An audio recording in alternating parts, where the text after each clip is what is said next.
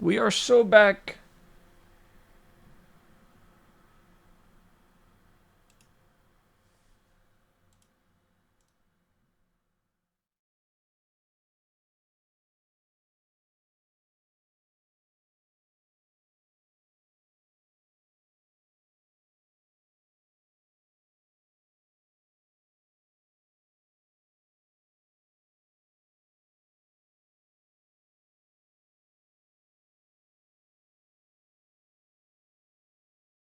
We are back.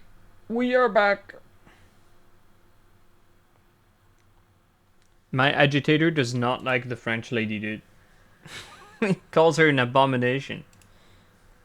Just not very nice. Just not a nice man. Oh, dude, look at this. The reconnectors, the early reconnectors, they get exclusive Carl content. Look at him. Look at this cat. He looks incredible. Look at this. He's like a wriggly little worm. He's like a grub. He hasn't progressed past the grub stage.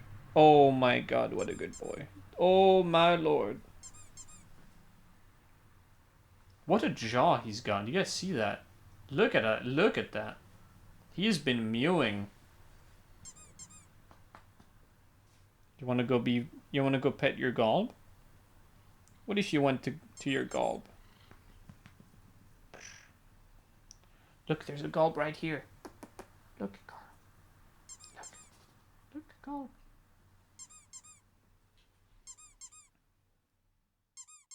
Such a creature. Yes! There we go. This is good. He doesn't know where to go. Third animal spotted. He's doing his own thing. Animal. They're so good. Okay. My shit's probably working now. Dark Dead updates. Yeah, there's a new com link.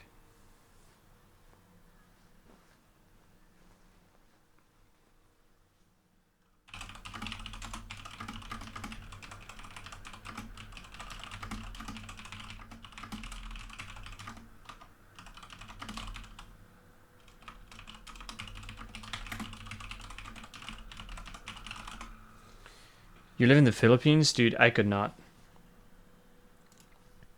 I don't handle warm climates.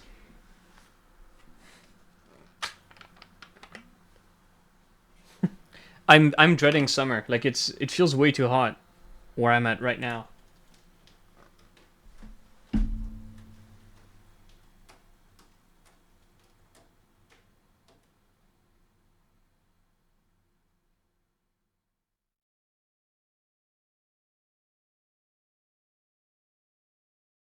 I am from Switzerland. Crafting is coming, don't worry. They said this would be coming first, so it's coming first. Better hold your horses. I need that window wide open. God damn, it's hot in here. Oh. Dying at 25 Celsius? Yeah, dude, that's me. That's literally me. 21 degrees is hot. Just white people things.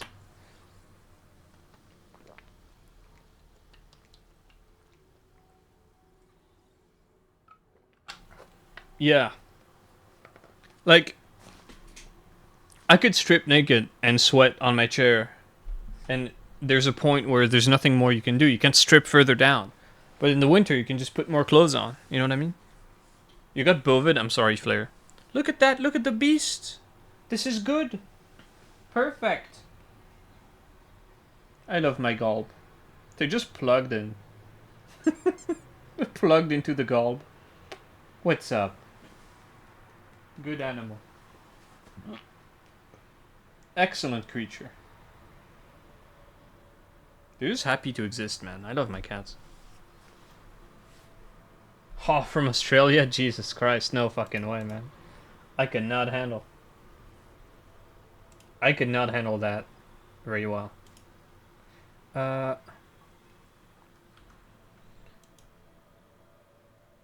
Oh, is there still coal on the mission board? Dude, fuck my ass. The mission board has not been kind today. Okay. I'm gonna go piss. I hope we didn't lose too many people to me disconnecting and reconnecting, but not having shadow play kind of stresses me out. I like being able to record things and have the replay thing. If things happen. Okay, be back. 1 minute.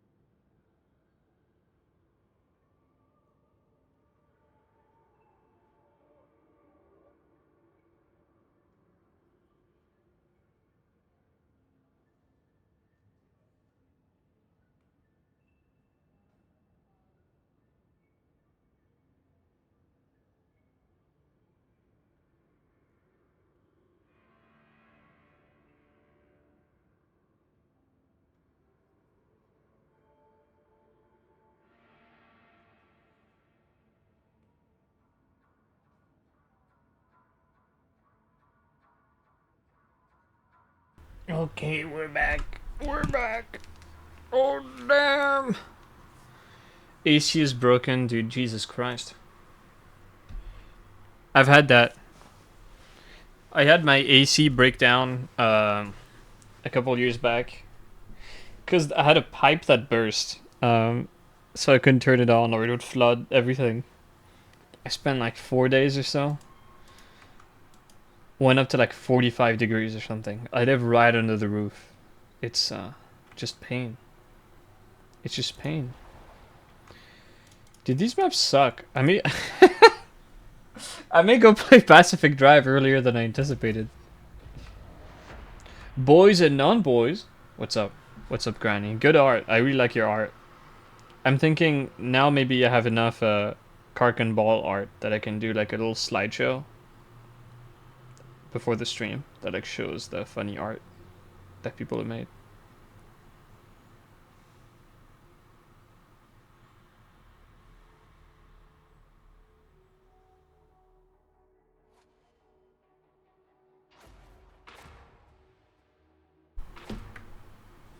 That's somewhat acceptable.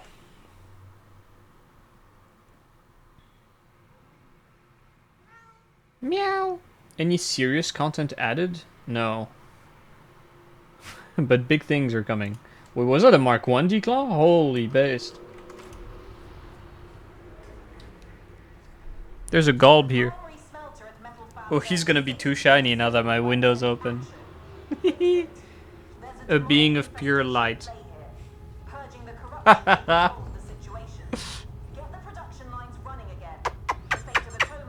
That's a good call. That's a good call. You wanna be with your big kitten? What's up?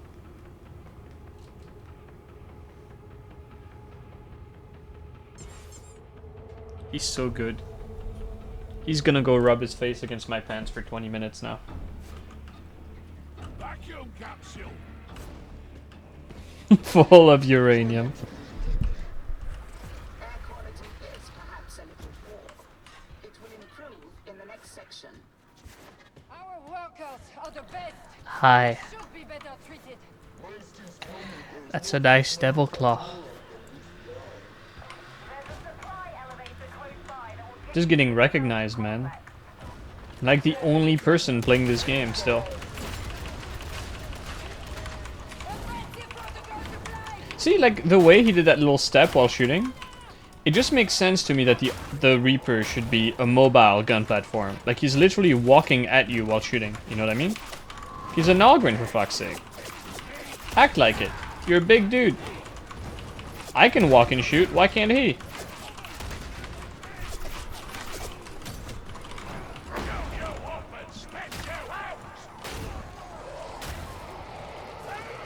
What?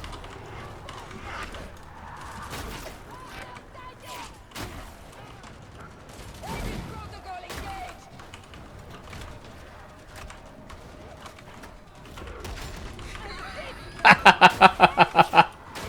You'll have to see it.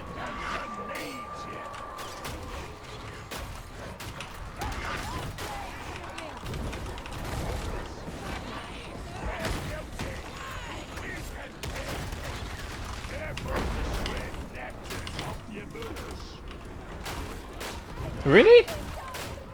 My man is not having a good time.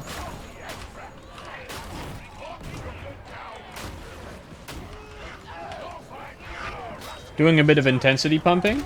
Appreciate it. Hi.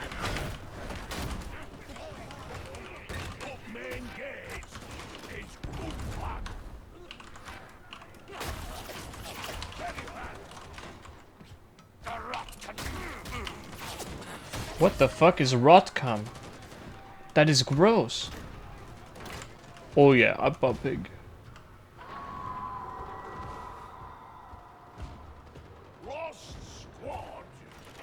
Shooting faster? No, I'm just shooting. I'm just clicking. Dude, suppression, the way it is, doesn't work. I hate this mechanic. Like, the reactions they have is just instant shitting their pants. Suppression should just make enemies less accurate. Like, why does it just send them into a baby stun mode where they just stop existing? Whee! That was good. Where's my baby?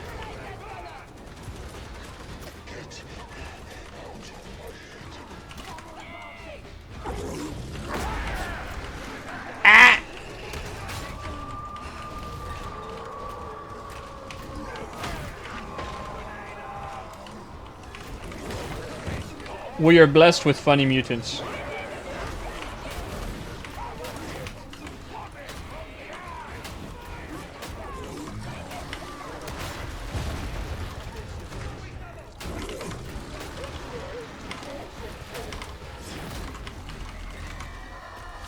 Emperor, please God, tried my pace on her.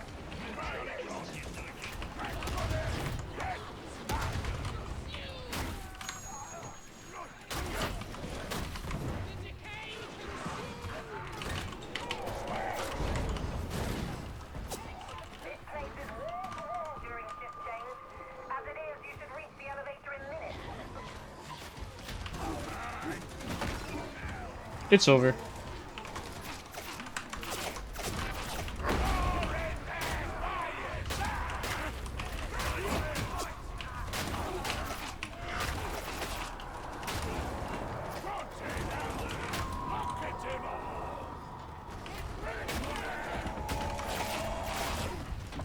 Oh! I should not. Whoops. I'll give him the crit.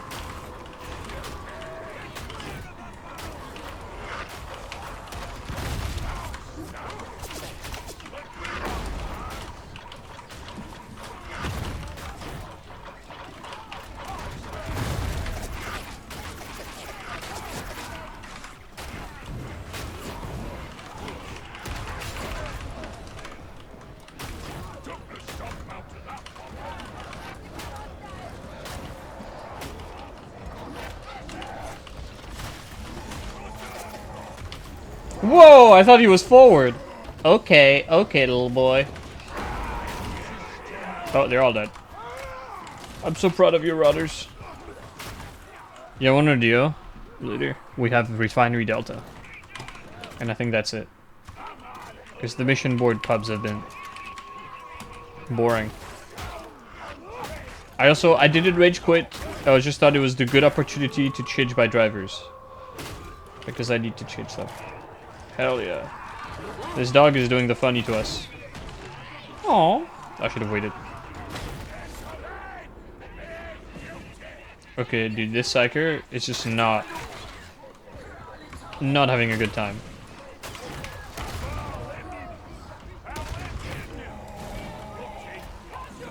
Calcium's a wonder. The greatest planetary capital for 3 sectors. And Easy $500.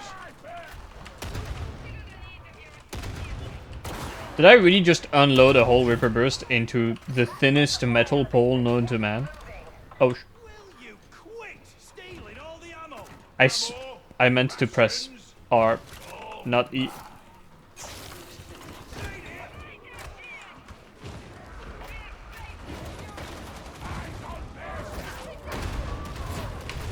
Get up! Pulling the bulwark up.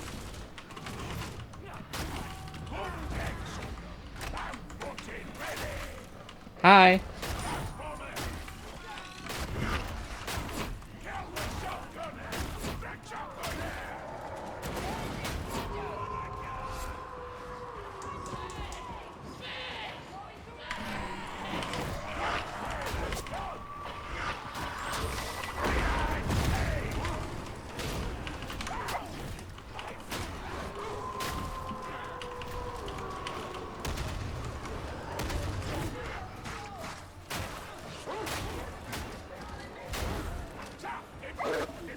What if I like it when people get funky? Dude.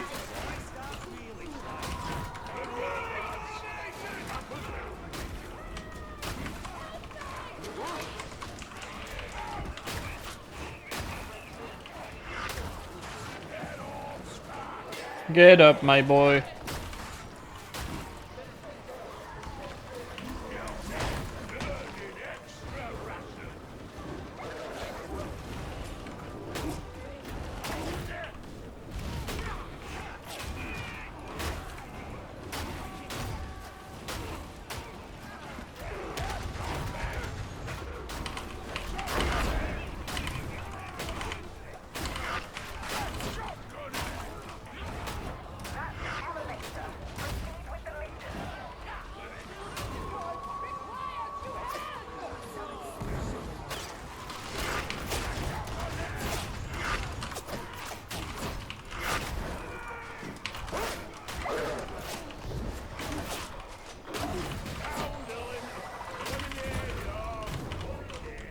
The boys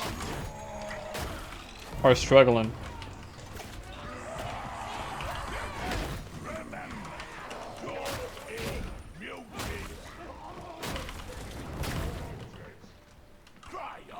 Miguel, my boy! What's up? When are we getting some new concept art drops?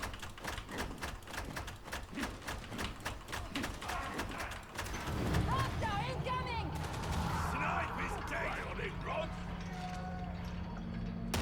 You're a bit mysterious, Tech Priest. Makes you hard to trust. I mean, unironically, having bad teammates is a difficulty modifier because they just die constantly, which pumps intensity, which means nothing spawns. I've already got that nice warm glow of comradeship.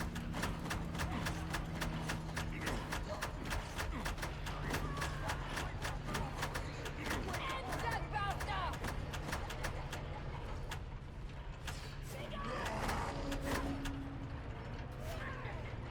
Least dishonest. A game or two, goddamn. I was about to do a duo because I'm a bit bored with more than 2 people playing the game. Eeeeee. Eeeeee.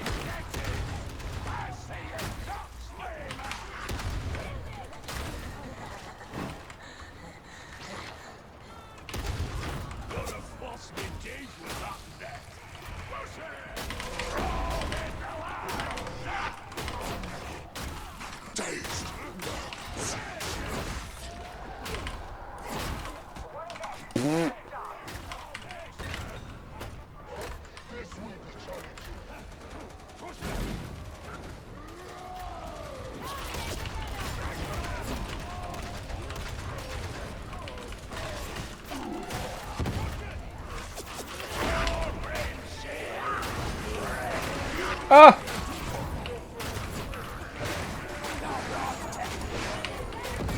I'm going to face tank you, and there is nothing you can do to stop me.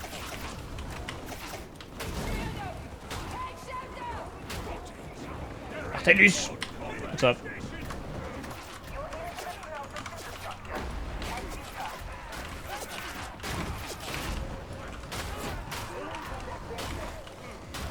Move! Die. Die. Die. Die. Get pushed. Die. Where is he? Ah.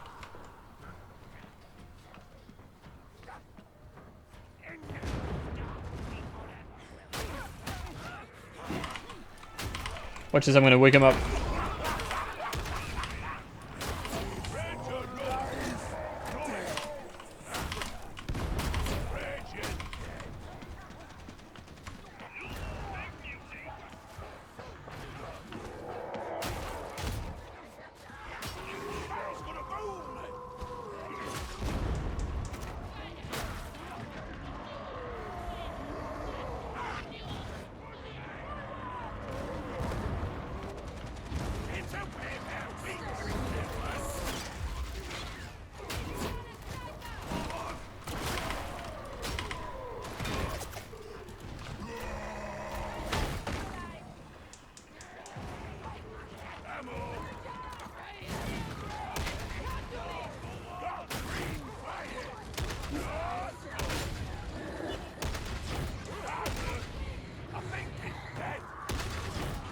Oh, that poor drag, dude. Ah! Don't flame me.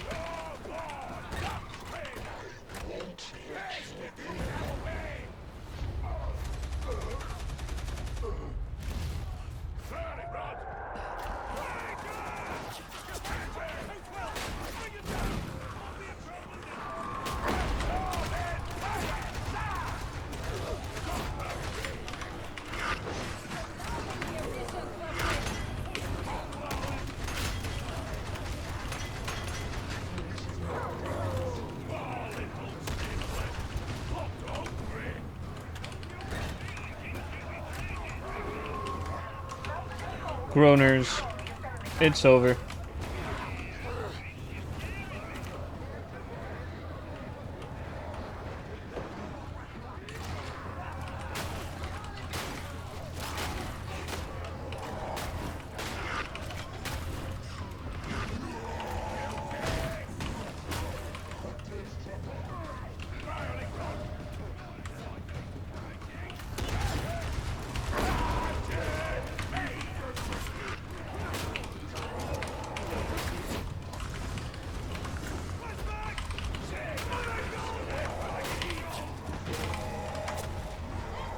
I didn't expect him to do that.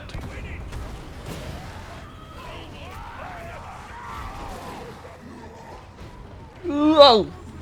Hey dude, come back to me.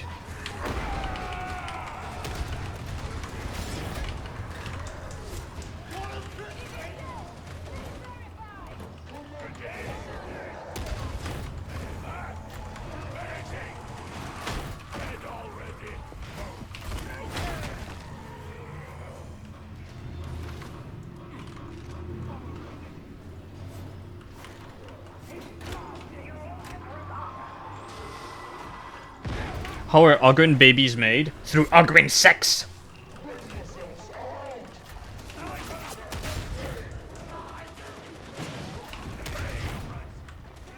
Meat against meat!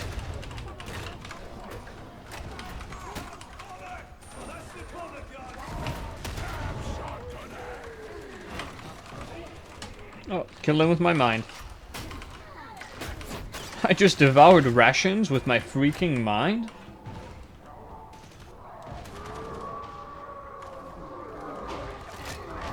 Ah, Ogryns are not exclusively male. They fuck!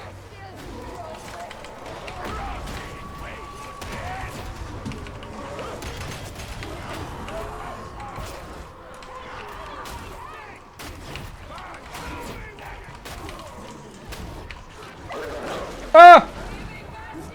Oh, my hero!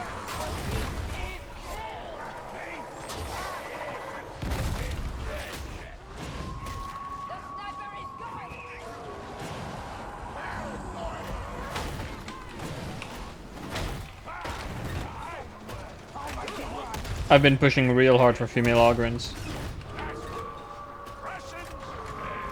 Forspoken playthrough, dude. I don't know. I can only handle a bad game if it's very funny. And Crab actually played Forspoken, and he just said like it wasn't even like bad enough to be that funny. Like it's just shit.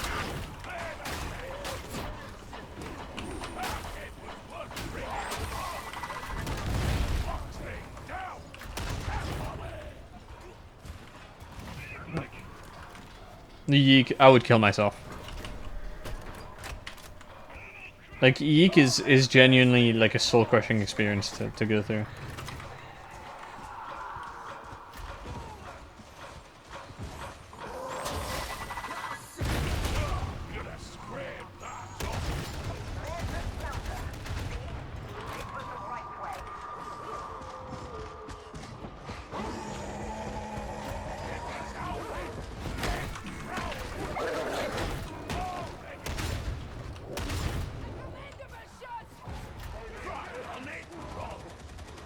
What's a plasteel count? Coal!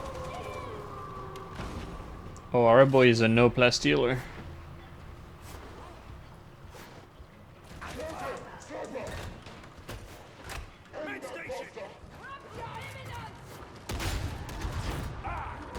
That's kind of the worst part, Flare, is that if you actually look at Yeek, like it has production values, it has an art style, it has a shit ton of models, you know, it's like it's a long game as well. Like someone poured years of their life into that. Yeah, it's a bit surreal. They're making like a, I don't know if it's like an expansion pack or kind of a revamped edition. But Yeek bros, we're gonna be eating good. We're gonna be yeeking out. Yeek is positive, is it terrible? God, yes. Like the only way you could come out of it having a positive experience is if you just didn't listen to any of the dialogue.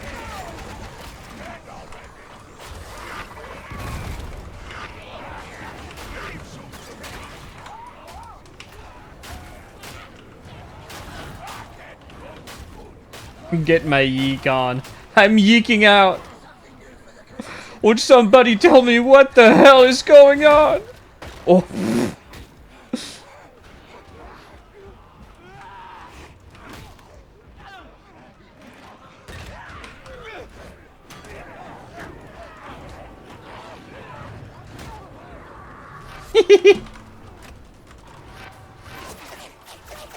Absolute peak product refunded. Yeah. Yeek is a game that is entirely designed for you to watch a funny YouTube video about it, but just never ever touch. Because it's not interesting enough to be worthwhile, and it's not like funny enough that you can justify playing it. It's just a really miserable experience.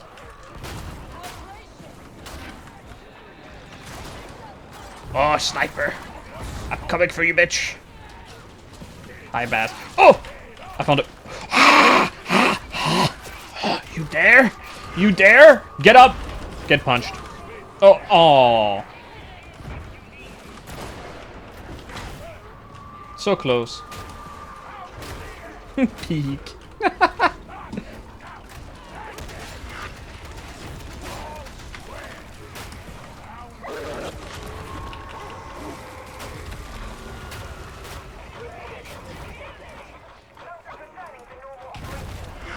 Whoa, that was a spooky burster.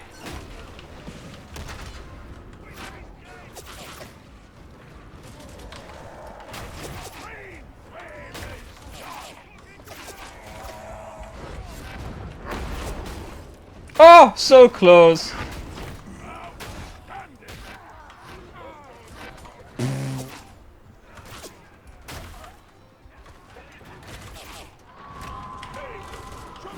What city? Oh, nowhere near Italy. I'm in Geneva.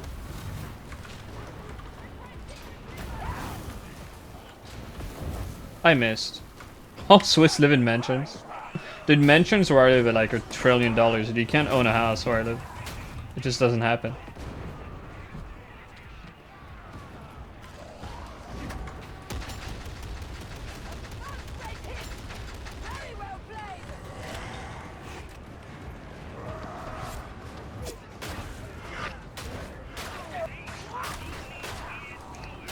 That groaner literally walked up to me and went, "Eh!"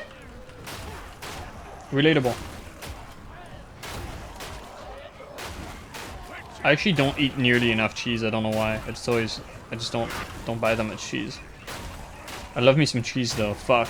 I could go for some fondue. Oh. An IV of liquid cheese. Mm.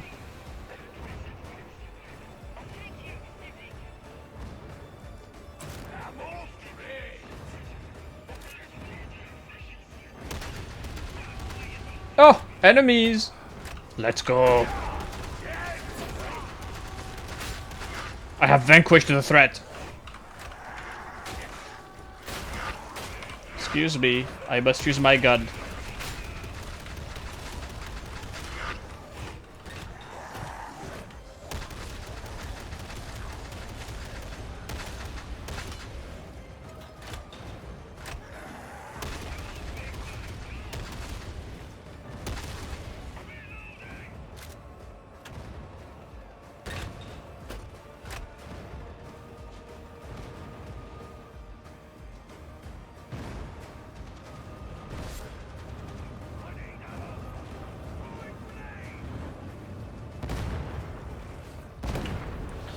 Ici mon poussin, papa, un cadeau pour toi.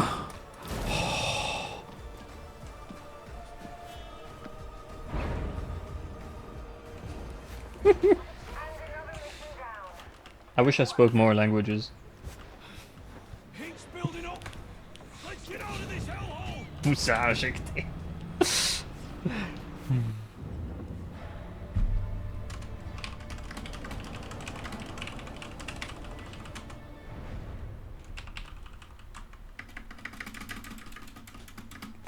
Arisa was not having a good time, man. That psyker just did not have a good time. Level 120, that is shocking, dude. Jace had X telepaths leaked audio. I got a recording of him saying dudes spewing at each other. And I quote.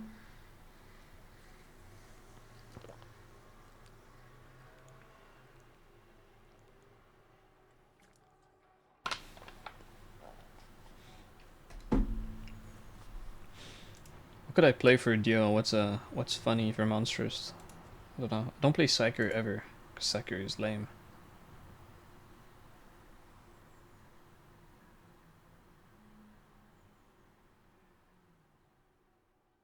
You can't last Infernos.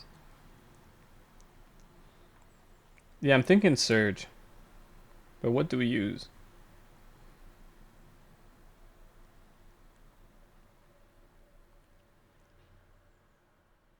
We'd have to do something scuffed.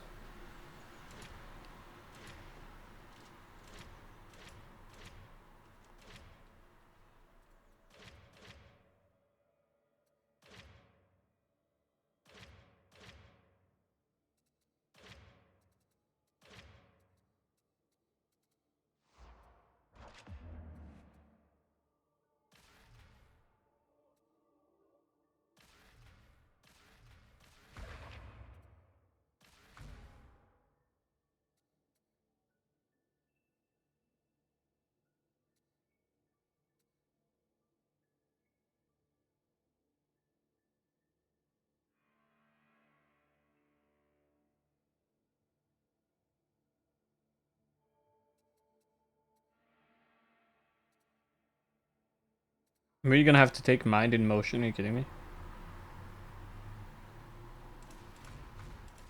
I don't think so. Oh shit, you can't do that.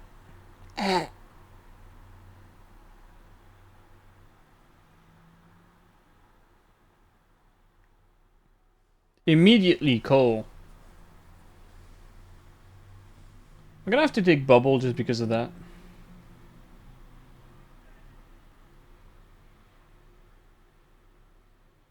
Gameplay with Devilclaw one. Maybe on out. Evasion abuser, hell yeah. You know it.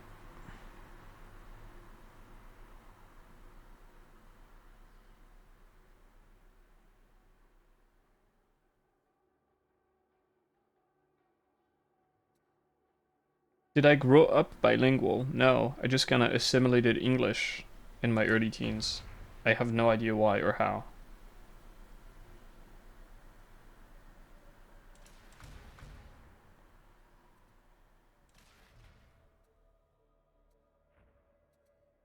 This shape, dude.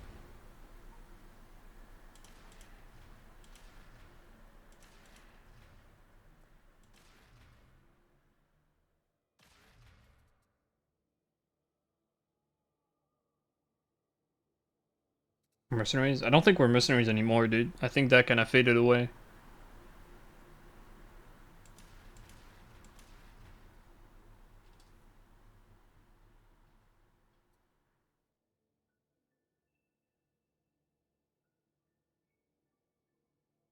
Guards of the Pope, you cut me there.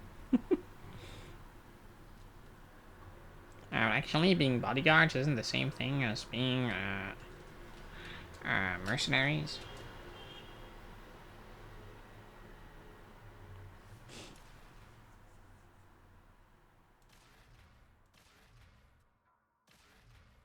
What do you even take, man?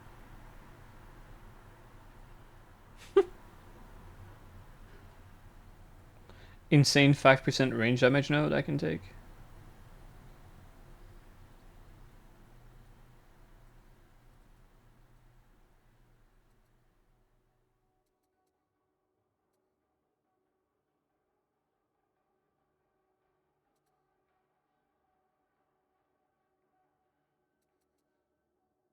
This is a weird ass tree.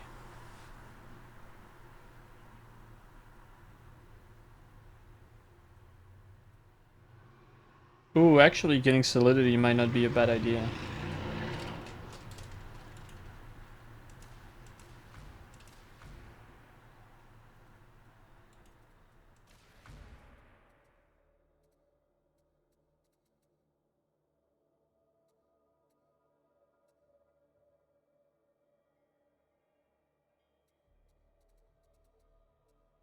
Oh shit, I'm in trouble now.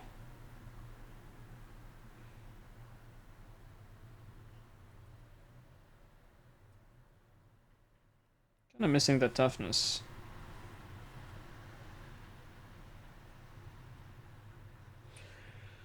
Actually, don't know if this is worth it. I just don't know what to take. You don't really have funny, goofy options in this tree, do you?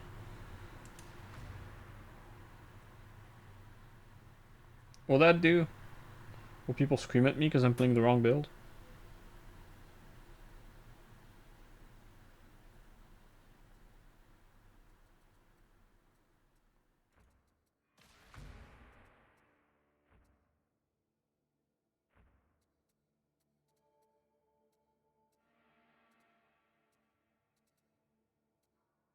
Let's get that range damage, let's go.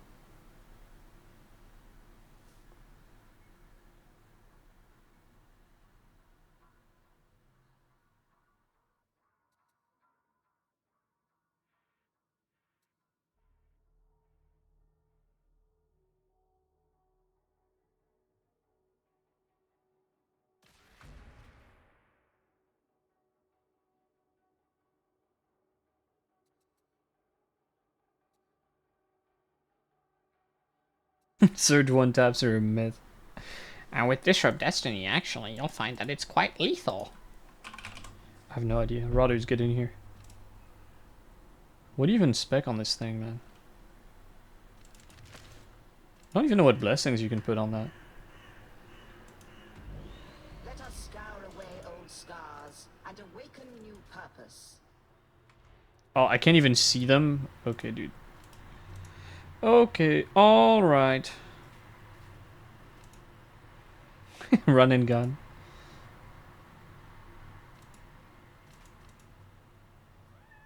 Oh my god. Runt. Rodders. Rodders. No, that's... You're not Rodders. Look at him. He's such an animal. Bless you.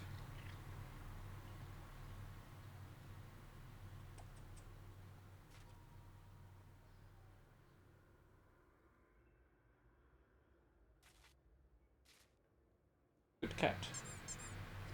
Good beast.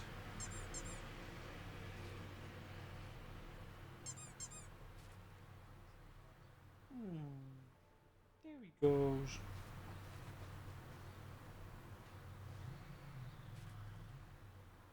What a good boy. Where is Rodders? Oh my god. Such an animal.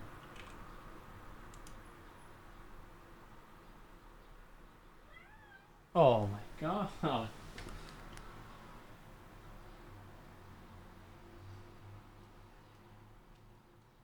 That's actually a lot of unyielding damage, what the hell? Yes. Good animal.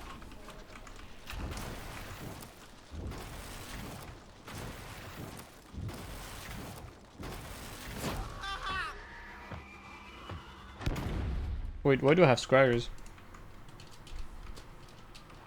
Oh, my thing wasn't updated.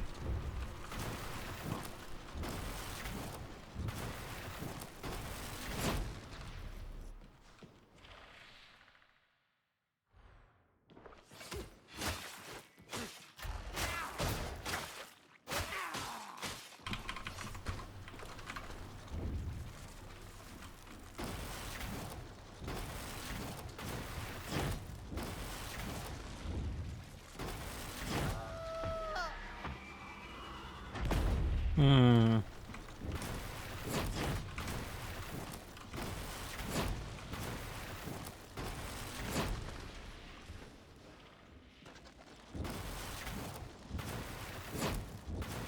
I really don't like not having Shriek.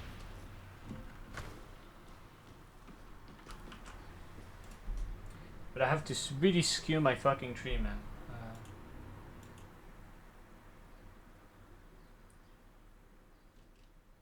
Oh, this is cut.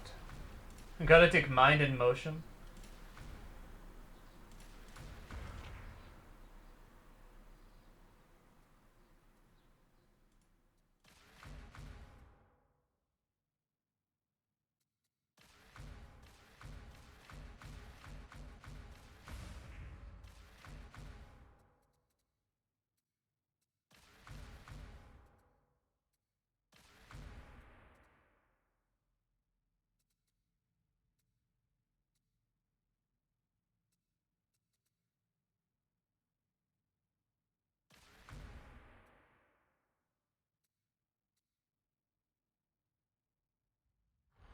Rodders.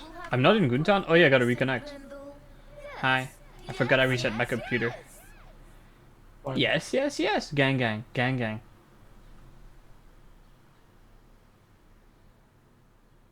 Yes, yes, yes.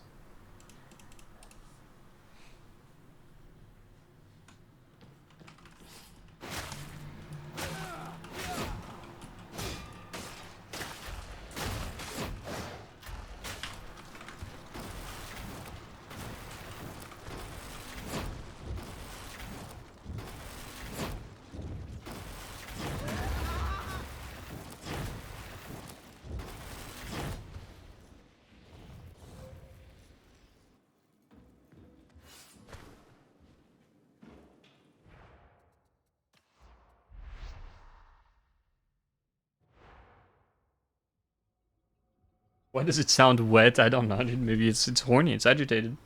You know, it's cracked. It's gooned, leaking.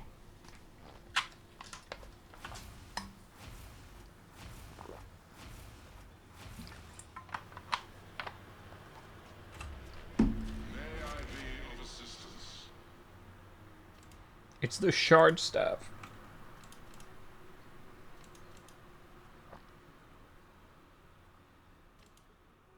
Imagine if Rodder's underwear got stuck while he was slitting. No. He'd get slingshotted back in the opposite direction. That's actually the in-lore explanation for your movement getting rolled back. Your underwear gets stuck on a pebble. Alright. Oh my god. Oh, Crab is here. Oh my god, I'm full screening. Help!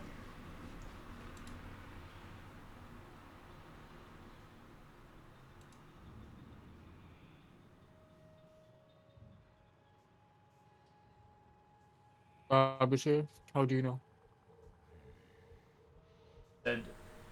He said, uh, he called me something horrible actually. He said he Fair wanted enough. to smell my fuck musk. Fair enough. That's horrible, man. Very nice. Thongs for underwear. We need more. We need more like goon clothing in general. If I can't make like, if I can't make a proper goon horde like in Dragon's Dogma, what's the point of playing? Oh, we need shirtless. We need shirtless. So much. Tell me when you're ready. Yes. I'm not ready. Oh, I'm in operative selection. I have to restart my game. Get soft locked, idiot.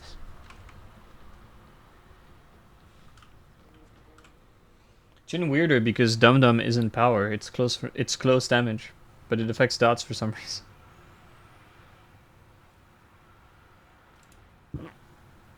Do I have a no dockets set up on my dude?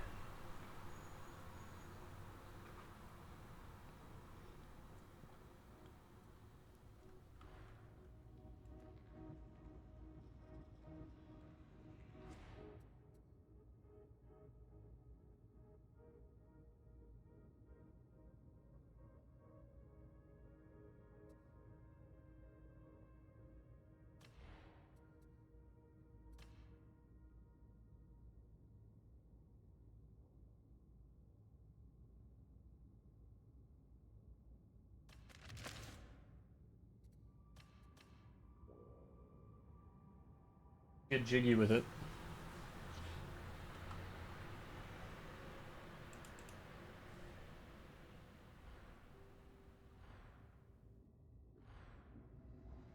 Just have 9 extra dockets. Hell yeah. You need a Plastillionaire set up.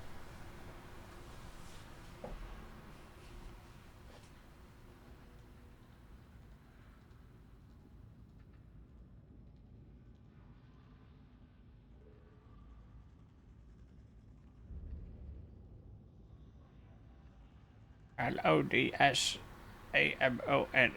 What's a spell? Loads of money, probably.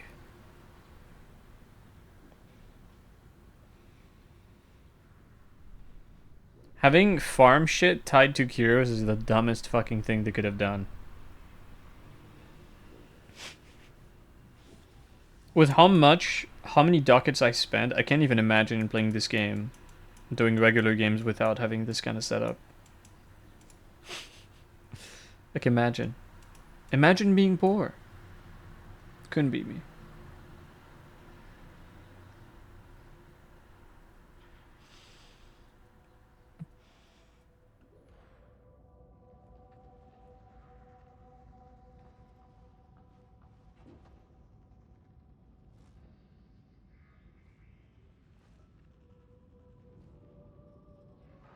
I'm not ready, but don't start.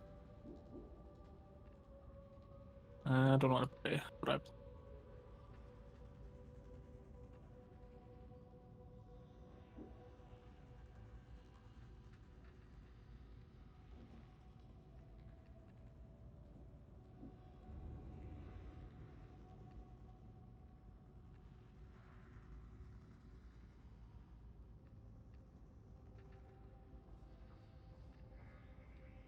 That's implying I Glad have one, I guess. If only I charging could craft one. charging for respec, dude. I'm not surprised it's not in. Devil Claw 1 is it's an exclusive club. Not even that bad, it's just inferior to the other.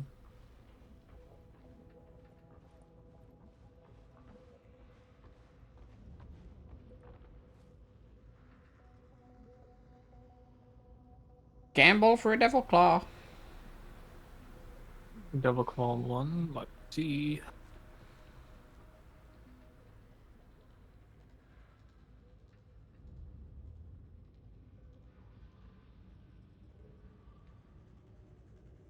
I bought 100k's worth, and I think it's all coal.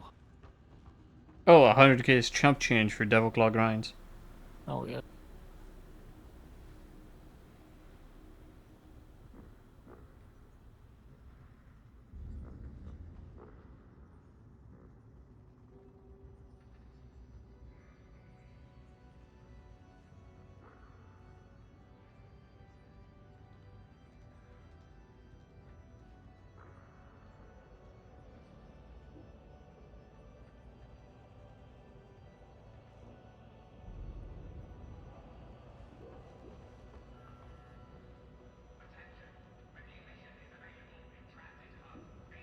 Okay. What blessing do you want? Shred Rampage. I think is pretty clearly the best one. Cleach blessings are also alright.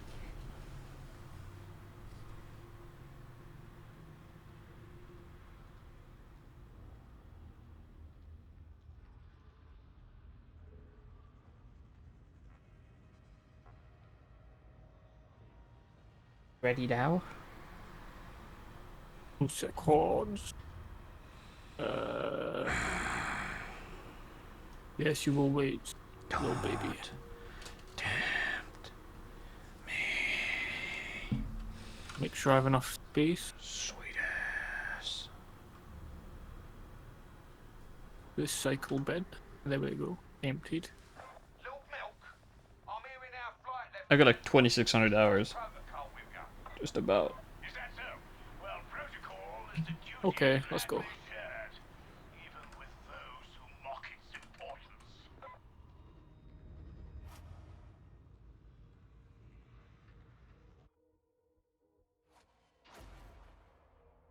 We used to have a bot that could buy shit automatically for you, but it doesn't work anymore.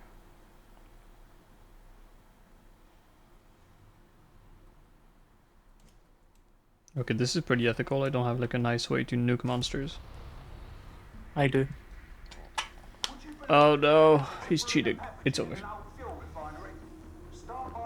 It's with my melee. It's fine. It's not crack spam. Gotta work on that drip. Nah, this is my staff outfit. Have to look like a clown.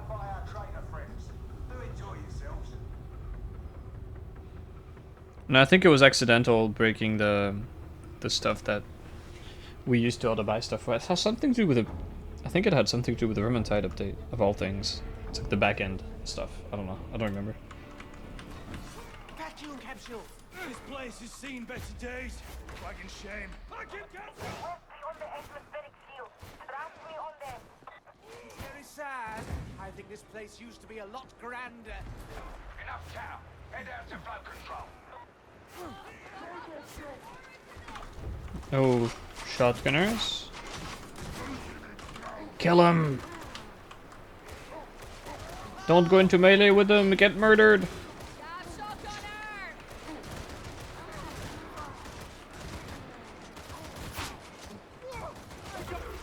Leading out. Let's show those bastards, soldier. Always rely on an old soldier, yeah? No, they're gonna get no. Bots are too strong, dude. Nerf bots.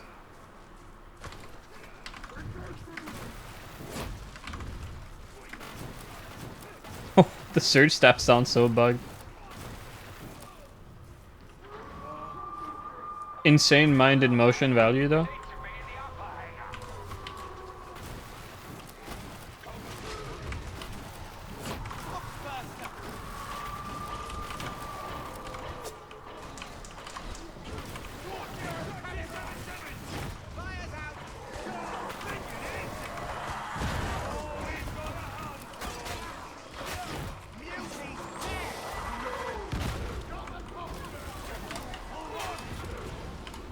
Very nice.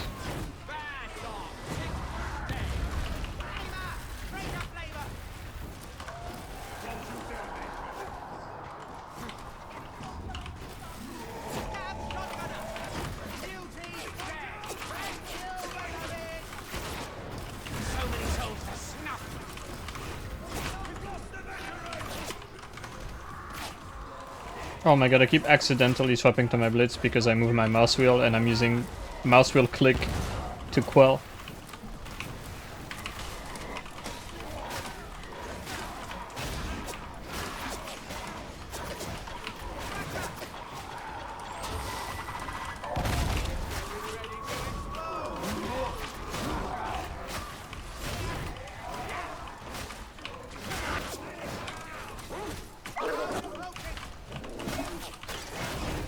Want to do this?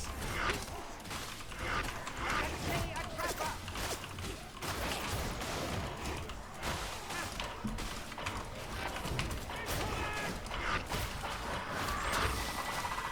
Oh dear, what a mess I've made.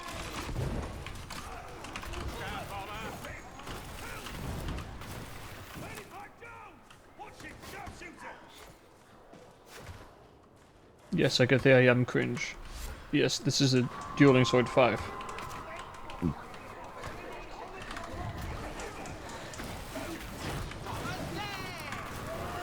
beloved, I see that trapper. No more pain for now. So pretty. A bomber to kill. Some ammo behind if you want it. Dead. Should be fine. Combat stone. Actually, no, I'll take that. It's Bionic rod.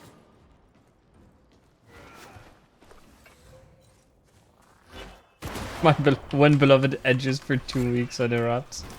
What a mess I've made. Here anymore.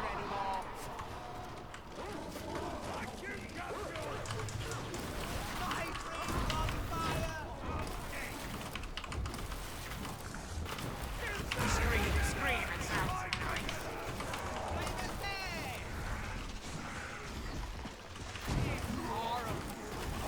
no.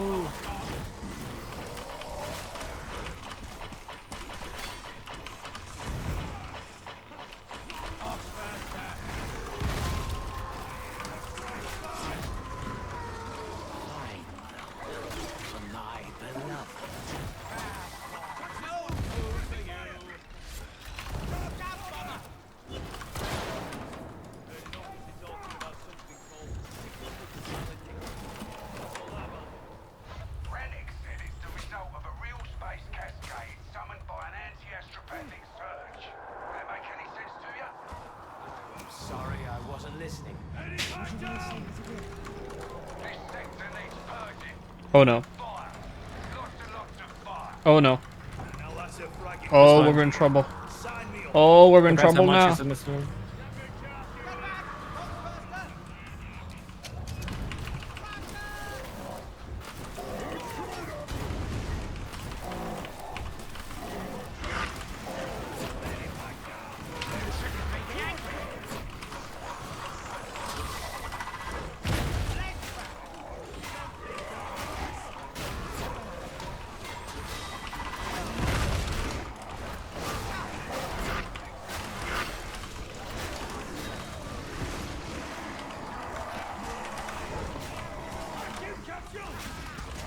I'm going down.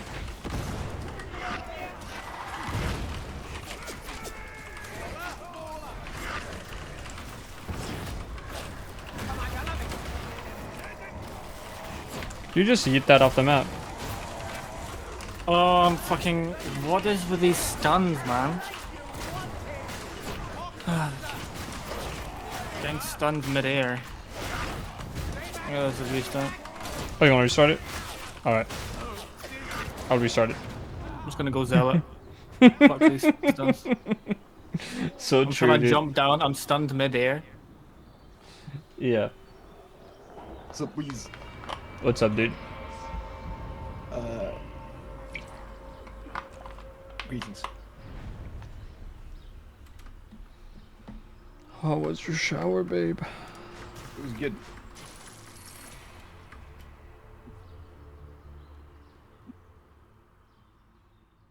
I just had a bit of a, it is time to not play the class that can get stunned moment. I mean, like, that's the problem. You're always stunning. XOXO. Oh, thank you. Thank you. If the people knew what's cooking, they would start salivating. Yeah, I just had a bit of a.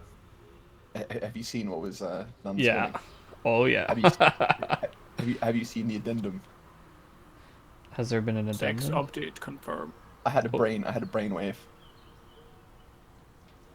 But you know, obviously this is only for the private version of Darktide that cool people get.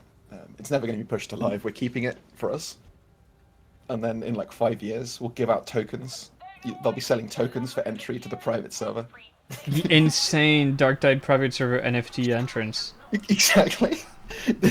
each year, like the 10 players will have to enter a death race, and the winner gets entry to the hidden test version with Hadron feed. Oh, damn. Yeah. The sex is for us, not for the little people. I piss on the little people. Is Crab gonna nerf vet again? We need to nerf vet. There are things that need to go. Every single thing that I do is in order to serve the greater good, and the greater good means making vet worse and making vet players type sad things on Reddit. That is the meaning. That is literally the point. Darktide exists so that vet could come into existence, have unwavering focus on Power Sword, and then get nerfed. Every single person who likes playing that is a bad person, and so punishing them is morally just. It's basically a huge social experiment. So true. Of course, what we don't tell them is that the other classes are also in their own ways giving people what they want and punishing them. So Ogrin is for people who want a big, simple character. And the answer is, if you want a big, simple character, it's boring. You get what you want, and now you're bored. Psycho is for people who want space magic, and it turns out that space magic in an FPS game isn't very exciting. Although actually that's not true. You can make it really good, but I'm going to pretend this is an inevitable consequence of how Psycho is, and so Psycho is boring.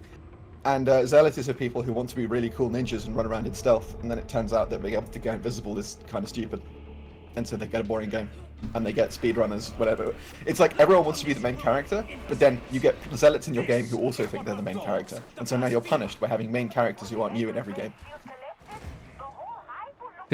Fitting punishment. It fits the crime. This is the cycle of Darktide. Each class is designed to punish the person who wanted it. Come on, kill the bots, yes! Maul him!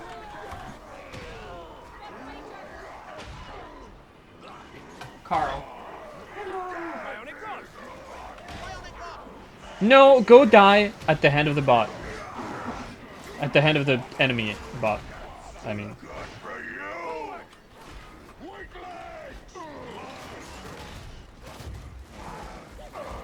I may have to initiate self-defense soon. We just squeeze past. There we go. Perfect.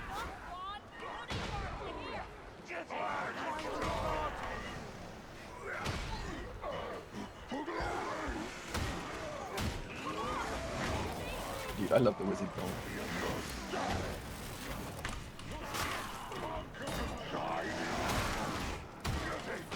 How much cleave does that charge heavy have? That one threw a molly. The charged heavy has like... It's something like 20 cleave. It's really sweet. I can't remember how big it is, but it's absolutely... It's insane. Yeah. Because it's designed so that it automatically...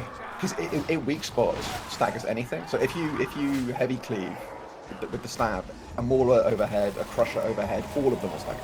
There's nothing in the game that won't get staggered by that. Insane tech. It's actually so stupid that I genuinely think they should put a blue flash on it to signify that it's a psychic bot. Yeah, oh. I think my dodge didn't go through for some reason.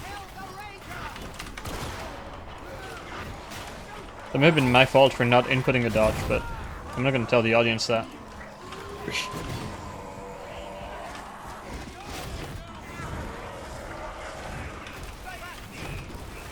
I have a really bad habit that whenever I'm near a wall, I let mutants charge me because I'm just like, oh, they'll just throw me out of trouble.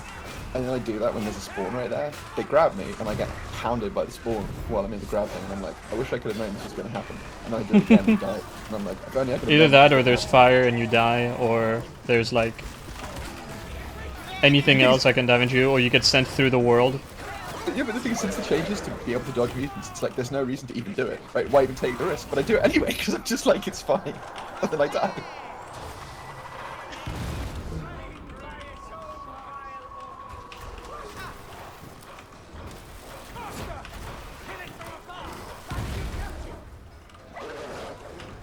Were they runners? What was it that stunned you? Was it shooting?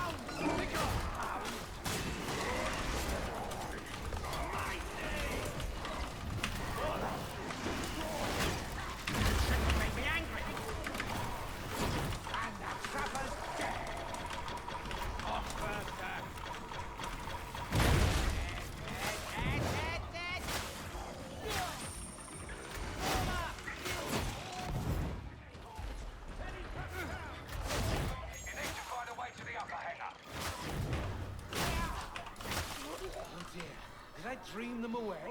Sniper kick. We love our melee snipers.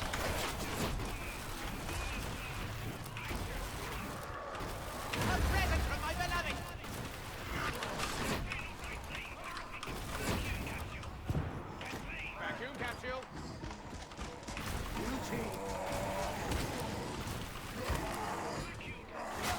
Sniper! Cryonic rock!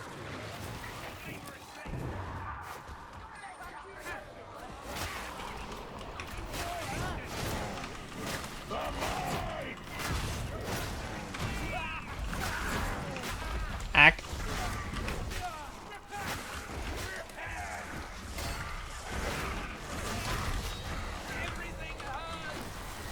I really wish that the green Nurgle blessing looked a bit stickier. It's too shiny. It looks like green portal. Also, we need to report, you can make the effect disappear if you taunt them as Ogren. Like, it removes the highlight. Oh yeah, because it turns them red, right? And that Yeah. red covers up the green, and then when it fades, it doesn't get reapplied. Exactly.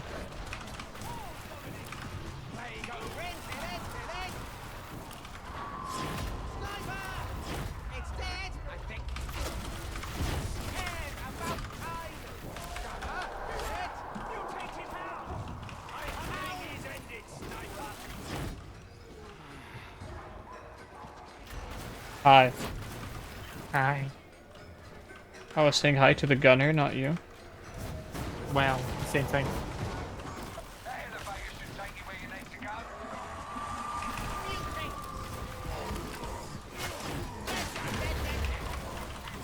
The trapper's dead. Oh, no. Now I'm going to have to out of my clothes. My fire's paid, traitor. The elevator is dead.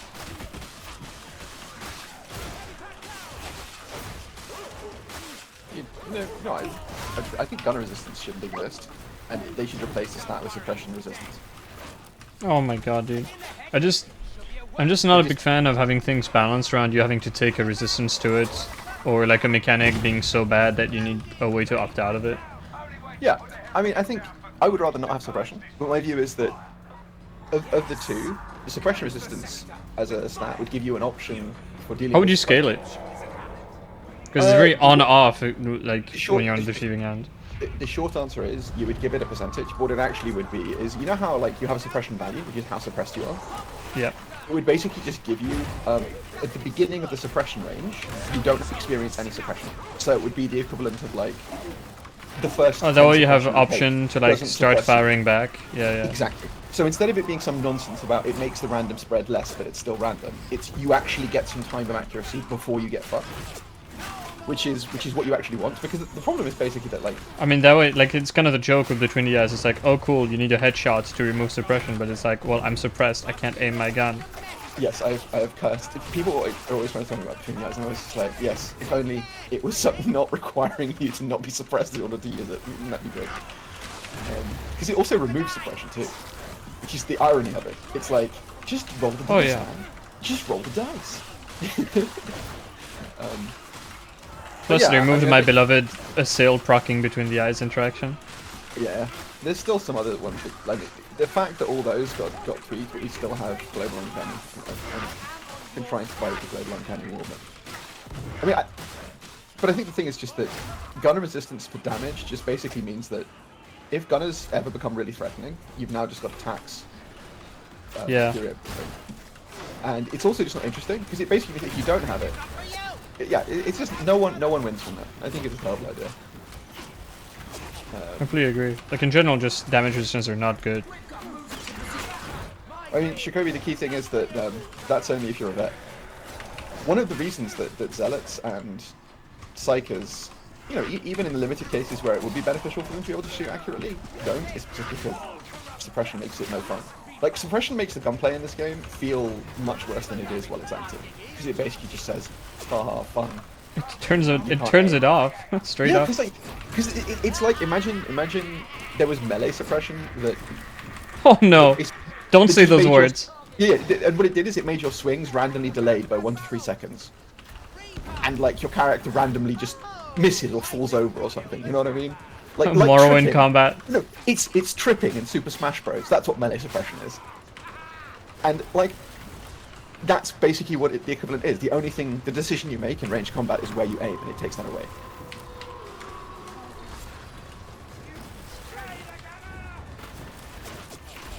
I just, you know, I can see why suppression exists, but at the same time, I do think you should. Its implementation is really bad. Like I think on both ways. Like the way it affects enemies is bad, and the ways it affects players is also bad.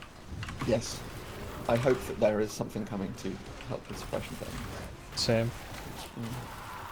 I just think that what we really need to do is extend it to work to players the same way it does for enemies, so that if you get too suppressed, your character just starts lying on the ground and It gives up. Yeah.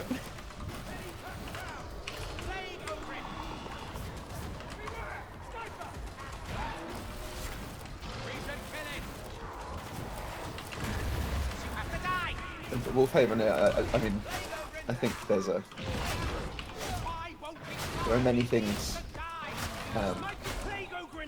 I mean, I think there's two parts to suppression, because there's like the flinch when a bullet goes past you, which I think actually is much more acceptable,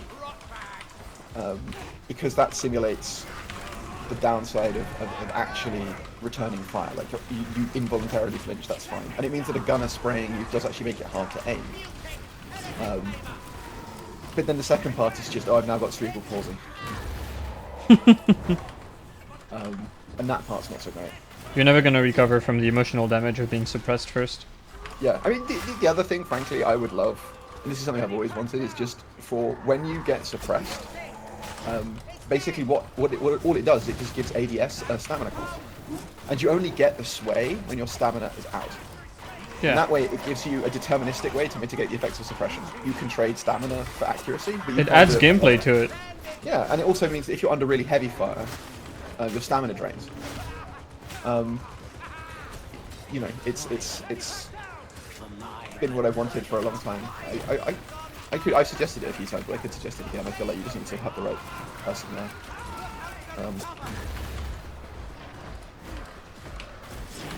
I'm not making excuses for triple stab. Triple stab is obviously meta. Like, no one's ever said I want to go less time. You know what I'm saying? You got to go as long as possible.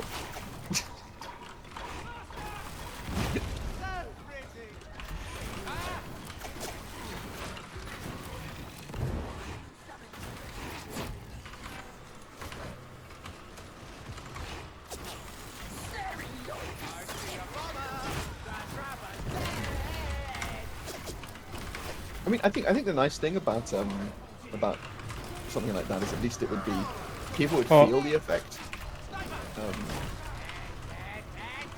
even if they weren't necessarily able to kind of, even if they didn't know it was there. You would just feel like, oh, I'm not having as much difficulty returning fire.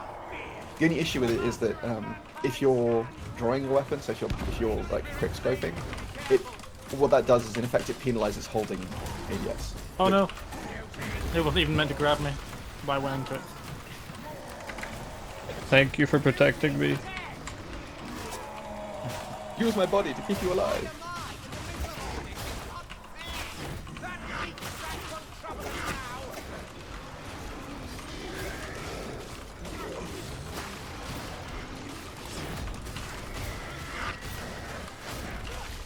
Yeah, I agree. And one of the things that I think contributes to people feeling like the game doesn't have good gunplay is that, yeah, anytime your gun feels loose. So it's this feeling of looseness where your gun doesn't settle to center properly. You're not getting a nice alignment between the gun model and the reticle.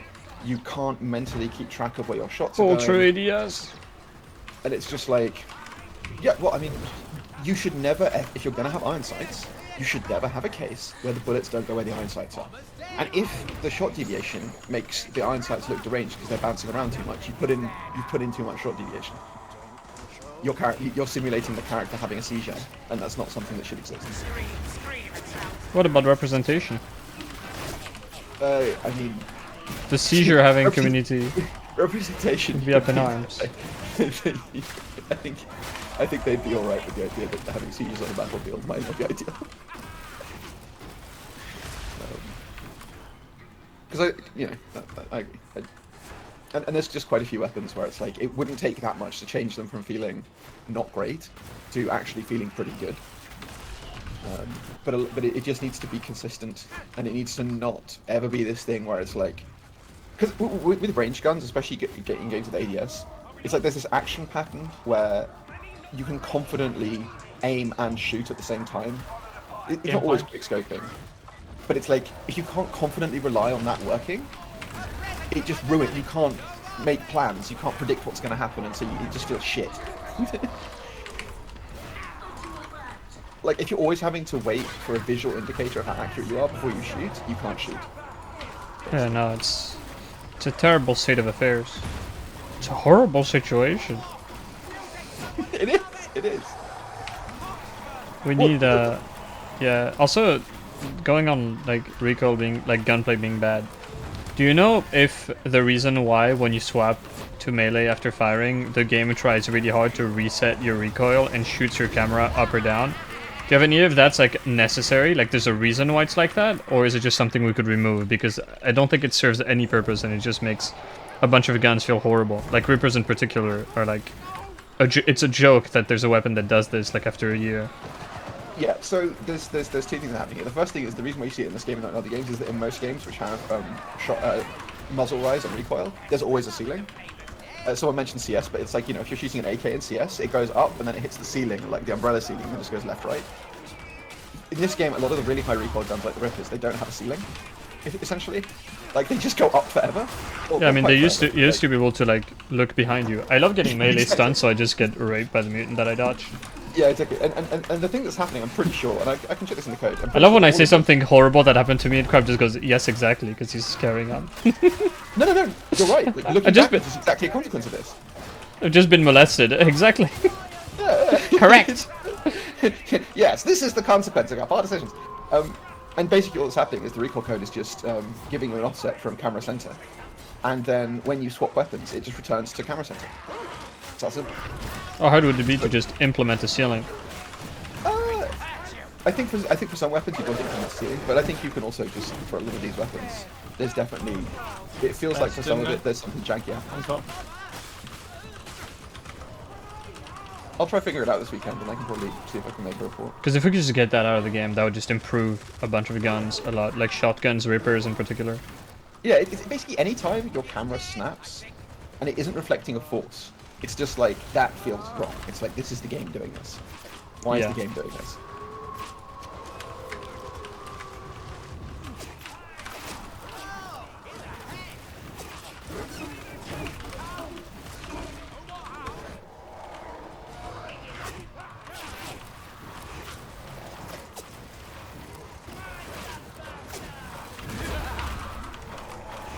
The other thing I want for sort of recoil for autoguns is basically, instead of for crouching on IAGs, to set stability to 100, no matter what the base stability of the gun is. And what that means is you can then have a canonical version of the recoil that's pretty much always the same on any aggro. And it means two things. The first thing is it means that even at low levels, you can get the gun feeling good. And the second thing is, it means that you can trade off the stability stat meaningfully if you're willing to play in a way that uses that when you really need to be accurate. I just really don't like stability as a stat. Like, I think the handling of the weapon should be something that is just always the same. Like, has no variation between, like, things. It's such a gamey thing to do, and it feels terrible in cases where it affects the weapon. Yeah, I mean... I have feelings about that, but this is more just like, given that crouching at the moment does affect the recoil, that's how I would like it to do. You see what I mean? Yeah, it would be a So nice that instead of upgrade. it being on, so that it's just like everyone can always pick up any of them, and if they like get in position, they always have the same defeating button. They can rely on. Dude, I'm feeling the mind in motion value like you couldn't believe right now. It's your brain to slide. I am everywhere. walking and quelling, dude. Sniper! Yes, I told them. It's dead, I think.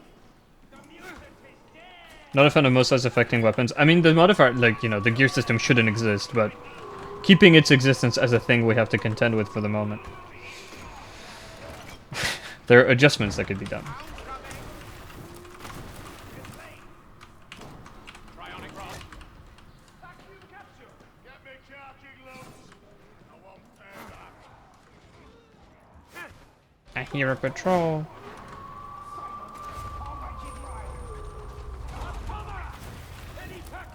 Oh my god. They've been no good, they've been no good.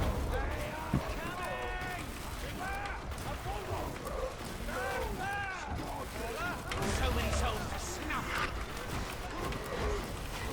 I'm getting out of here. Yeah, dropper. I just climbed to the air, dude.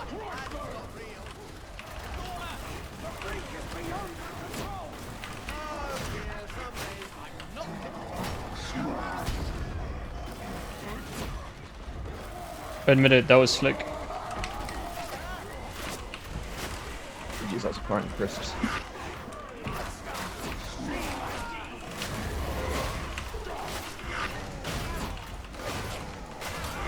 Ow, ow, ow.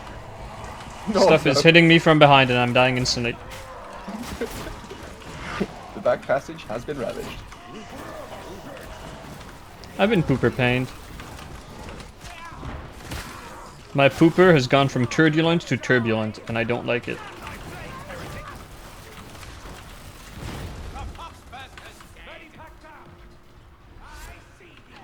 I mean, it's kind of funny because damage is actually often the least bad of the stats on guns, in the sense that it's just like, Ooh, healing for the zealot. it isn't, you know, like usually anywhere between 17 and 80 damage from most guns isn't that much of a loss. And the behavior of the gun is the same. But then stability is just like, people often think of it as a dumb stat, but then on some guns it's like, this is the difference between the gun feeling like a gun. Stability breakpoint should never be a string of words uttered together. With you. Yeah, and that's 100% because I just think the stability system doesn't have a UI. Oh, watch out! Because it's the kind of thing where it's like you need a tool that will show you what the weapon is going to do. I mean, you just can't interpret meaningfully what the stability number on your gun is actually going to translate to. Oh no, I mean from as Yeah. a designer.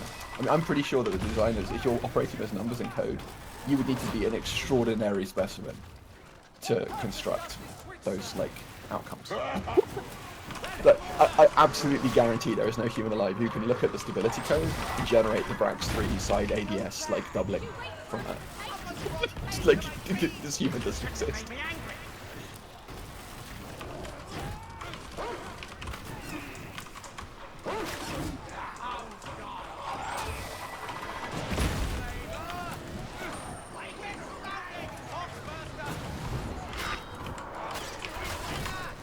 I nearly dodged into that.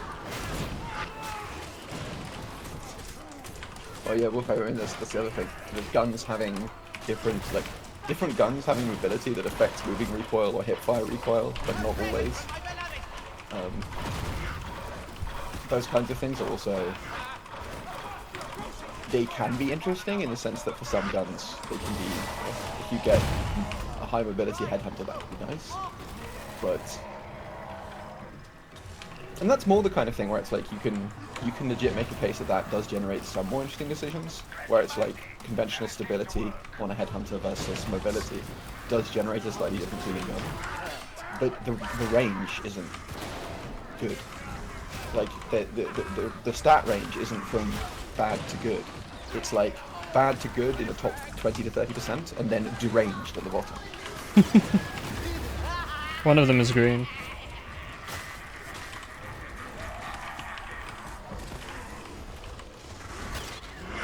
like, hey, I'm a new player. Why are these Oh. guns like shit?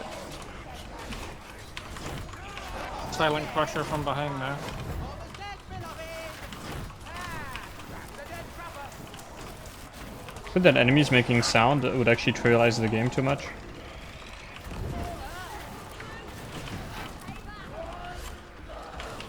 I can kill you.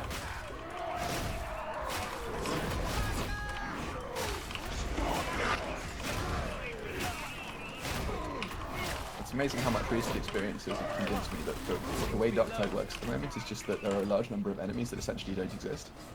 Oh, there's a And, the dead. and actually, there are a bunch of enemies whose damage you could essentially triple or quadruple, and it wouldn't change the difficulty as much as you would think. Although it does change the experience of the game. I think it's time to be friendly. Right, am I insane? That Beast of Noble, he doesn't have the mouths at the bottom, right? Look, he's He missing. does, he does. Oh, does he? Yeah. I- So I he's just swear- crispy, so it's hard to read. Alright, because I swear, like, yesterday I saw a Beast of Noble with the two mouths and thing, and I was just like, has he always had that? And I swear I'm going They back. shoot out a little tongue when he dies. But that's the thing is, I swear, I'm like, has he always had that? He must surely always have had that, but I don't feel like he's always had that. Just to be even smooth. Like, I don't know. It was weird.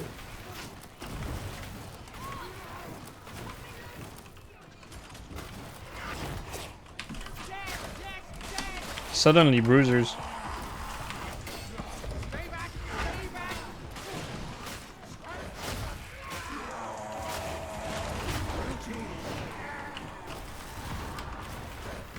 Flamer's head.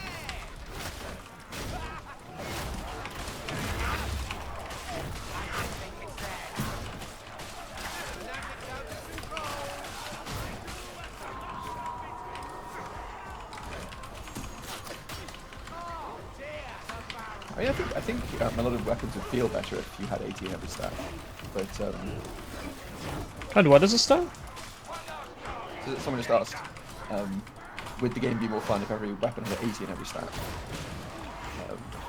And it's just like, well, a lot of weapons would feel better. When you would just bypass the fucking grind, I think. This is the big thing here. But I think the real thing is just that there's loads of stuff where it's like, with stats like this, there are sort of two separate crimes, as it were. One of them is there are things that are varying that shouldn't vary, and so those things aren't choices. It's like you can't have. Basically, there are just some stats that are basically like gun works. Yes, no. But then there are other stats where it's like, in order for the stat to work, the range needs to be correct. And so it's kind of... Oh, a double shotgun wave, look at that. Almost got fucking nuked.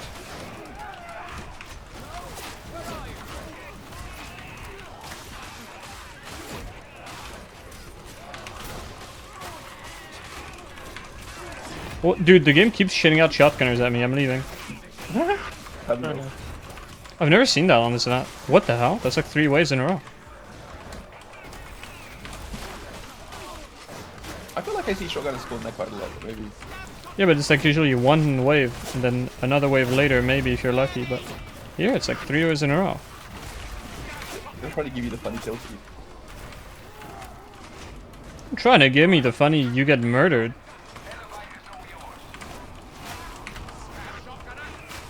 Christ, can these guys go from not existing to knock back into stun, you're dead.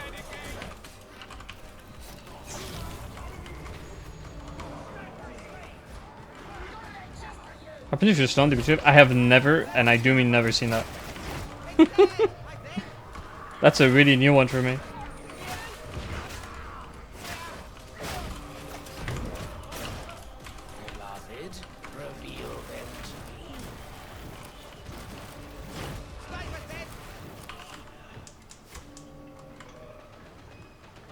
Or your pack spawning all at the same point, nobody knows. Maybe it's social commentary that they're just not the smartest. Maybe Mobian 6 are kind of goobers. They're too fucked up on the noble juice. Yeah, that's the lore explanation. They're just They've actually been dumb. vaping the green stuff. There should be a guy who just vapes, like he's just chilling and he vapes. Vacuum capsule.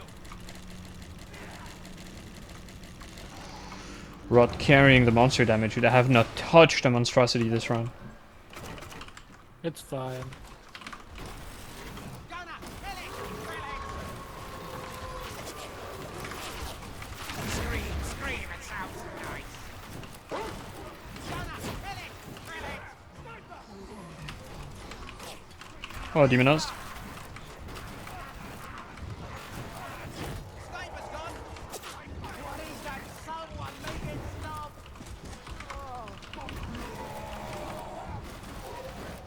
I mean, again, 50 versus 80 depends on the gun. If you have 50 stab on a Vrax 3, and you walk sideways, and shoot, your reticle will dissociate. Your irons break. If you have 70, that's not the case. And so there's Double loads of spawn? weird things like that. Why did it de-aggro? Come on.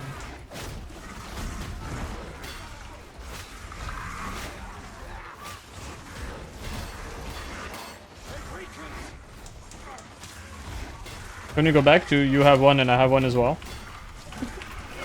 We share. I've done it. I'm super sorry. I haven't been paying attention like this entire run. I'm like falling asleep with this build. I'm sorry. Sorry, it's I gave you the benefits of my wisdom. You You can nuke that. You can nuke that. Easy res. I'm also want to restart. This build's just not fun, man. Like, it's horrible. I don't know why I thought I need to play this for a change. Like, this shit is just so... Like, I literally have been staring at chat while doing right click, left click for 20 minutes, dude. Like, this is just horrible. It's still mind-numbing, like, incredible to me that there's people who played this, like, when it was the crowd control stuff. It's just all they did all day was right click, left click with the surge staff. Yeah, I regret playing it 30 seconds after equipping it, that's exactly it. Okay, you can dive the res easy.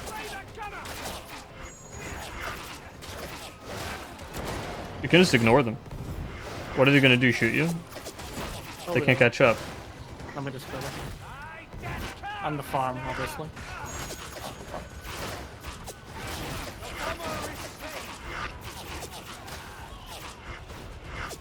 Vacuum capsule. Level 2000 guy on Reddit who only plays this? Jesus.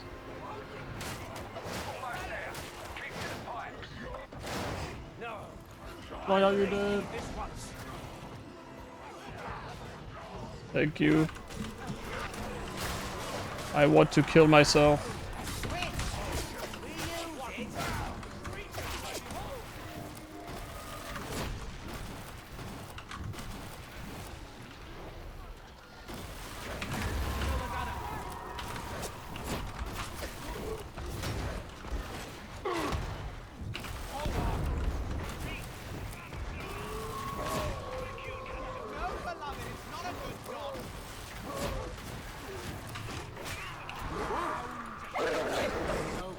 Triple stem. Okay, then he's maybe a little bit based.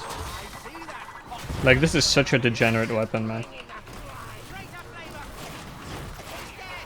I think I done it again. I'm literally not looking at my screen. I'm dissociating.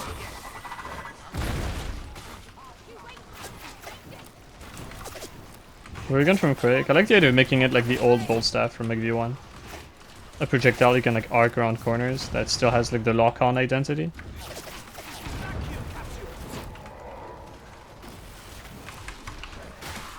Right now it's just like, holy fuck. Teller's cats have wonderful weird faces. Thank you, Nick. They have wonderful weird faces. All sorts of expressions.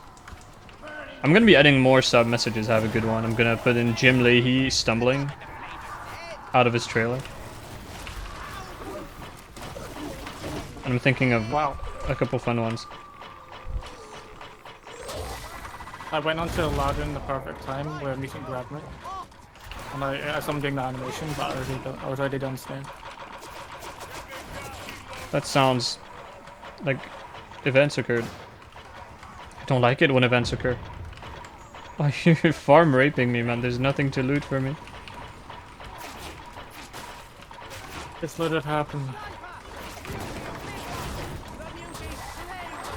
I think it really speaks volumes to the state of Psycho that I'm running like the shit staff. Not looking at my screen and like the game is still like essentially like the only thing that would kill me is me.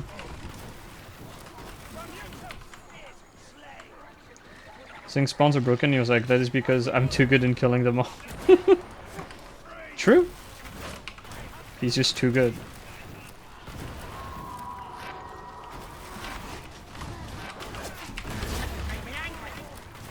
I think the surge staff is like the perfect opportunity to just be weird with it. Oh no, I keep doing it. Die! Oh no. Oh, it's okay. It's not like you're in trouble. Use that. I was thinking something like... I like Crab's idea of like the painting target type shit. Just make it really weird. Like it should have 3 fire modes. You know what I mean? Like it has the special, it has the light, it has the right click.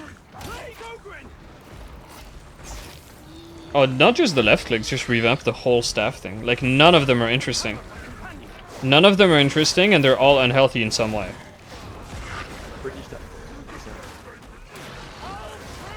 If you just keep dodging right, they can't kill you.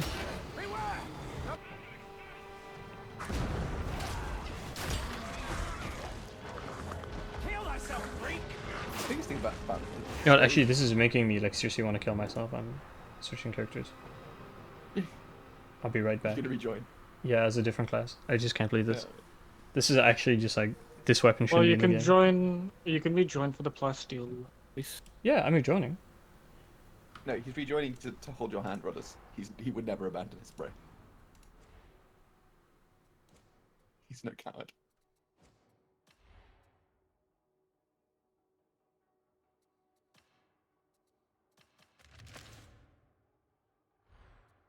Yeah, this will do.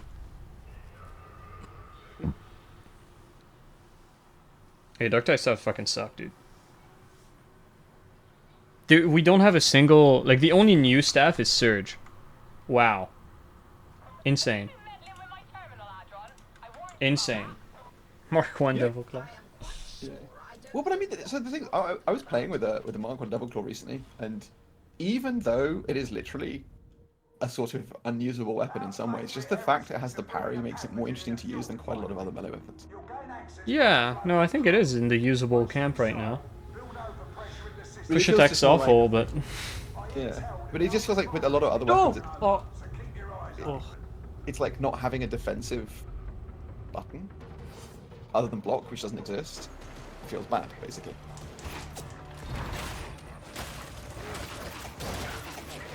You're contesting the Reaper in melee. He's gonna stomp your little baby skull.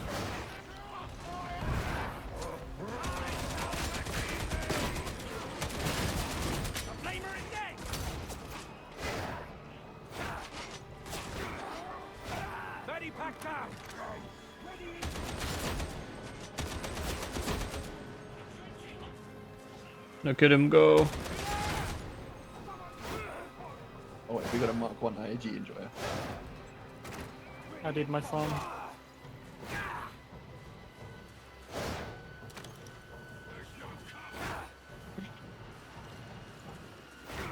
You see, if he had the overpowered loner ability, he'd be regenerating toughness right now. Insane. You haven't opened the box up there. Rudders, what are you doing?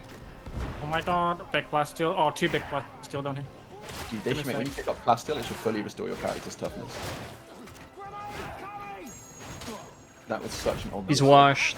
He's washed. Heat wash. I'm What do we have? Oh, cold. I mean, it's good.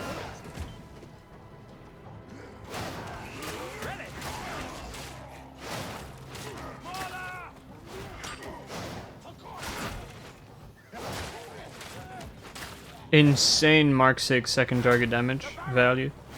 Oh, oh hello.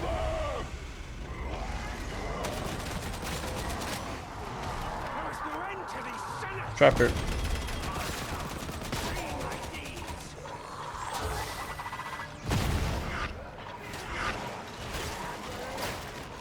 No! Oh, that's awful, dude. I'm so sorry that happened to you. Oh, that sucks.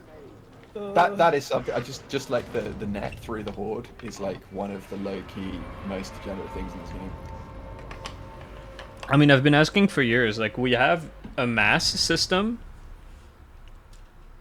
Why isn't it being used for that kind of stuff? Like, I remember in Vermintide 2 it was a huge problem, assassins leaping through like a million crushers. And in my mind, you could just make it like it's a projectile. It has like a mass check. Like we have mass check on our projectile. Why isn't it the same? I mean, to be honest, with the net, I can see why it ignores mass, just because it's like, otherwise the trapper would never be able to do anything in a horde. But it just feels shit. Some enemies it shouldn't be able to shoot through. If you have Yeah, full I think- bulwarks, a net shouldn't come out of it. Yeah, I think that's probably the strategy. You just make it so that it's like, you put a limit on how many it can go through, and you say not through anything too big to look through. Is probably the Hell yeah. But I mean, I think the thing about shooting in Darktide is the reason why at the moment guns feel not very important, unless you have a gun that is actually ridiculous, like a Void Strike or a plasma gun, which are really like kind of degenerate. It's just that ranged enemies don't exist. So it's just like, you know, it doesn't matter too much what your gun does, because you only use it as a luxury. Is that a Warhammer Fantasy shield? Oh yeah, Yeah. What the fuck is that tattoo set? that's Kruber. Tattoo. It's the My Kruber. Haken Yeah, look, he's got the scars on. Stop moving, Gimp. tattoo. He's got the scars on the skull. Oh, he's checking me out. No. Oh, the rat skull. Oh, that's actually really cool. Oh, look at The look at plumes. dude, the hair on his chest. Look at that hair pointing downwards to the party zone. This man. Oh, I believe he would be described as an otter. god damn. Auto mode. Let's go. Little fuck pits. That's actually a really nice tattoo texture. Like shoulder pad. Look at that. You know what I kind of like about these tattoos? They have very like prison tattoo vibes. Well, that's what they are, right? Yeah, but they look it too, right? These look like, you know, Oh. they look like someone did them with a biro. Are you aware? There's this rumor that apparently Fat Shark outsources a lot of work, and I've been wondering because some of the model work is great and some of the texture work is great, but then some textures are just awful, and I was just thinking maybe that's why. Because I know for a fact that Chaos Waste was not developed by Fat Shark. Oh They yeah, did- no, but all the texture work for this is in house. I think it's just like for stuff like for stuff like, you know, the low res JPEG. Yeah. And things like that. All that stuff it feels to me almost always like it's level of detail or texture memory saving stuff that has missed, basically. It's those are all just like optimization things, right? You just say, oh, we want a low res texture here, it takes less texture memory. This thing that no one looks at can be a 2D thing instead of a 3D thing. You know, saves a couple of draw calls, blah blah blah. You know, it's just that kind of thing. You just optimize and you just leave it. You want to go again, or one Refinery Delta attempt is enough? Because it is Refinery Delta. Do we have any other bot? Dude, today we are map raped, man. I fucking hate the mission board. It continues to be the single worst thing about the game. Try again. Just give me a sec. I have to gamble. Oh, gamble!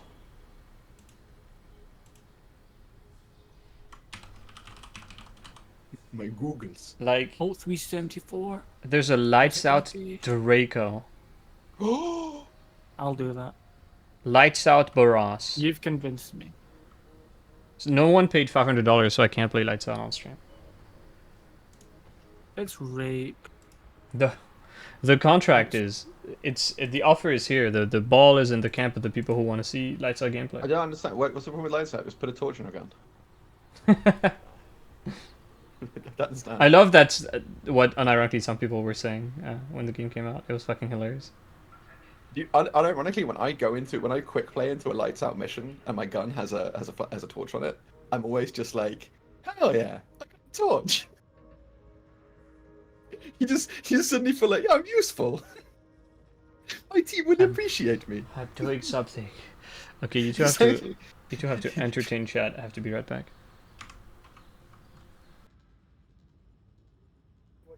Rodders, I have a question for you. What's up? What if you had to like a hit list of Rodder's concerns to be addressed by the Fat Shark? What would your hit list be? Sex, number one. All right, so really add sad. sex, Dark Tide, yeah. Yeah. No. But that's coming. Like I don't want to leak, but the thing sure. about teleports, he's very sex obsessed. He gets into the first thing he writes is add sex. Sex, And the sex, thing sex, is- sex.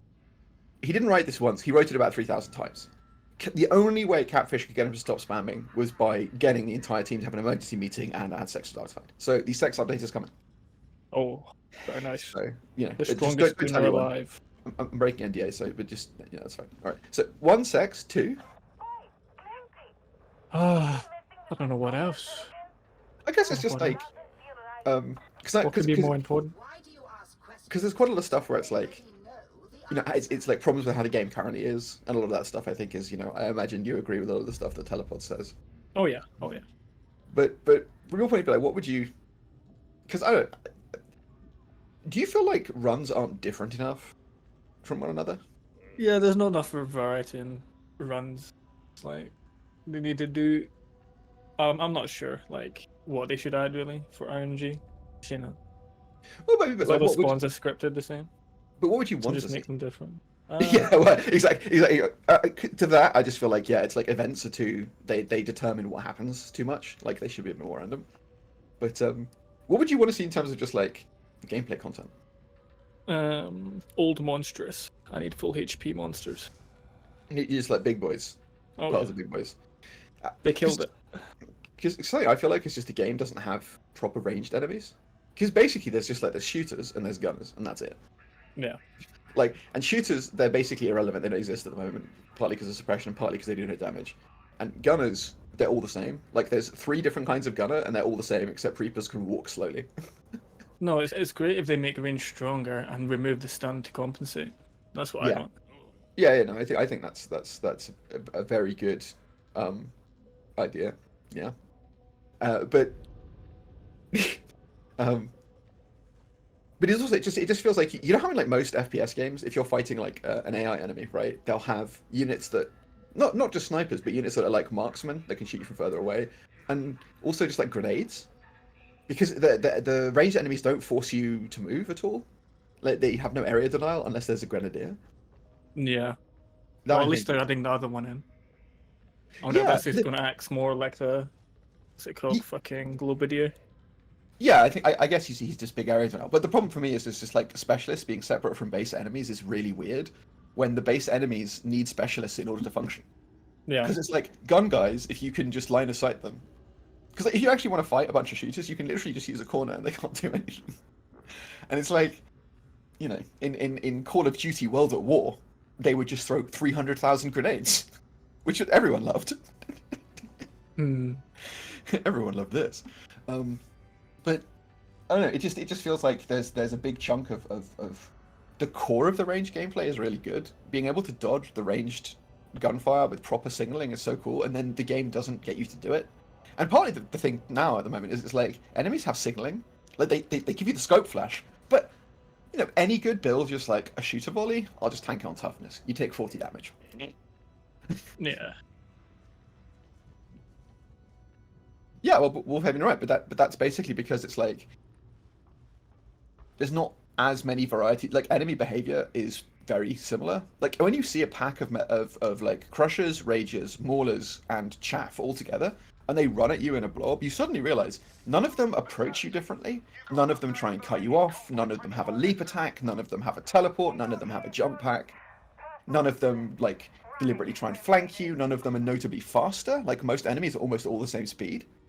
So it's like, if you're engaging a big pack in melee, you don't think, oh, I need to kill these 2 because they're fast enough. If I try and run, they'll catch me. You're fast on all of them. You don't. It is the same with ranged enemies, right? If you're shooting at ranged enemies, Let's go. it's like you don't think, oh, I want to kill this guy first because he's more threatening than the other guys. Well, I mean, the thing about Darktide is that Darktide actually has systems for mitigating range damage yourself. You don't need a corner because you have dodging and sliding. It's just, and actively engaging with like a small number of range threats in Darktide is actually probably better than any other first-person shooter, pretty much, that is using hit scan. Certainly, I would love some projectile-based ranged enemies, but Oh yeah. however, Throwing all the anyway- enemy types EU all the time makes most of the maps feel similar. There is a massive problem with horde composition diversity, and the fact that the game doesn't have enough to throw at you. Basically, the only two timers you have to worry about are specials and horde, and sometimes the horde doesn't exist because it's a groaner ambush with only groaners in it. It would be much more interesting to have range enemies that can spawn dynamically at all, because all range enemies are completely passive. They are ambients that are just AFK by the time you get there. Why are monsters only map triggers? Monsters should be on timers as well. Why don't we have scab captains that roam around? You know, that kind of stuff. And it's the same thing with elite waves. Like, why are elites just always kind of the same? Why is it just 10 shotgunners and nothing else? Why is it 10 gunners and nothing else? Why is it 5 bulwarks?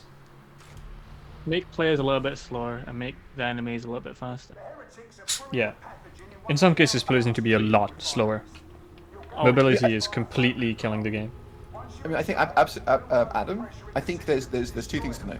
The first thing is that Darktide over Vermintide does have really good range mitigation stuff, but something that is really missing from the game at the moment, the more I think about it, is just there is no way for the AI to put ranged pressure on enemies or pressure on you from range without using hit scan enemies, because all ranged enemies are hit scan, with the exception of grenadiers, but they're too slow. And I really think that if there were some slower projectile-based range threats that would apply pressure on you at range, but you could just, you know, much more straightforward stuff like, you know, do imps or whatever, where you can dodge the projectile. It's still pressure from range, but it's much less of a kind of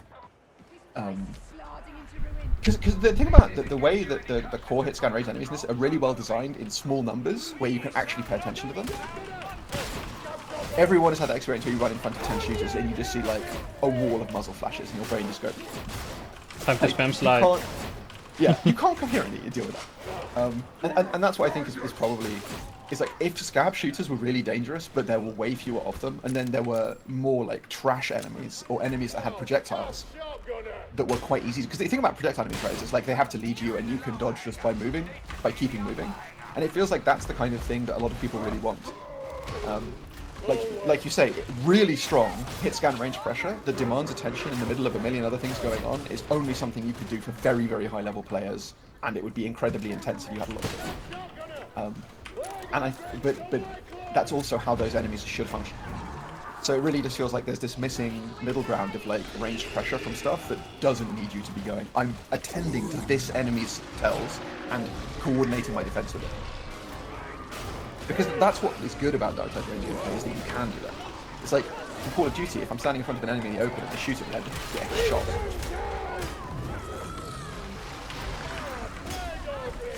Yeah, the AI director and the number of places that the AI can spawn stuff from is absolutely a thing. And the fact that the enemy is in general like you clear front to back basically, so you always have one side that's safe.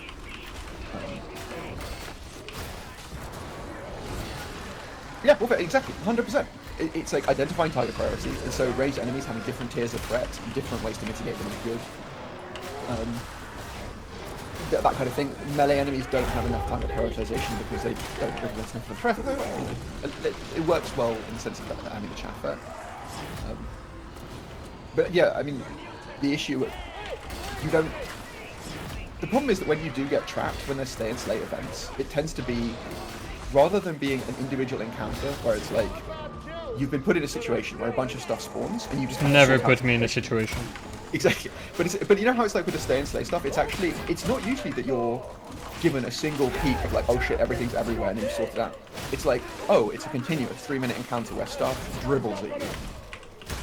And it's like, the idea is it's meant to work as attrition or something, but it doesn't, and it feels like just big peak intense moments where you just get a bunch of shit thrown at you from every direction feels great.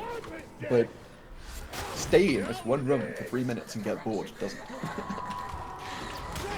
And Bloodborne, I agree. I think if scabs had better tactics, if they were more threatening at range, if they had grenades, all of those things would be good, and all of those things would need them to be used more sparingly.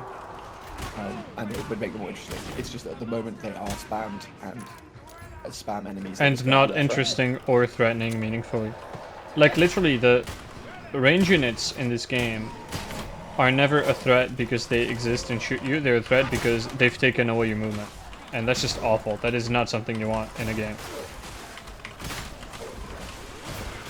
Yeah, and I mean, you know, the really big thing about the scabs is that many of the big open spaces in this game, they're like 40 to 50 meters at the maximum sightline.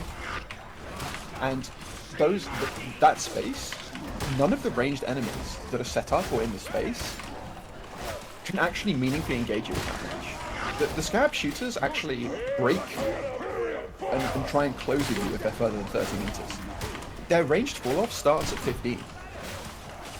The fact that ranged enemies will try to come chase you, if you know it, it's so stupid. Like, they should be ambushing and, like, waiting ambush. They need an Overwatch behavior. And the thing about it is that, like, what this does is one of the reasons it makes the encounters feel so samey. It's like, the ranged enemies don't take up line of sight, they don't control space. And so it means you're never thinking, if you see a bunch of shooters 30 meters away, you just run, spam dodge, and melee some enemies in front of you and take their damage. And it's like, that is definitely better than completely oppressive ranged enemies, which would be worse. But the way the enemies are designed, they aren't actually completely oppressive. It's just that they've been made very unthreatening because it's easier to deal with by default. And the cost is you get a game where all the guns are really powerful and you never need to use them. Basically. Which is, you know,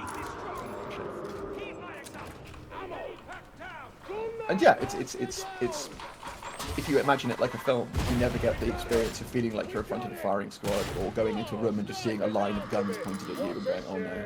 It's gamey. It's I love the MMO analogy because they're literally like MMO mobs just waiting for you to trigger them.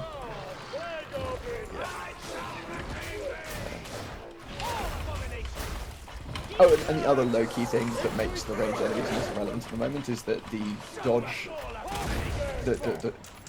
the angle that you dodge ranged enemies while sprinting from on live is literally 270 degrees. Any enemy not in your line of sight can't hit you. That is not intentional. It's bugged that you can run away from them. There's no fucking way. Yeah.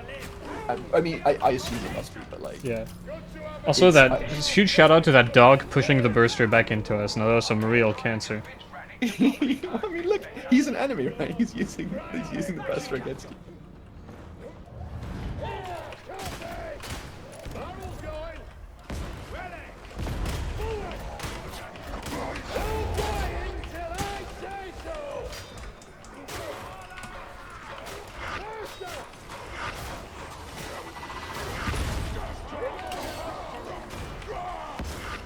God, that bulwark shield bash is so annoying, man.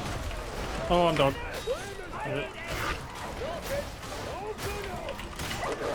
Yeah, you're exactly right. This streamer is inconsistent. Yumi, there's a section about dodging. No! Oh my god, I thought I was done. Holy shit.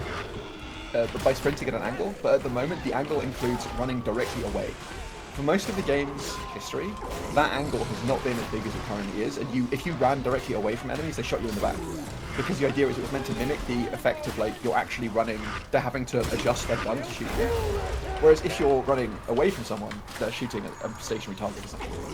And it's a bug that it now works backwards. I have to drop, I'm sorry, I'm gameplayed. Trapper.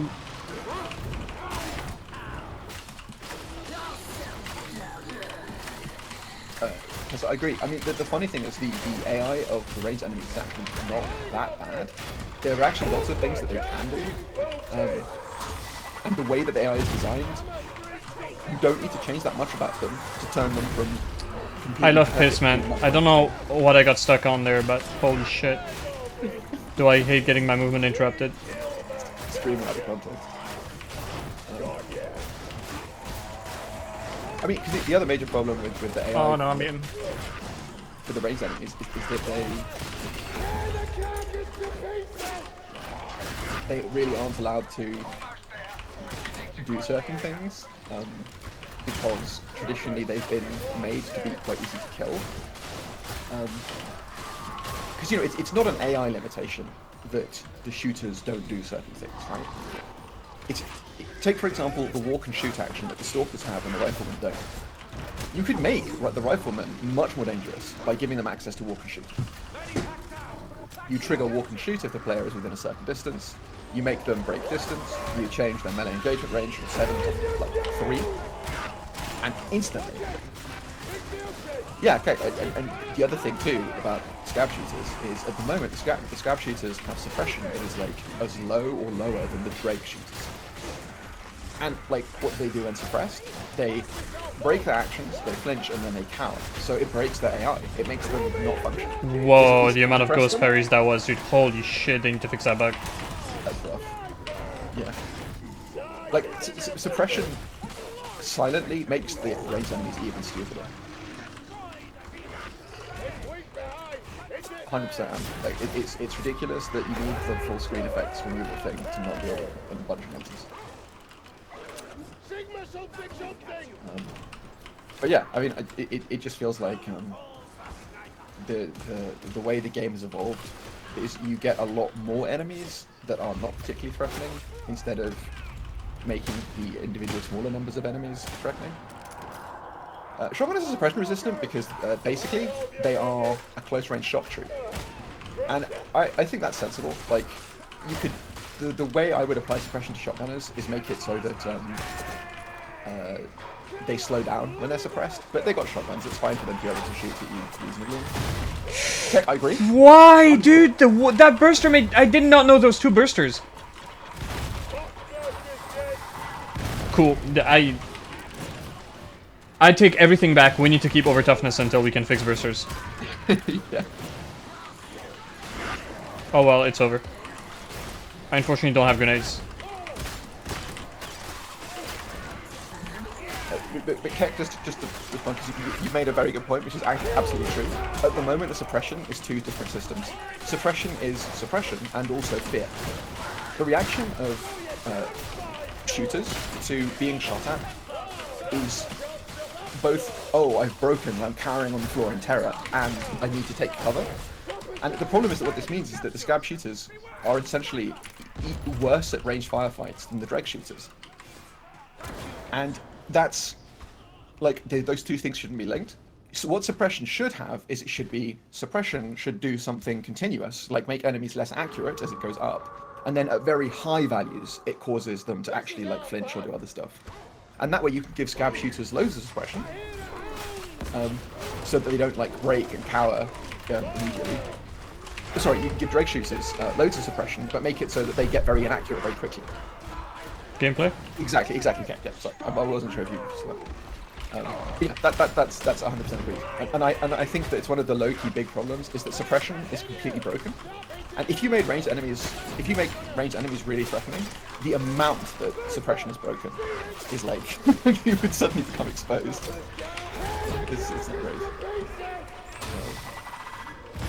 And the other thing is, if you then have a system like that, where like ordinary range trash, like dregs, just putting some autogun rounds over the heads of a line of dreg shooters makes them much less of a range threat.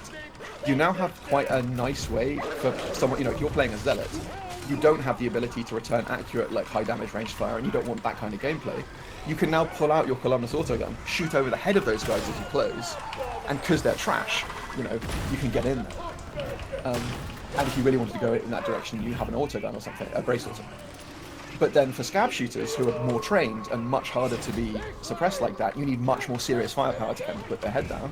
And then if you, say, had like a DMR type enemy, an enemy that has a laslock or whatever nonsense that you can imagine, he can be immune to range suppression, still have about the same health as a scab rifleman, but you look at a line of you look at a mixture of dreg shooters, scab shooters, and this guy, and maybe a gunner, and you've actually got target prioritization. You can respond to the different fractions of ranged enemies with different responses. You put, a little burst will put down the dreg shooters, you have to kill the DMR guy with a knife, and then the scab shooters, you can, do a stun grenade or something. Like, there's loads of ways to fractionate this stuff, and in order to make this gameplay relevant, you have to make ranged enemies require a response.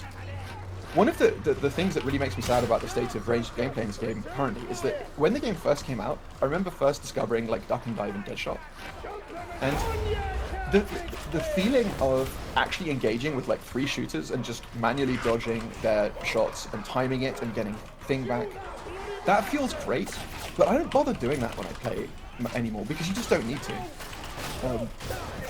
And it is better. It's not just that you don't need to, it's like you literally can't. It's like when you have like a dozen dudes just like blasting you at once, like what, yeah, you're gonna time the slides, dude, lol. I mean, even when it's 3 though, because just because it's like, it does require mental effort, but it doesn't feel good to dodge it because, like, my toughness will have regenerated the damage they did in 1 or 2 seconds. It's like, you just stop being willing to expend the mental energy.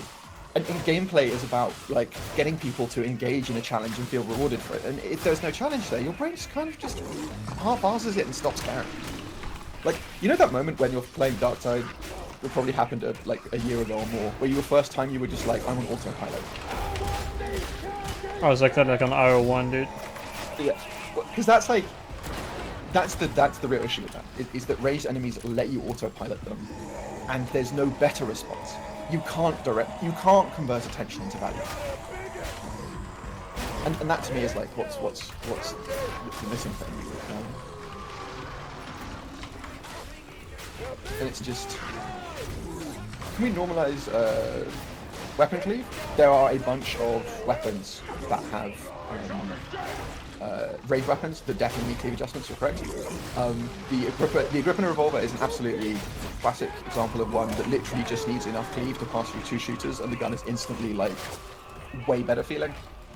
Like my ideal changes for the oh my god, fan revolver, it no longer has random spread on its fan, it just has recoil, and it has enough cleave to pass through 2 shooters. Done. There used to be people fighting me that the gun didn't have spread and it was actually pinpoint accurate. No. And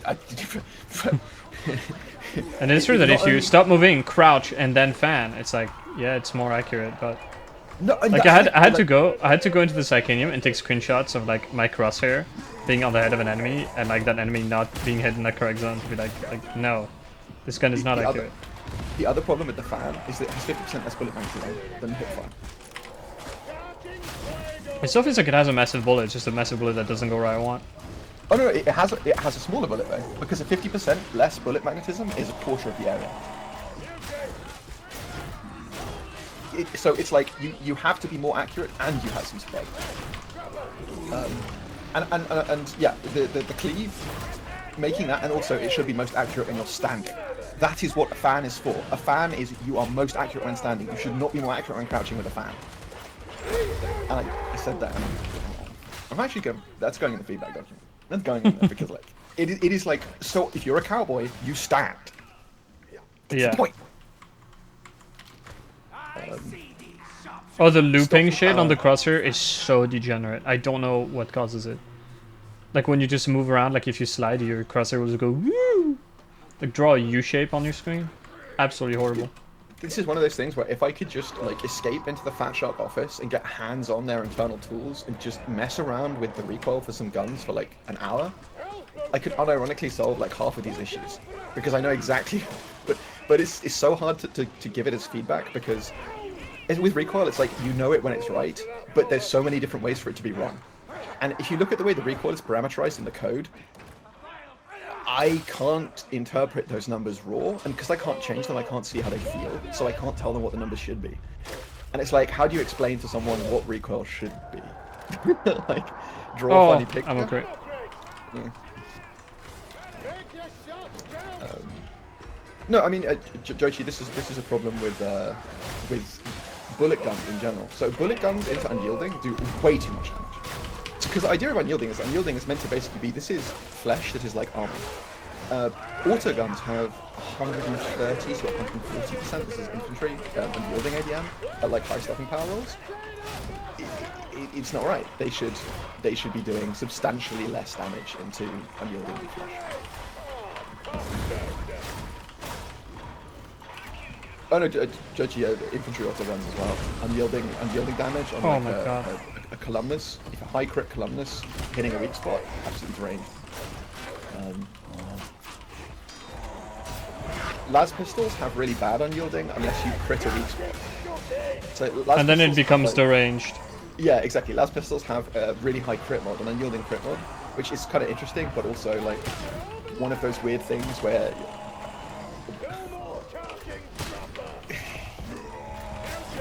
I just need to basically take the entire company hostage for a week while I force them to change these systems to how I want them to be, and then force them to carry on development with the adjusted systems. And I will go to prison, but the future development of the game will be better. We'd bail you out. I mean, Adam, I mean, the thing is, I'm not an employee. Like, I just wish, like, the thing about the Beast of Nurgle is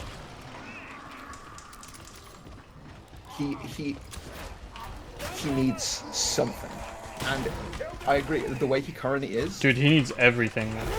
but like, this is the sad part. He's exactly right. If you took if you took Damnation and you said a Damnation effect is Beast of Nurgle no longer spawns, the game's better. That's really depressing. It is, I think, genuinely. I've played some crappy games. The Beast of Nurgle is the worst designed enemy I have ever seen in a video game. Well, the thing about the Beast of Nurgle is like, oh, apologies, that's British Telecom's calling. I'll be right back.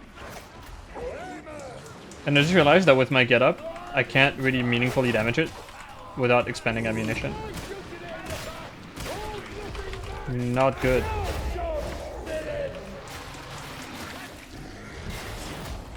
Bitch. Or I better hope the aggro's on someone else so I can actually parry it. Because the only attacks it can give you when you're targeted is like the fucking vomit. Which you can't parry, because it's not a real attack.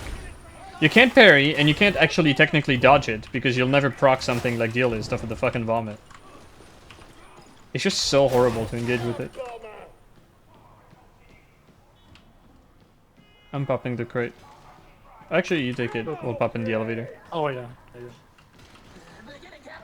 Imagine it not having a weak spot at all.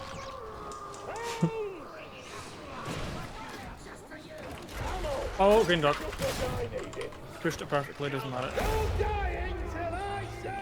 Actually, if you pushed it perfectly, you would have gotten pushed, because it's a green No, dog. perfect push, video evidence. Have video.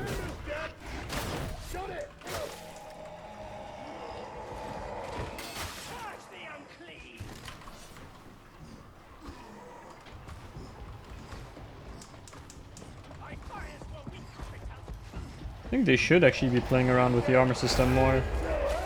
Give Scab Ragers a bit of carapace on their torso, so you don't just melt instantly from a single bullet. What's another beast?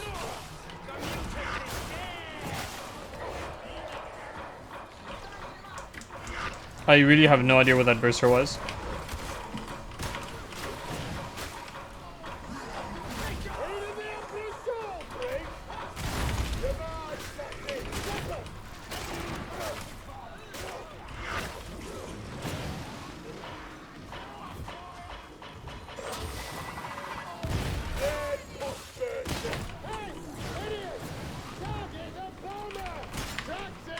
Really? Oh, they should have shot there.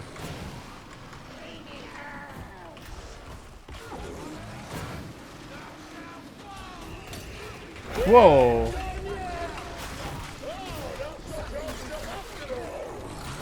Oh, and the fact it interrupts your shit when it walks past you, man.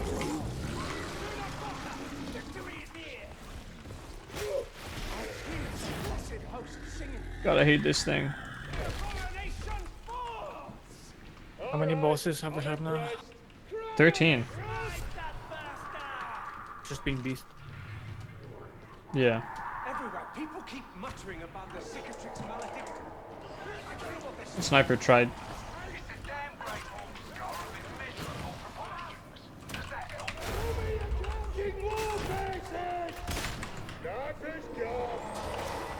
Oh.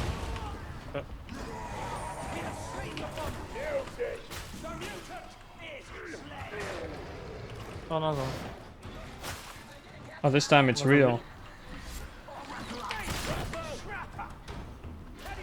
Just go into the airlock and pop the ammo crate.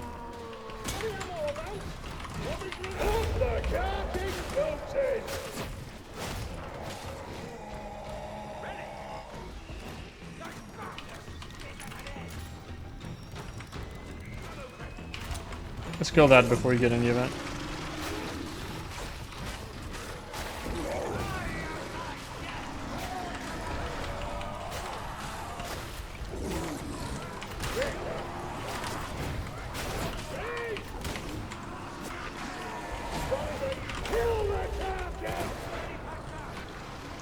So, let's go. I have a huge brain.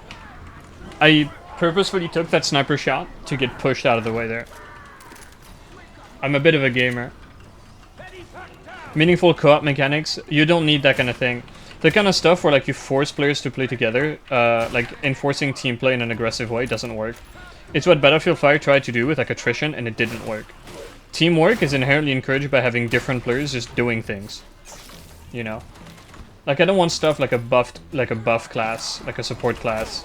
I don't want stuff like, you know, having two-man objectives. Like you inherently have team play and like objectives. You know, you need someone to protect the capsule carrier. You need someone to defend the hacker. There's inherently things like that. I think it's fine. It doesn't need any more. Or you end up with like a baby retard game. If team play is forced, it's not team play, exactly. If you try to force people to interact with each other in a positive way, what's gonna happen is people won't do it.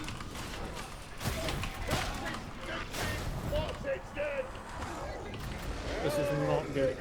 We may have 4B I think section. that's 4B. Oh my god. Why is it already?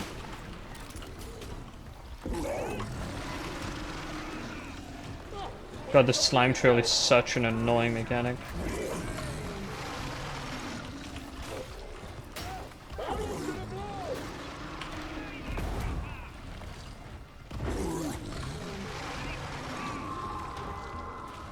If it's indirect, then it's not forced. Imagine if a bulwark patrol appeared. No. If you make one or both of them spew, yeah, there we go. I took aggro.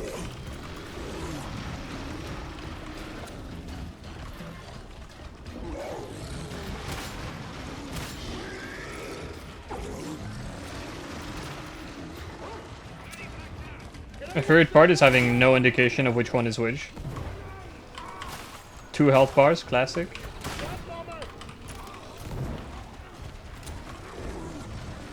Look at this. No, they should not introduce some kind of healer support because it's inherently an interesting gameplay. It's like you should depend on resources for healing in tight games. Like that shit, get that shit out of the game, man. I do not need like some slur with a pool noodle forcefully attached to me, like giving me health. No, it does not work. Health needs to matter in tight games.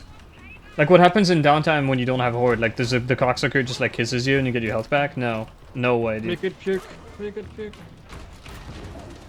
Yeah, warrior priest healing is extremely dumb.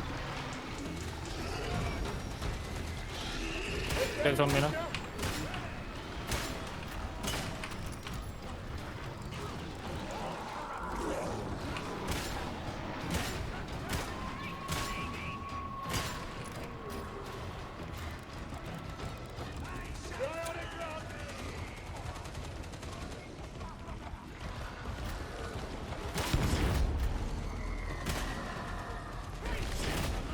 Oh my god, that was so fun. Incredible gameplay.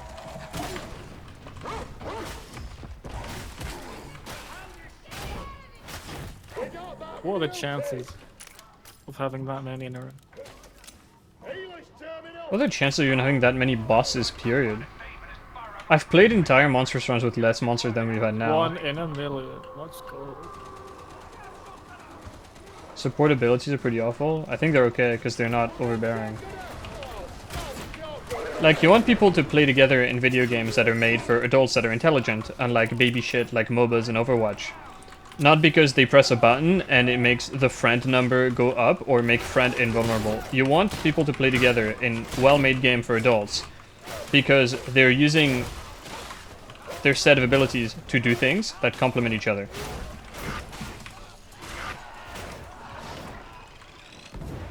Like, there's not a dedicated I'm the bitch protecting the alpha male type shit. You just play the fucking game, man. I don't know. Tide games are like the one escape I have from having gay support classes that suck. I don't want it to change. Spawn? Also, I think there's another shotgunner apocalypse.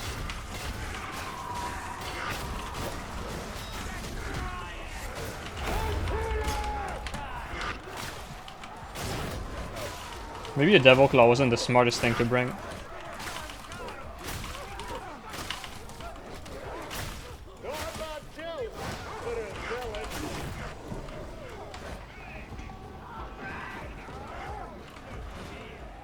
TF2 medic when that's when we're wrong. Yes. Holy shit, yes. The moment you introduce the pool noodle guy, he becomes a necessity, because if they have a pool noodle guy, you need a pool noodle guy. And, well, no one wants to play the pool noodle guy unless you have a mental ailment, because he's not fun to play. Like, I play first-person shooter games to shoot things, not to shove a tube up the ass of my teammate so he can do things. Could you break your thing? Thank you. I hate support bullshit. It's so fucking lame. Don't worry, I'll smoke him out. Crapper.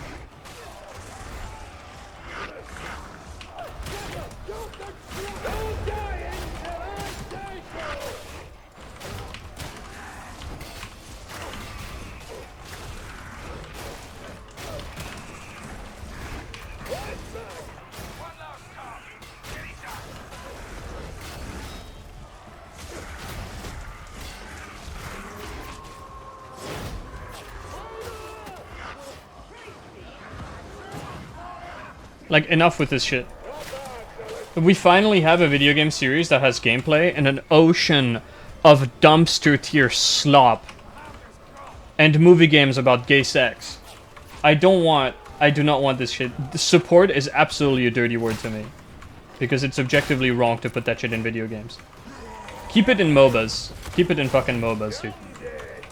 Where it belongs. Like, anytime the discussion of, like, should we put a healer in tide games, like, no, you would devalue the entire game.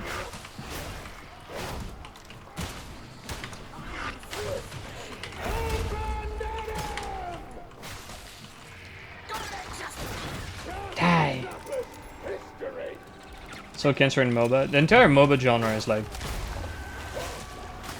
I don't know. I despise MOBAs.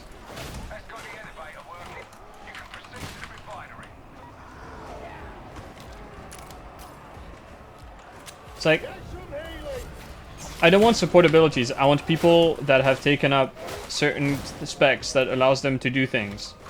The veteran is the guy who can smoke up the bad dudes and shoot them with his gun. The zealot is the frenzied maniac who charges forward and does melee things. You know? Like, you don't need... If you just have 4 people playing the game, you don't need one of them to be a dedicated shove my steak up your ass kind of guy. Good. Depends how support is designed. You couldn't possibly implement a dedicated support archetype in Darktide and have it be fun to play. Because this is a game about hitting dudes with swords and shooting guns. I hate passive buffs. I hate team-wide buffs. It always leads to degeneracy. It's never balanced. It's never fun for anyone. I think the thing about It support sucks. in this game is it's like all of the ways that you do support in an MMO or an RPG would be bad for this game.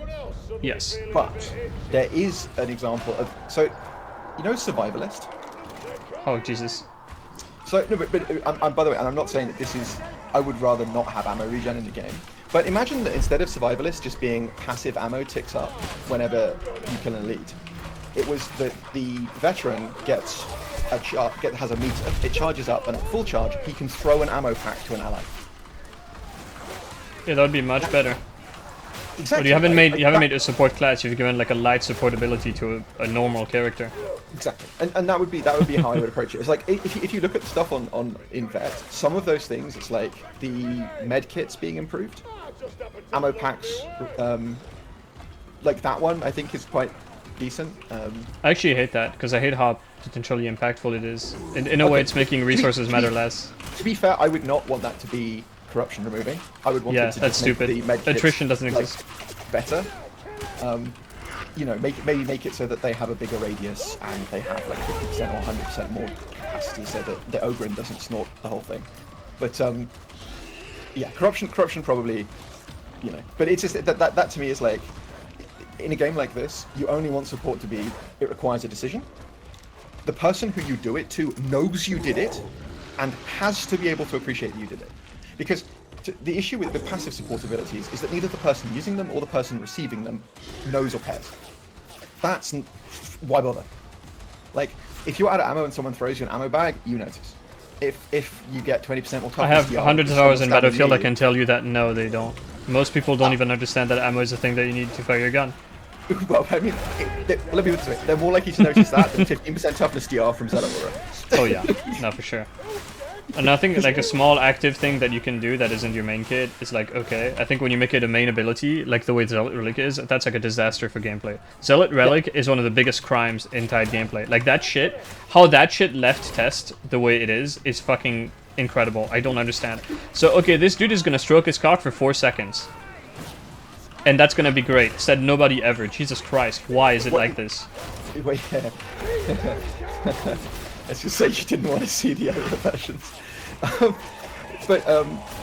mean, but the thing about Relic though is that even though Relic is pretty deranged, Relic at least has quite clear uptime down. It's an impact. Yeah, like it's high impact, and I think there's also something to be said for if ranged enemies were much more dangerous. Relic, you could see what the like moment of coolness for being a Relic user would be there. It's like you walk out in front of the gun line holding your symbol of the Emperor, and they're all like, you know. And then someone has to come clean up your mess. Because instead of dealing with them, you're like holding them in place. Insane. I know, but I mean, but still, it's an instant line break. Like, you can see at least there's potential there for something. It's not completely passive. If it was Relic, up to me, I could make it better. It's so easy to improve it. Like, but just, I mean, even as it is, it's like, I don't like it. But the point is that that's at least like less bad. The thing that really bothers me is the auras. The auras are raw stat inflation. They shouldn't exist. There is one aura that people notice. It's the infinite ammo aura. That's it. Like, if you remove auras from the game, no one would care. Except bat ammo. Like, cooler than people think. Dude, I've played that piece of shit. Stroking your car for 4 seconds is never cool.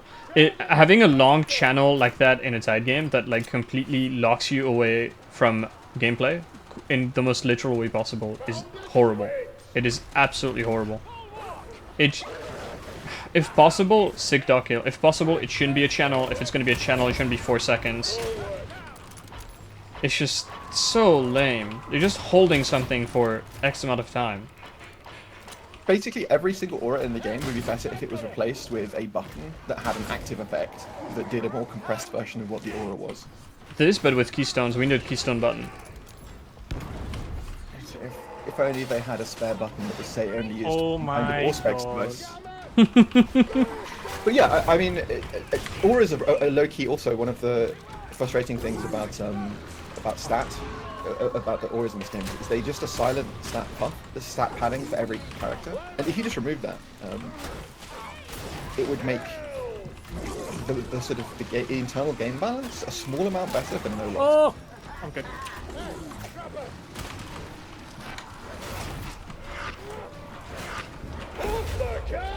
Sucker's bubble shield is also lame. I'm against shields in principle. Any ability that you can use to be like, I am making this zone more defensible is immediately like a big no-no to me. Like I can see a way to make the wall shield cool, which is it's like when you if you tap it, you do a shove with the wall, and that shove staggers enemies, and any projectiles coming in get pushed back. And then you have the hold version. You can hold it for like 3 or 4 seconds, and all the projectiles going in get stored. And then when you let go, it gets released. You can both use it as like, because at least that way you're like thinking, oh, I actually want to use this when being pounded, so I can, you know what I mean? Like it becomes an active button. That's still not great, but it's better than what it currently is. Yeah, I just don't like the idea of like we're gonna make this area more defensible. Like in a Tide game, it's super unhealthy. Wait, you can stand on the sledge? I got booped against the wall and I stuck there. Yeah, I mean, the thing about the shields too is like they don't work, they don't weave into your like moves. Just to me, the only like Psycho is interesting because of action economy and swapping, and the shield doesn't weave into what you're doing because it doesn't have like an immediate effect usually. It's a just completely giving it, passive like, thing around you, yeah. Yeah, and you know, the wall shield, I think in particular, if it just had a really fast come out, a mini stagger, a frontal stagger, and there was like a hold version of it, then instantly it's like, oh, I might actually weave this into what I'm doing. Make the tap version just like a 1 second duration, give it a shove, and make it Yeah. a 10-second cooldown instead of a 30. That's a lot more fun. And it feels like there's lots of things like that where it's just... Because right now it's just passive shield that is like, you've put in a thing that turns off every range enemy in the game, turns off trappers, turns off bond vomit, and regens your toughness, which has super degenerate interactions with stuff like over toughness. It's so fucking bad for the game. I hate that it's in. I mean, I think, yeah, Bubble Shield is sort of interesting because it's like... Oh my god, there's another beast. It's only been beasts. Like, you're giving players entirely too much control over the gameplay space that they're occupying at the moment. See, because for me, the thing about Bubble Shield is what I would want Bubble Shield to be usable, but obviously suboptimal. And what I mean by that is just like, there are some players who, like, they genuinely want an ability to temporarily get safety from ranged fire.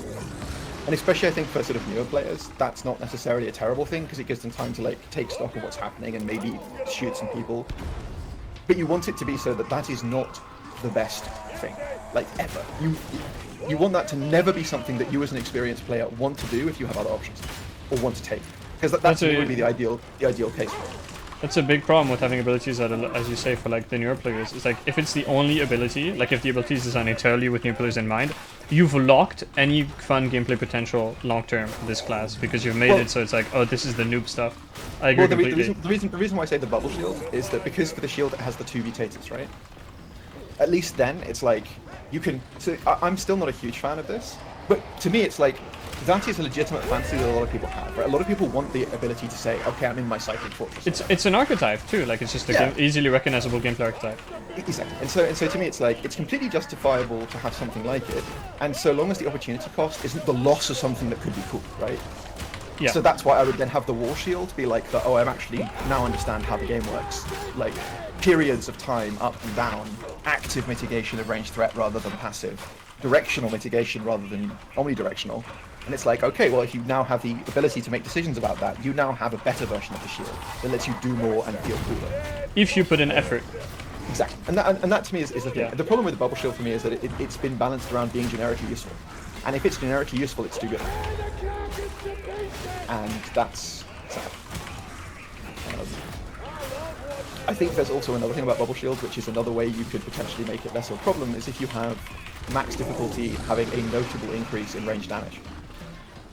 And that way, the Bubble Shield if you introduce just the presence of having a shield-like element means that if we do have like a difficulty where range enemies are gonna be dangerous, you're gonna sorely miss not having that thing. And I feel like it might just railroad people into taking the thing that effectively makes them not exist anymore. Yeah, no, I mean, I think so. The worst thing they can do is optimize for the top 1% of the player base. Yeah, you're right, we should optimize for shitters and every gun should be made into a plasma gun. Like... No, I mean, I think the... Oh, but I think... No, but there is a point there, right? Which is that, like, the good version of Bubble Shield is that it gives people who just literally could not have the level of... No, I think it was just a general point about saying games shouldn't be balanced around the top players. And no, if you're going to have a balanced game, it should be balanced around the people who understand how the game works and how to improve it. Yeah. Like, that's just so fucking basic. Like, dude, like, imagine if we balance around people who cried when Power Sword got quote-unquote nerfed. Imagine if they had a say into how the game gets fucking balanced, man. All I can say is I'm glad I'm in the test and you're not. Well, I think fucking there's a humongous retard. I hate seeing takes like that. This is on par. This is on par with nerfing is lazy, in terms of how stupid that is to say. To be fair, I think there is a fair like a useful interpretation of that, which is basically that if it's the case that what the very top players are doing with something is like wildly different from what 99% of players are doing, then you probably have a tool issue, right? Yeah, there's a Because- design failure there. Yeah, but I mean, Yeah, if exactly. if you, if And you that's- then and want, that's- and I- but then the 1% don't want it to be like that. Like no one at the top level is saying, yeah, overpowered mobility should fucking stay. We love it. No yeah, one thinks, I yes, agree, dude, stealth yeah. rocks. Exactly. I just mean that there is a sort of I know like where that thought is coming from, but the problem is it's like if something isn't balanced at the top level, it means that the ceiling of power, the actual strength of the object is wrong. And I you think there's can't just have two that, ways to like- understand the sentence, and we may have a disagreement. What I understood is like the top 1% of players in terms of kill level shouldn't have it say, like shouldn't be the ones balancing the game. Or you could be like the top 1% of gear and effectiveness isn't what the game should be balanced around. And if the guy was saying the latter, then I agree, but I don't think he was. Because I've seen this take a lot of like, oh, trickle not balance doesn't work, you shouldn't listen to the good players, you should listen to the average player, you should listen to the Redditor on what he thinks about balance. You know? Oh, no, that to me is like, it's a misunderstanding of the problem. It's like, if something is broken at the top end, it's broken. There is no other question. Because it literally just means the tool used correctly and well by people who exist, so therefore this is not superhuman performance, is broken. Like, you know, it's like you do have to balance around those people, because ultimately people get better. Stuff that was like very rare in early Darktide is now commonly done by random damnation pubs, right? And the same is true in the opposite direction, where it's like, if something is awful feeling by 99% of players, and this is how I feel at the moment about Executioner Stance, is like, Executioner Stance is actually very strong with an asterisk, or at least it certainly does the thing that you need to do, outside challenge content, blah blah blah, but the amount of difficulty that you put on yourself by doing that means that for most players, and not because they're quote-unquote bad, right? It's just that it's like an effort-reward thing, right? Like, you get something that gives you a few cool things and lets you do a few other things, but you give up a whole bunch of other stuff and you have basically just put a sign on your back saying, kick me. and that is an example of what I would say mid-level sentiment really matters.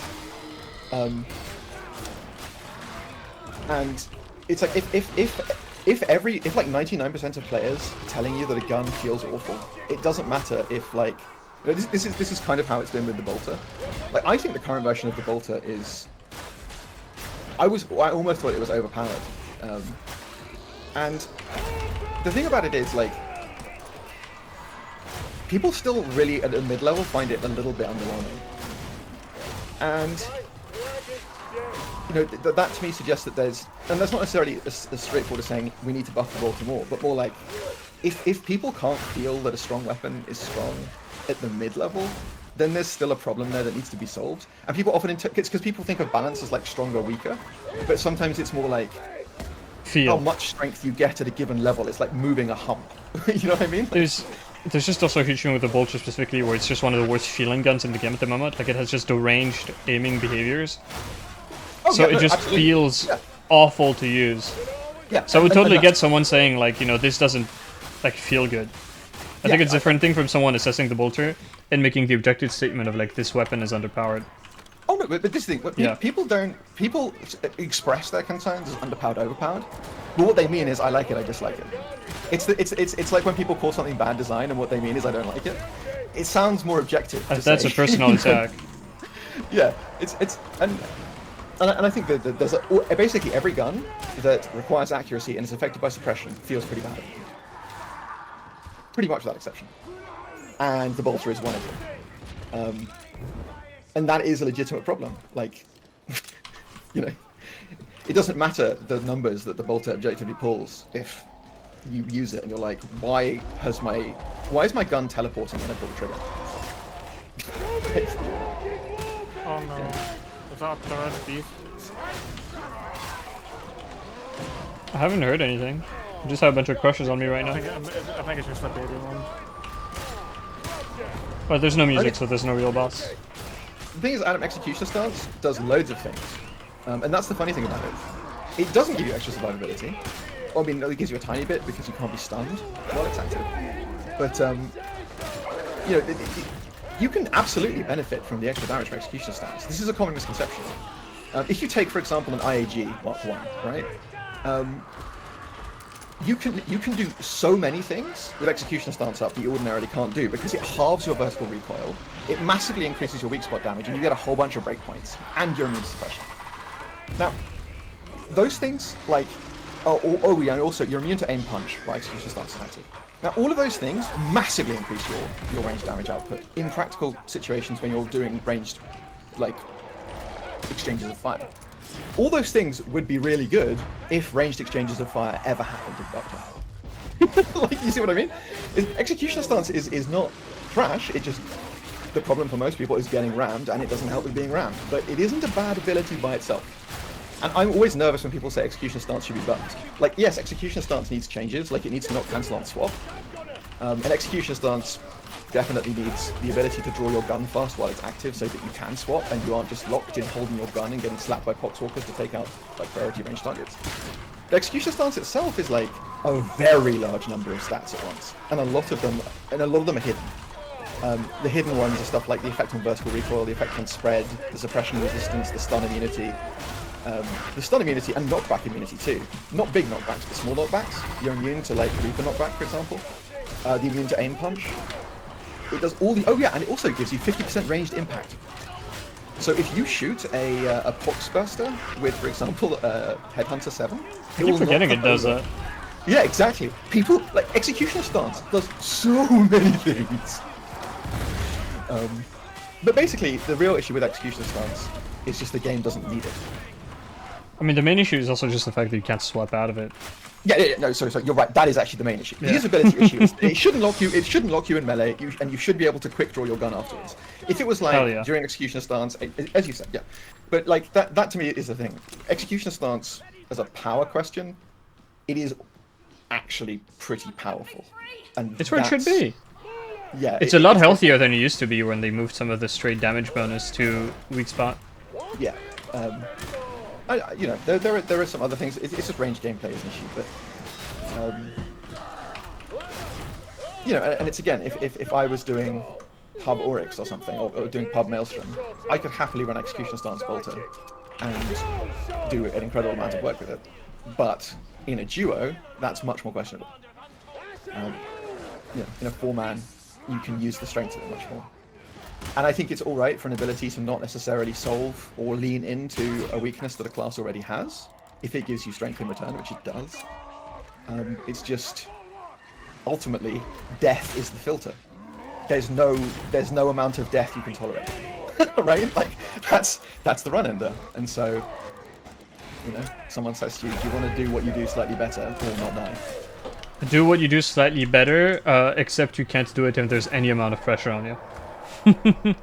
Yeah. And in a duo, that any amount of pressure is a lot different. That's the thing. That's the difference between a 4-man and a duo, right? It's like it really is the ability to respond to pressure, because it's also the kind of pressure that it makes you have to deal with is like a single Poxwalker hitting you. And it's like, ordinarily, if you don't have Executioner Stance up, you don't deal with that pressure, you just hit them with a stick. But with Executioner Stance active, you lose that option. And that is really the issue. You can run complete dog shit builds in 4-mans with the USC. Yeah, I don't think that was really the point, but yeah. No, that's true. I'm not saying that like just because it's viable in a 4-man it's good, but what I mean is that it actually improves your, like, it genuinely serves a purpose and works. I'm very sorry. Those bullets were mine, Rudders. I didn't realize we were so ammo cut. Right. Yeah, this is what not running survivalist does to a man. Oh, spawn. Watch that barrel, watch that barrel.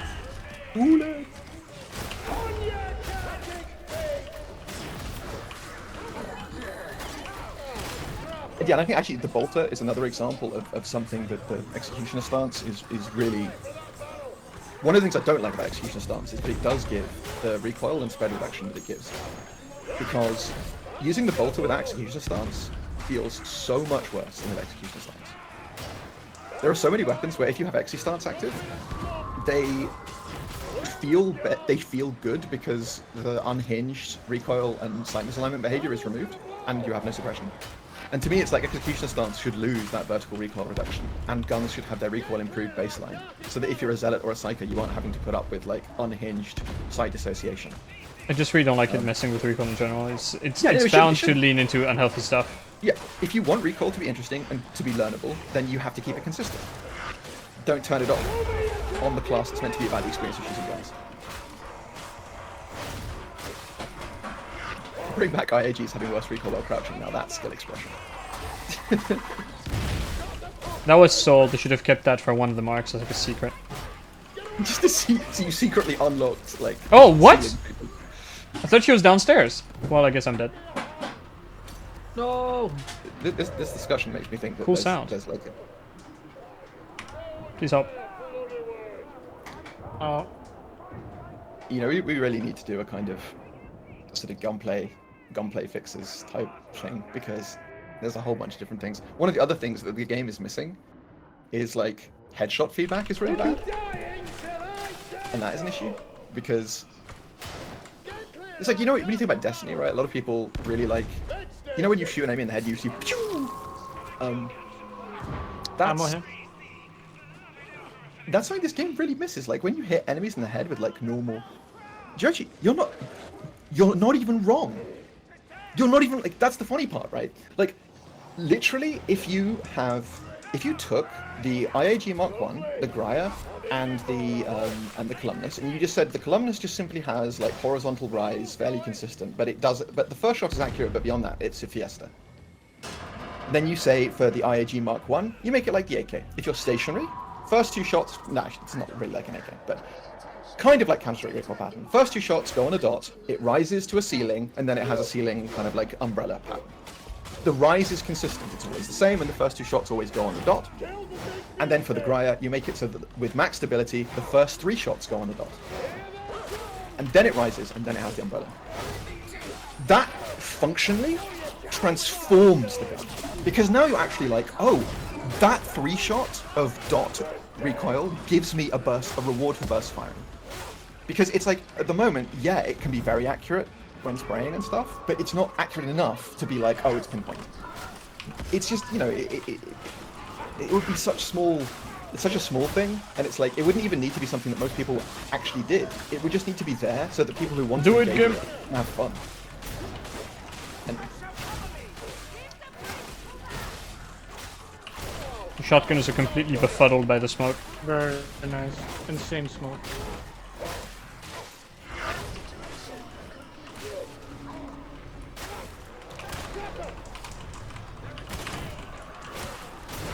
I mean, even without the like better feedback, people feel ghost hits just because there's like a discrepancy. Like you're actually seeing things happen, and you're hearing the shot confirmation noise. yeah, like it's the auditory feedback is the thing. It's like that's what always gives it away. Is you hear that dink, Oh! Yeah. and you're just like, Oh no, that's bad. I don't have a build to clutch. I can't clutch this. I love silent charges. Yeah, bosses should make noise. Like they were both inside each other, so I couldn't see what was happening really until yeah. I turned away for 1 second and I was dead. Turning away was the mistake, dude. I'm back. Wait for that charge to finish and you're good. Parry didn't work because the Corona hit me once. I really want that Grace on Devil Claw parry implemented. Very nice, Yeah. thank you.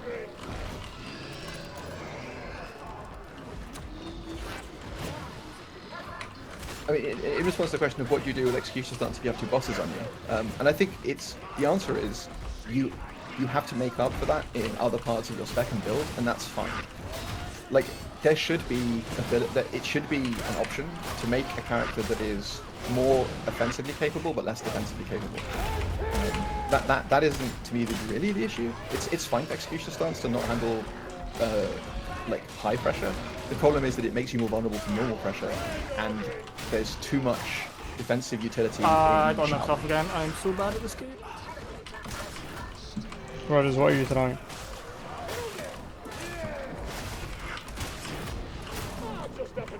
Is there stuff hitting you?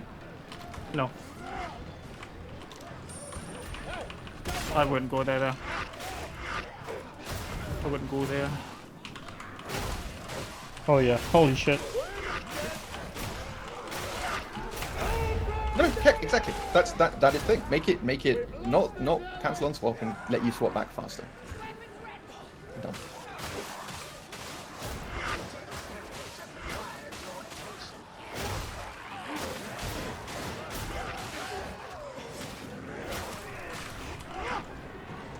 I mean, Joji, you mentioned feelings of spraying is easier. Is because part of that is just that there's no reason to shoot at enemies that are ever far away. Partly because enemies aren't consistently far away ever, partly because enemies aren't set up when you go into rooms, partly because enemies don't aggro far away, so if you shoot them, you're pulling them, and partly because enemies do no damage far away. So if you're standing and you have some enemies 15, enemies 30, and enemies 50, there's never any reason for you to go. Let's go I'm hack going to him. shoot those guys at 50. And your team also don't care if you do that because those enemies at 50 are applying no pressure. And so it's one of those things where it's like, you don't have, for these things, these changes often... Start hacking him. Yeah, I know. Sorry. I'm at like 40 frames right now, and it's really hard to play. Why? So I've stopped recording and I'm putting back on frame again. I'm just never gonna upload any POV ever again. It's Silver. Can we get a GoFundMe for Rodders so he can buy a computer? Yeah. I mean, I have a good computer. It's just Darktide's unoptimized dog shit. Yeah. That's not true. Tell me your computer's name. I'll look him What's up. that? Tell me your computer's name. I'll look him up. See if he's got good fandom. I can't hear a thing right now. What is your computer's name? Owner PC. That's my. Oh damn. I know that family. Good family. Let's go. Anyway, Yeah, no, sometimes Crab is a bit quiet, and if you're like focused and eviscerating in a horde. Like, I can't hear people at the best of times if I'm playing Dark Tide. It's like you are all sounding like garbled It's mess. very loud. I'm just ASMR mumbles. I suppose I think the thing about a lot of these changes is Help! Thank you. the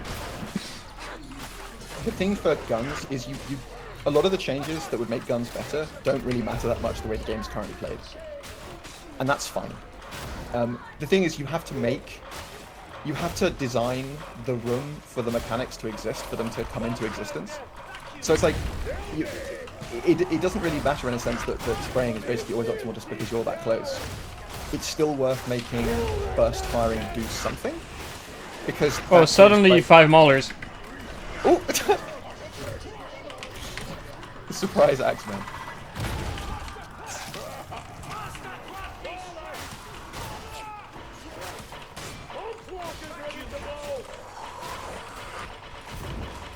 I hate Poxbursters so much.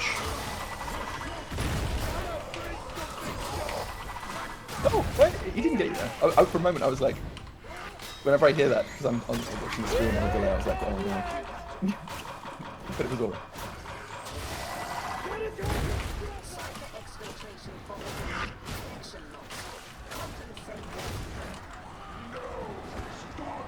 I'm hacking. Oh, I'm not with you at all. We have It's bulwarks. fine. I'm gonna commit. We pulled the bulwarks in the next room, boys.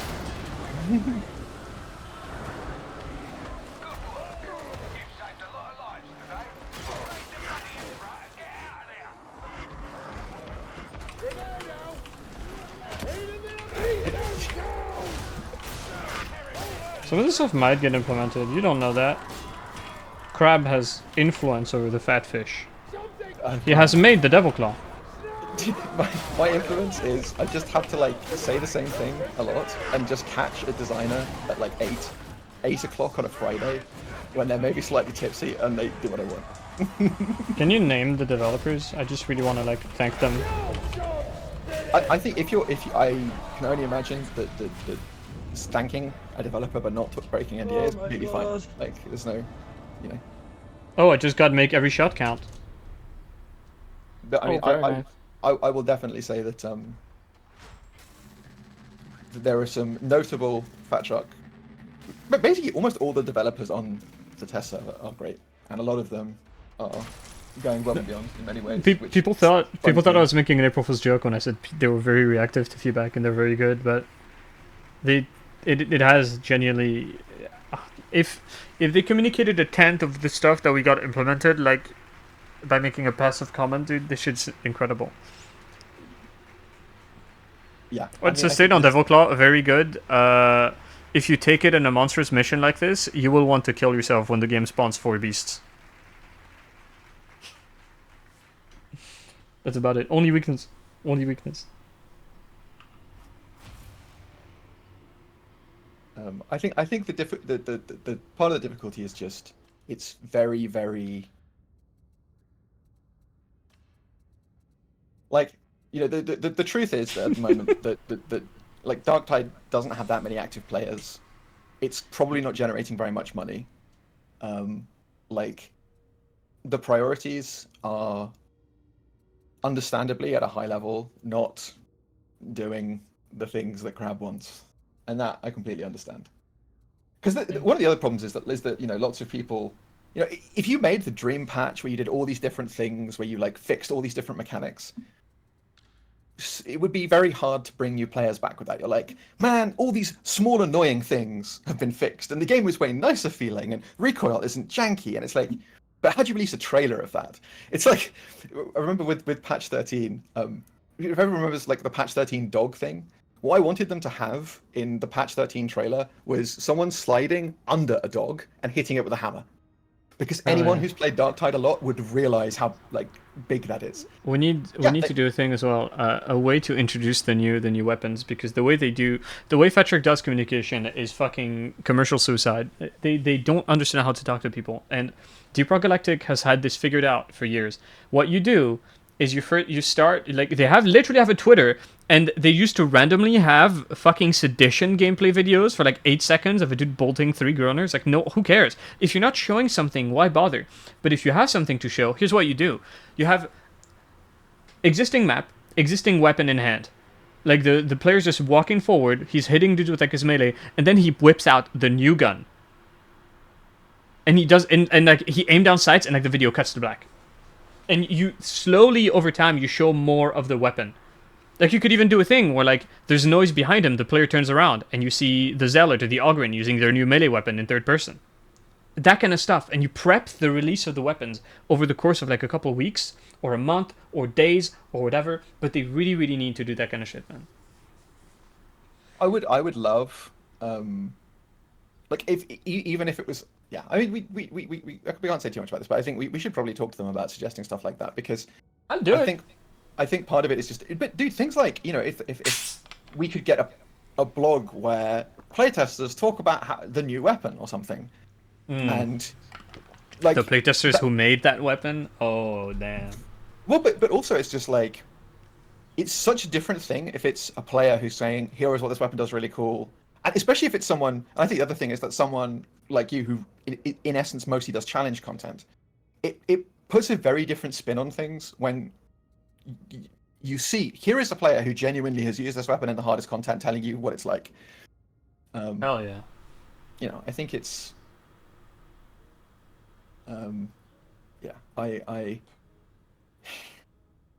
Yeah, the FOMO store is bad. Yeah. How communication works in big companies is just, these kinds of things are incredibly frustrating to look at from the outside, and I can't imagine that many of the developers who would love to say stuff don't also feel frustrated. But it's just like, I don't know, man.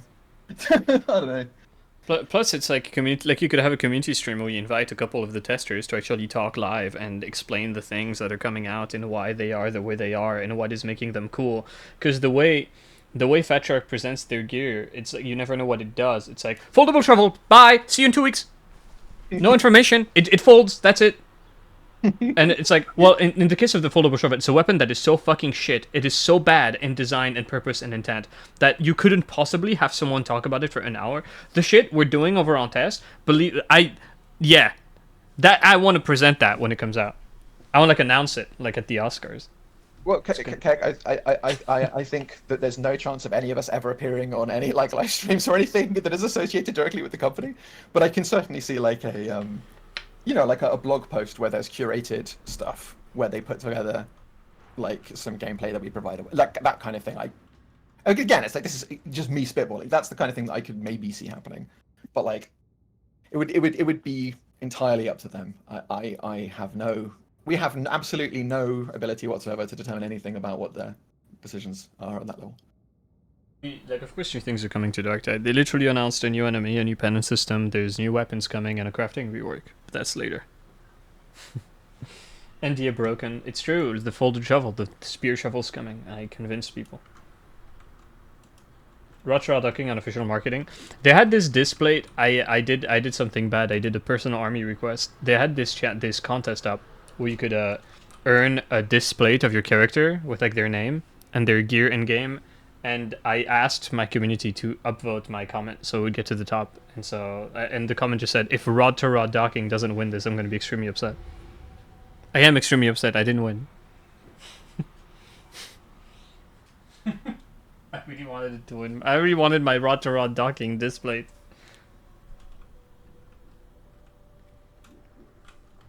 All I'm saying is there's no better representation than the zealot than this guy. The Chaos Gods, dude, read the comlink. It's the Tox Bomber. The Tox Bomber is making a return. The other problem I slightly have at the moment is it's just like this game needs more players, and that's like basically this game could be something, could really get to be the thing that it could be in like a year or two, but it's not going to be that thing unless it can bring in enough money to justify the number of people working on it that is required. I've been saying that for 2 years, and I think they have a massive problem where patch 13 saw like a real resurgence of players, and then they completely and utterly failed to capitalize on that momentum.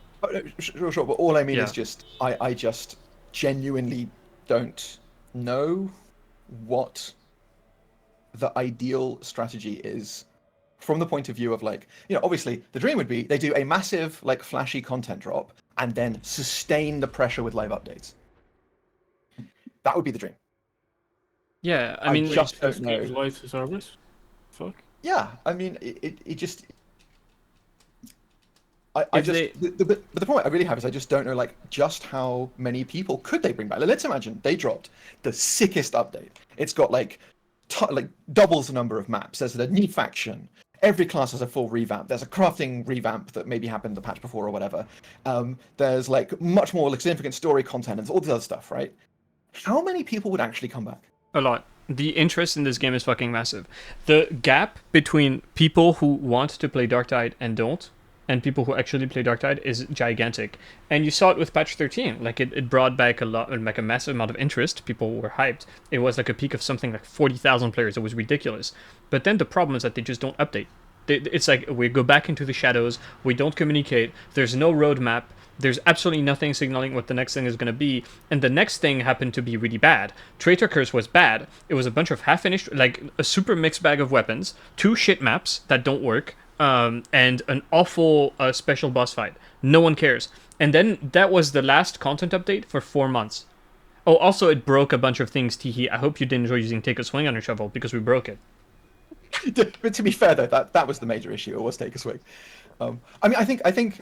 And I'm not saying that they can't do it. It's just that the other thing is that I almost wish that they had, and this is obviously like would be such a risk, but I almost wish that what they'd done is instead of trying to run this as a live service, they'd basically just after patch 13.14, they just said we're going to release a full-on expansion pack type thing, which would cost a small amount of money, like let's say 10 euros or something, right? Because at least then it would be because the thing is, let's imagine they get back loads of players. I'm honestly not sure how good the monetization model is, and that's not me saying it's that awful. Should be trying. Yeah, and that's not me saying that they should be trying to extract money in like dishonest ways. My point is just simply, I would like the game to be able to actively support 150, 200 developers. I think really can't. I think that is the problem right now with the cosmetic shop, is that it is trying to extract money in a dishonest way, and people don't like it. Like if even if I'm a stupid fuck pig, I'm retarded, I'm fucking stupid, and I really want to just guzzle down a gallon of cum and get the Krieg set on veteran. Well, let's check the shop. I think there's going to be a nasty surprise. I can't suck cock. They've taken away my lows. I can suck them down, man. I just want to blow, man. I just want to blow dudes. I can't buy it. If they hadn't insulted us by telling us that the cosmetic shop is locked to 3 pages because we're too stupid to navigate more, because it would be too complex, and they just let you buy the thing that you want, it would be night and day. Like, they are literally not allowing you to spend the money that you would otherwise be spending on it. It is unfucking believable. Like, even with a system where everything is overpriced, even with a system where you're being sold recolors at, like, insane prices, even with a system where 3D model and texture are not separated, even with the premium currency bullshit, people would still want to spend money. The problem is they literally cannot. You're literally not allowed to fucking buy the cosmetics that you want. It is ridiculous. And the more slop gets added to the shop, the worse the problem gets. Get rid of the FOMO. It's not bringing in money. It's doing the exact opposite. Yeah. Because the other thing is just that Darktide is also a game that's quite different. So I think Helldivers is actually an interesting. Someone mentioned Helldivers, and I think it's actually quite an interesting comparison, because Helldivers is Darktide is really 2 games. Darktide is, at first you play it and it's just like just a very fun, like, you're clicking the button to hit the zombies, and it's like just a kind of fun, quite silly game. And then as it goes on, if you become an experienced player and you enjoy the gameplay, it becomes this actually unique and quite intense first-person, like, hybrid melee range experience that is unique. The problem is that a lot of the stuff we care about is... It's stuff that really matters, and it does affect the experience for lower-level players, depending on what it is. So stuff like recoil being fixed, and sights aligning, and guns feeling good to shoot, that massively matters, and I think they actually underestimate how much that matters.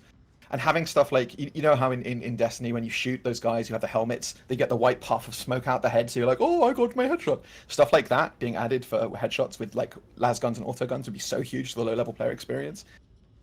But there's other things where it's like, I'm not saying that these things don't matter, but they matter for the Elder game. They matter for having a game which has content at the 300-hour mark and the 500-hour mark. And that's really important for sustaining a large player population of people who are enjoying the game. But that's not the issue they have mostly at the moment. And part of the problem is I don't actually think it's as obvious as... Let me this way, I can certainly see it going different ways. I think many of the things that I would want to do are obviously good, because I'm me, and I have my own, like, view. But I can also understand why people who... And I think the other thing, too, is that, you know, if you are the lead whoever on this game, you aren't playing 2,000 hours of Darktide. And that's not because you're, like, bad. You just... It's not your job. You have a job, right? And I also think that I really understand why there's been so much hesitance in dedicating what I think would be as much attention as there should be to core gameplay issues. But it doesn't make it not incredibly frustrating. It's also just like we were talking about, you know, doing this big content patch and then, like, sustaining with small patches. I don't think it matters in which order you do those things. You have to have both. And so far what they've been doing is having these big content drops, but there's just nothing in between. You know what I mean? Like, if they showed, like, people really like redemption stories. Like, ever since No Man's Sky, which is one of the worst games ever released to this day, just absolutely dog shit, has no gameplay, like, complete bullshit, sold to you by a scammer who openly lied, and people still forgave him. People still forgot. People just were like, hey, they're working on this game, they're updating it. The ungoodening of games is something that people are very receptive to. And if people started seeing shit like, we fixed this weapon's moveset, these guns are now more in line, we have completely fixed our armor system, so it now makes sense, we have added mission selection to private games only for now, that kind of thing, it adds up. It adds up, it builds goodwill. We've made the premium shop not have fucking 3 pages anymore. Even the little pen and stuff that they're doing right now, that's actually fantastic. That's implementation of a new system for player progression. It's great. I agree, and I think that what a lot of people are saying is actually right, which is like, it is their fault that they're playing from behind. Because a lot of the stuff I'm saying, it could sound like I'm saying it's not their fault, and that's not what I mean at all. Institutionally, clearly a mistake was made, right? So, and as a consumer, you have zero responsibility for the mismanagement of a company, right? You just look at the thing. So if they say something and it doesn't happen, you judge it on that basis. No further thinking is required or should be required. That's fair. But the thing that makes me pause is just if I was in the position of Fat Shark, playing from behind, so you don't have consumer trust, and your product is lacking quite a few things where it's very important to fix them, but fixing them isn't enough to be the thing that brings players back. Do you know what I mean? Like, these are things that should have always been there. Putting them in is the correct thing to do. The game can't be good without them, but doing that takes time away from the big, wondrous thing that will attract people to give it another chance. It's an Ouroboros of shit, dude. It's the fucking snake eating his own asshole. Because if you don't, the longer you wait to implement that stuff because you're focused on new content, the more you repeat the cycle of new content is dropped, the base game has massive problems that haven't been fixed for years. The players leave, and it's like, oh, we need a full steam ahead next content pack. It's really shocking that they haven't seen this massive flaw in the way they in their content pipeline. Because I'm fucking stupid, dude.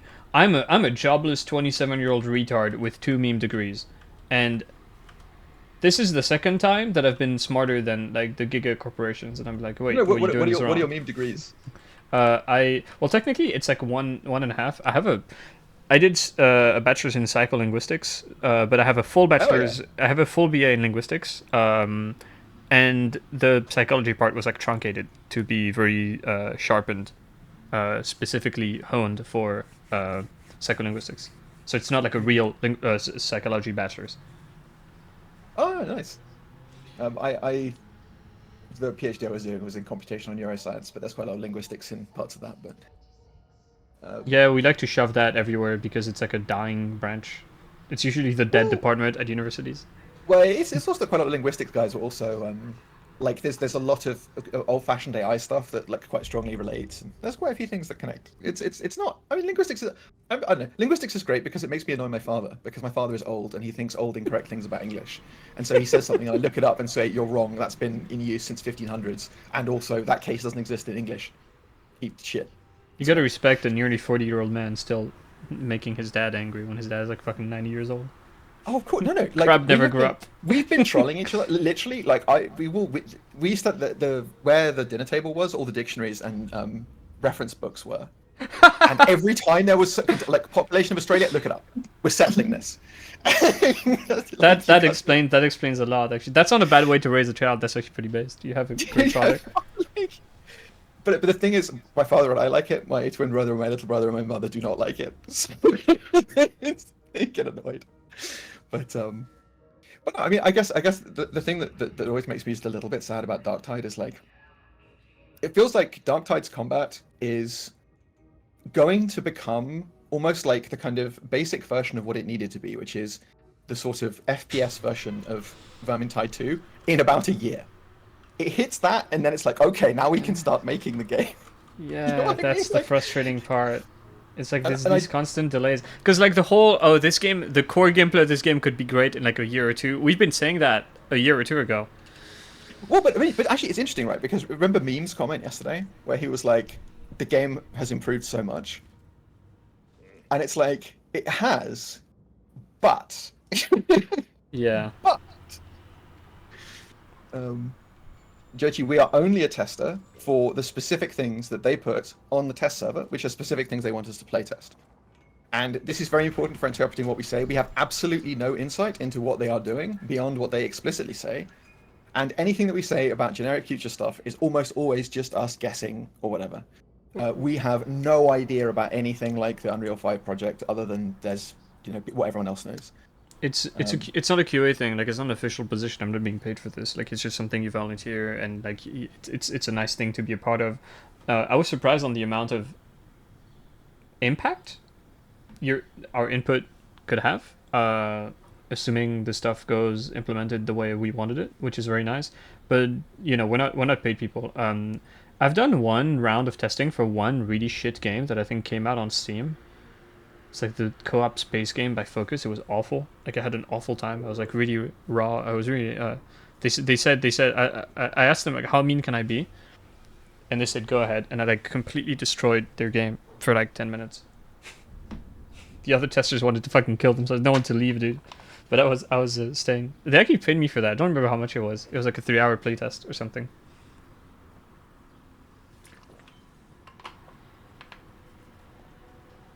Core game keep changes are unlikely to bring casual players back, but they will keep them there, assuming they come back to do something else. You know what I mean? No one wants to play a game where crouching makes your gun worse.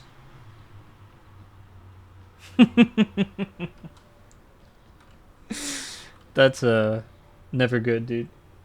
Bumpo, just to be clear, I mean basically, at the moment, there's a lot of stuff that depends on weak spot kills. The visual signaling of weak spot kills, and I don't mean like UI effects, I just mean the raw hit effects on enemies are quite minor. The same is actually true for gunshots on enemies. So if you look at the blood puffs when you shoot an enemy with an auto gun, they're very non-directional, they're not very impressive looking. It's like, a game like this is the game equivalent of a film like RoboCop, right? You want the ED-209 boardroom scene blood squibs when you shoot someone, right? Shoot this guy. Like, look at that.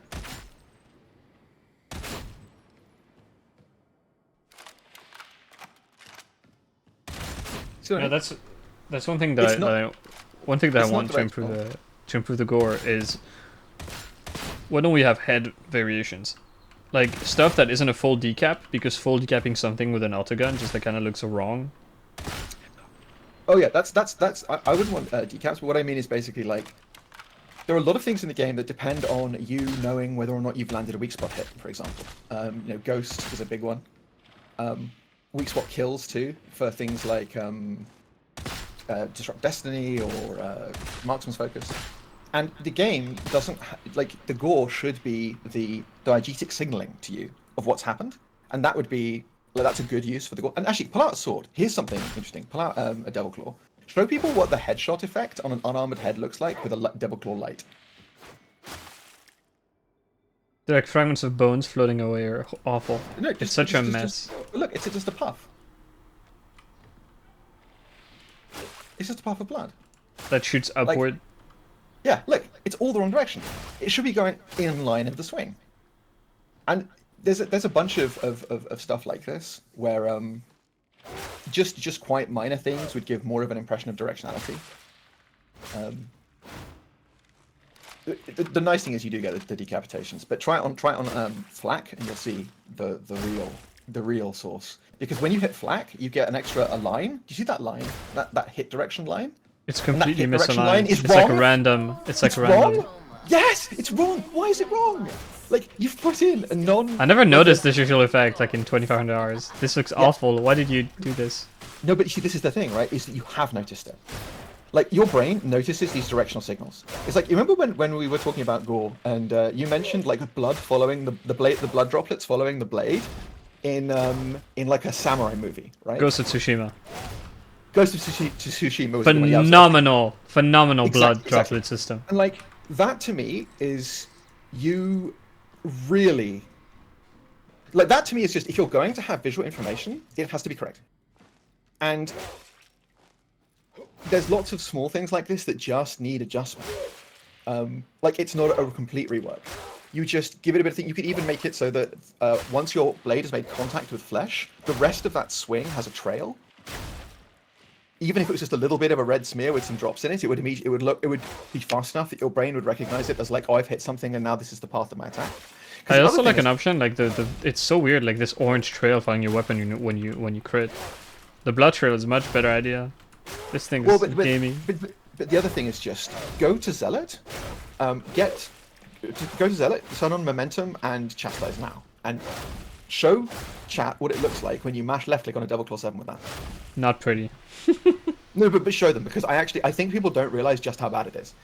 Because one of the other things about this game is like the melee combat is good when you are lining up hitboxes in space.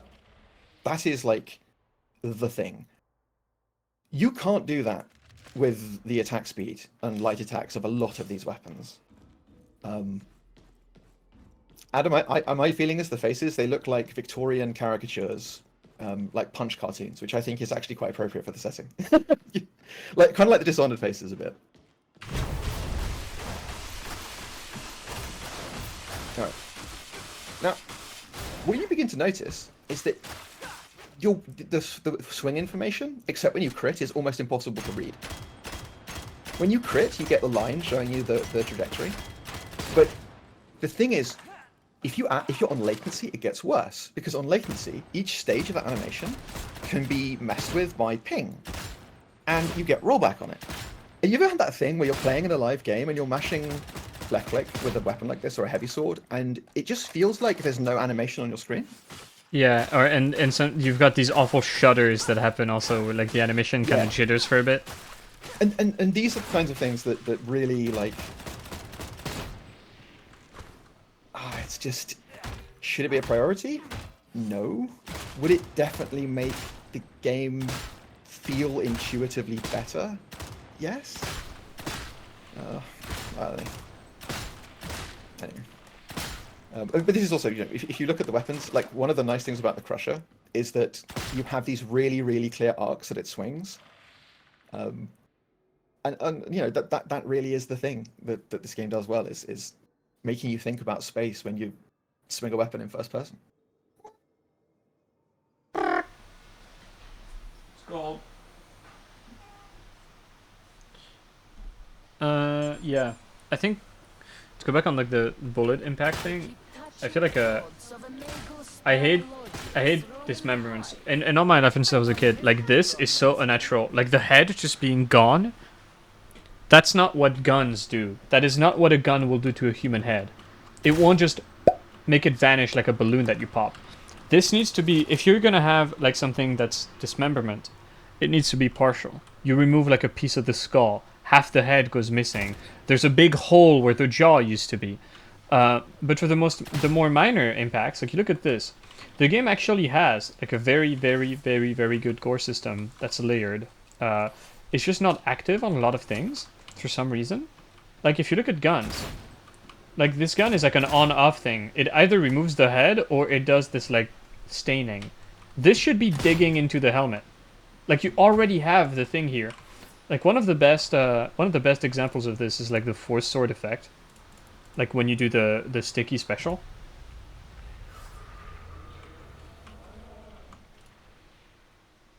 The way it sort of dynamically disintegrates things is absolutely fucking fantastic. So the system's there. They just need to like tune it a bit to be better.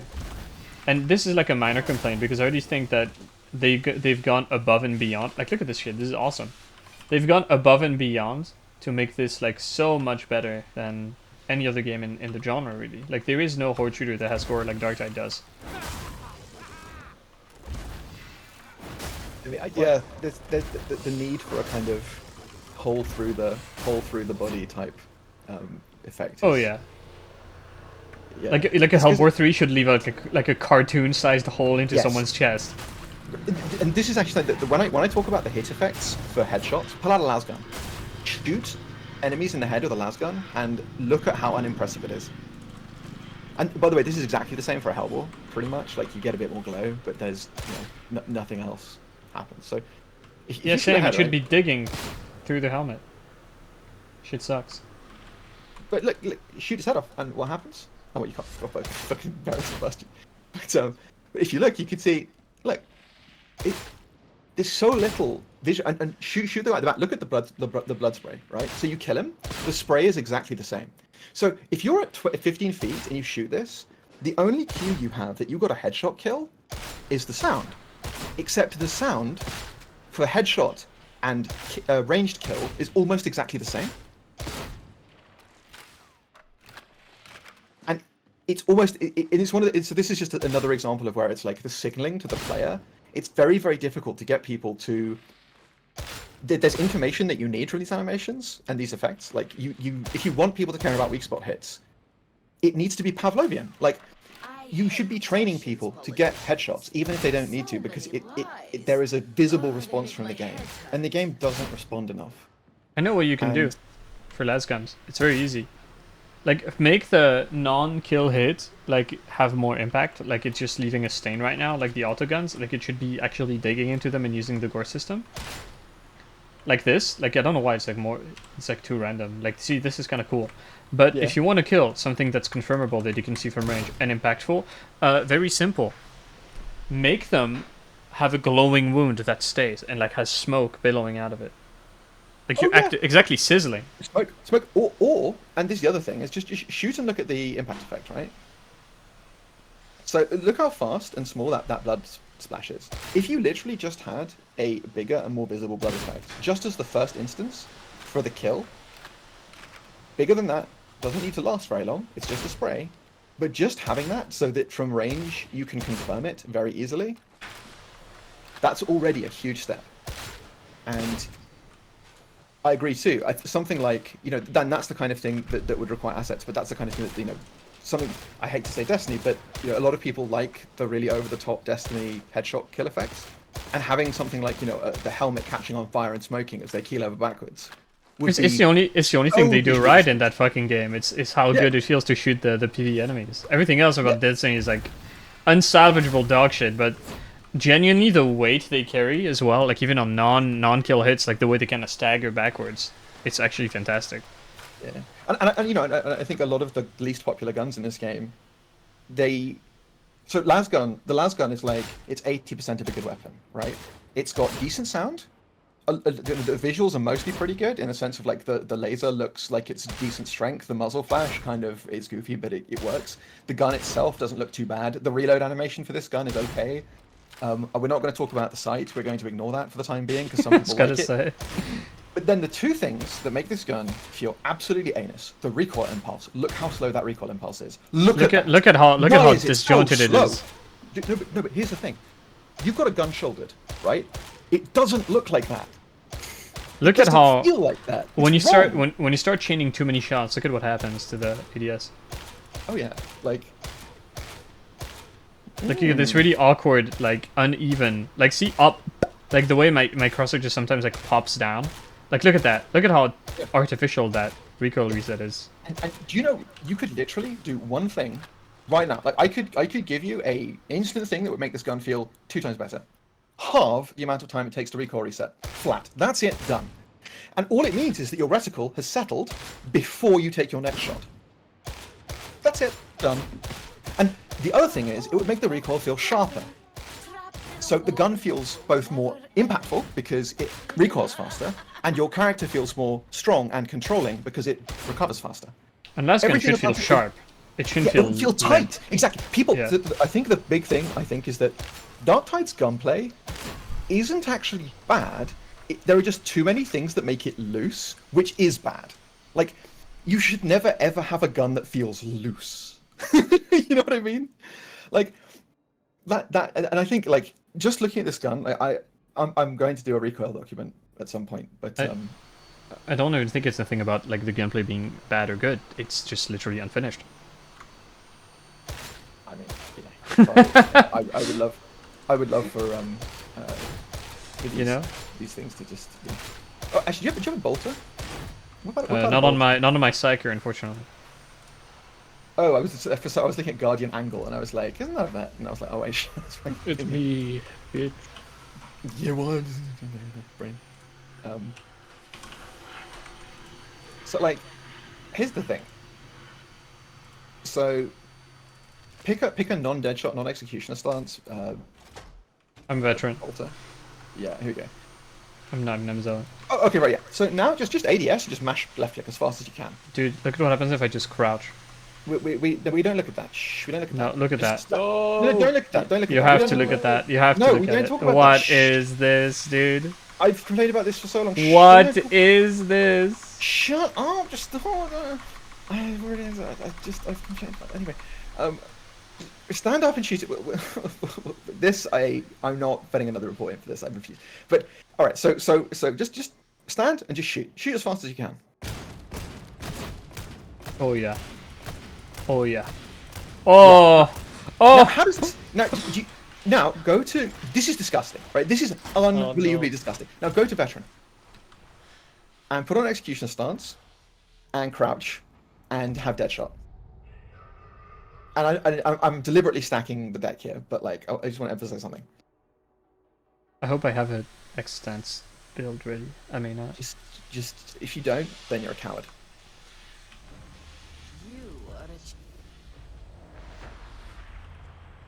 No X. All my builds. I have one build on bet, and it's Executioner Stance Deadshot. That's it. That's what I play. Don't look at the gun I have equipped. Don't judge me. Someone asked for it. I'm not judging you. I mean, I don't judge people for Lasgun 4. It's not their fault. Like Lasgun 4, some people They were born this way. they want to light a gun, and that's the gun that exists.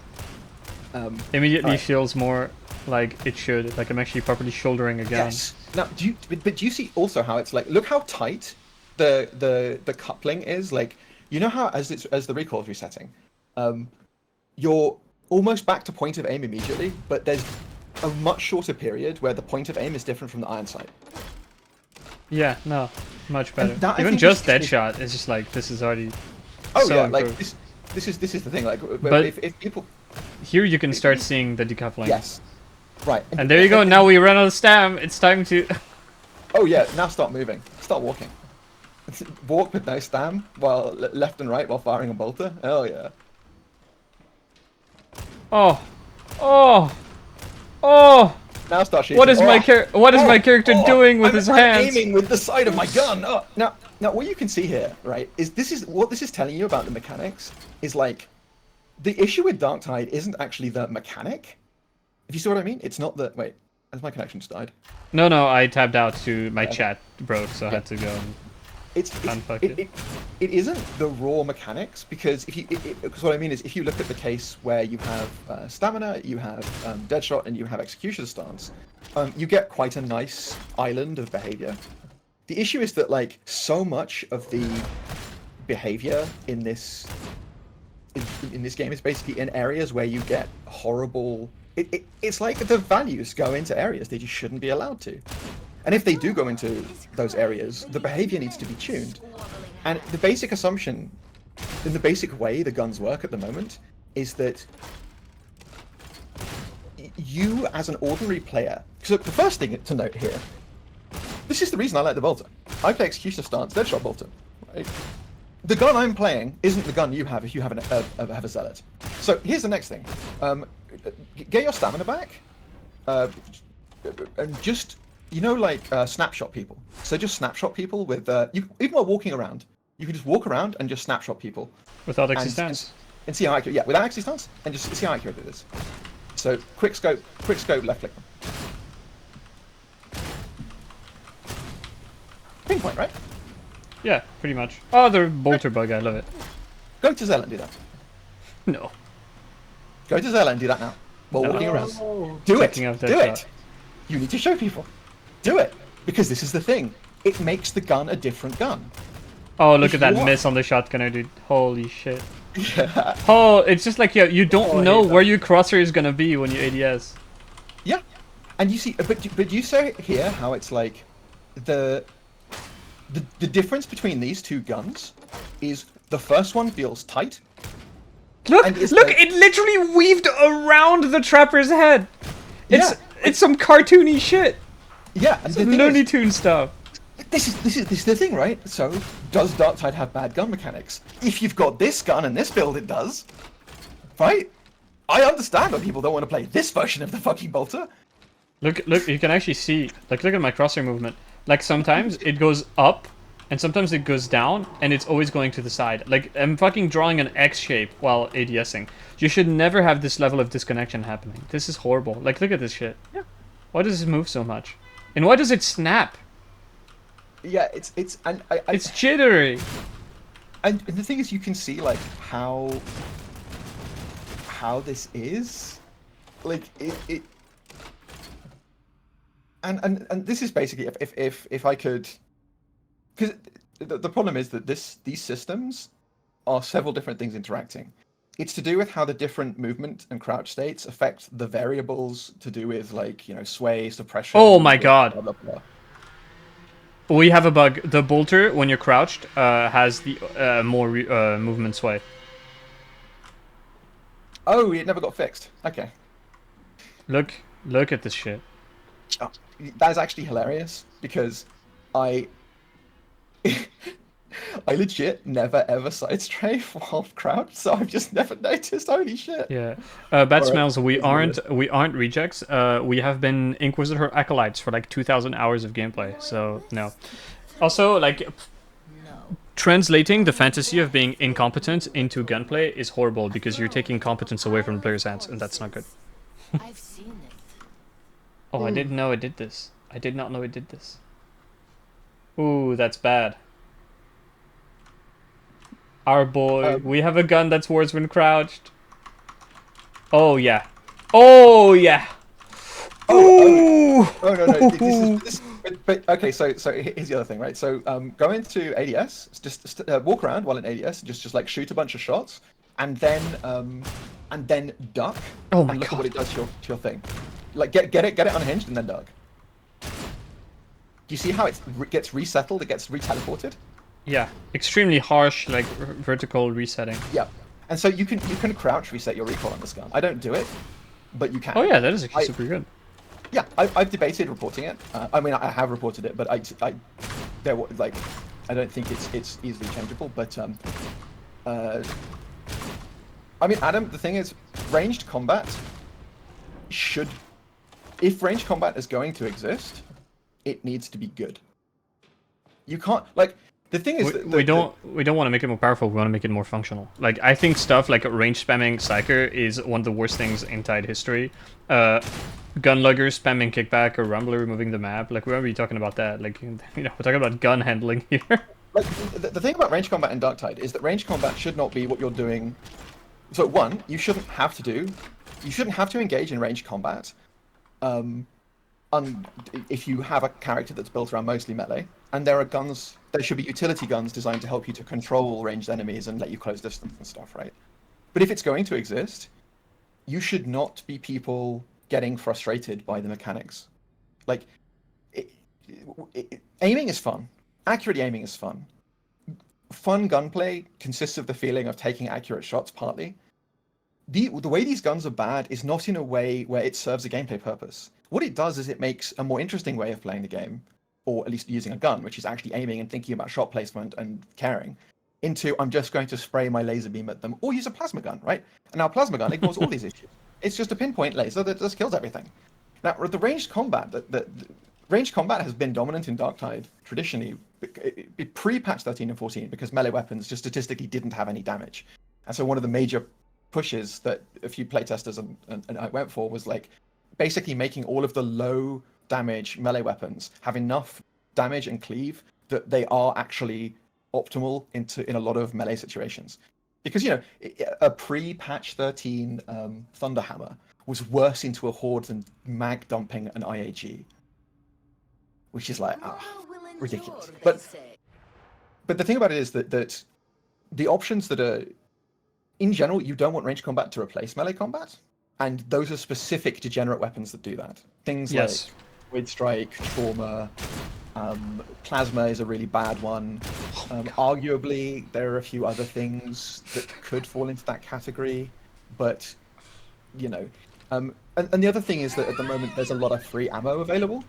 So because ammo isn't really a resource, a lot of the time people get to play silly with their guns. And so the point is that just you want ranged combat to exist, make sense, be something that you don't have to engage in, but you have to but you can consider. If you're going to engage in it, it has to be good, because you can't just make it bad.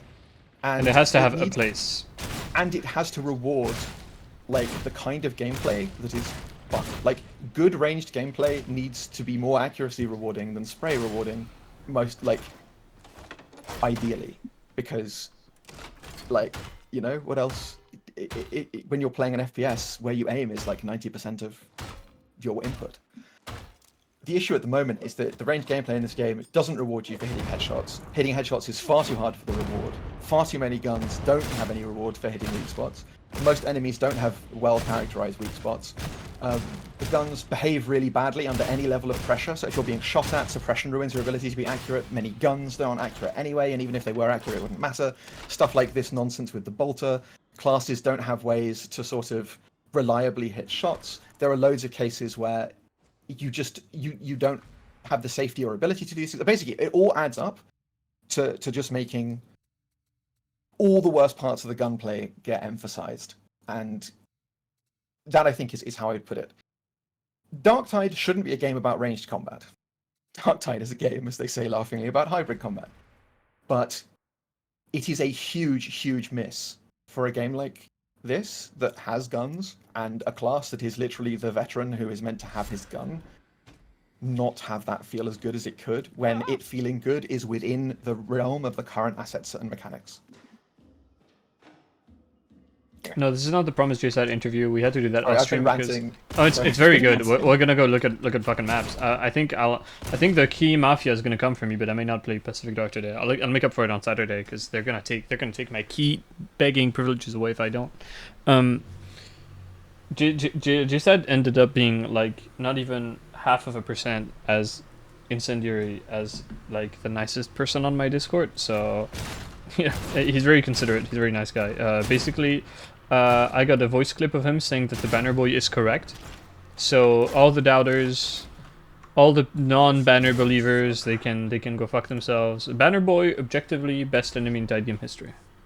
New enemy thoughts. I get so excited when I see him that I don't even kill him. I just look at him throw his little head. It's so good when he shows up. He's funny.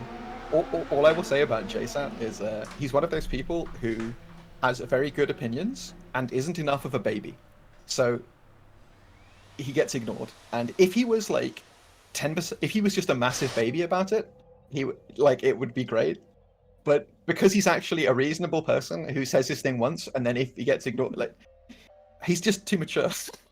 It's just like, no, you need to be more of a baby. Keep screaming about it.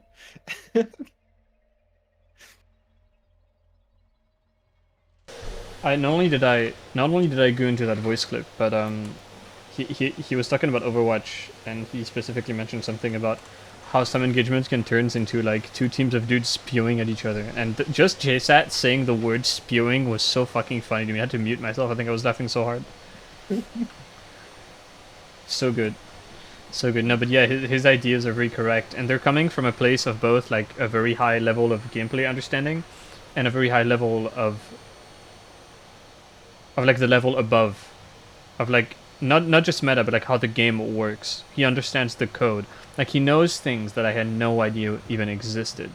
And that's hugely valuable. He really needs to be a fucking baby, man. He is not spewing enough in the test server. We need to encourage him. Same with Tyr. Tyr's not enough of a baby. He needs to cry more.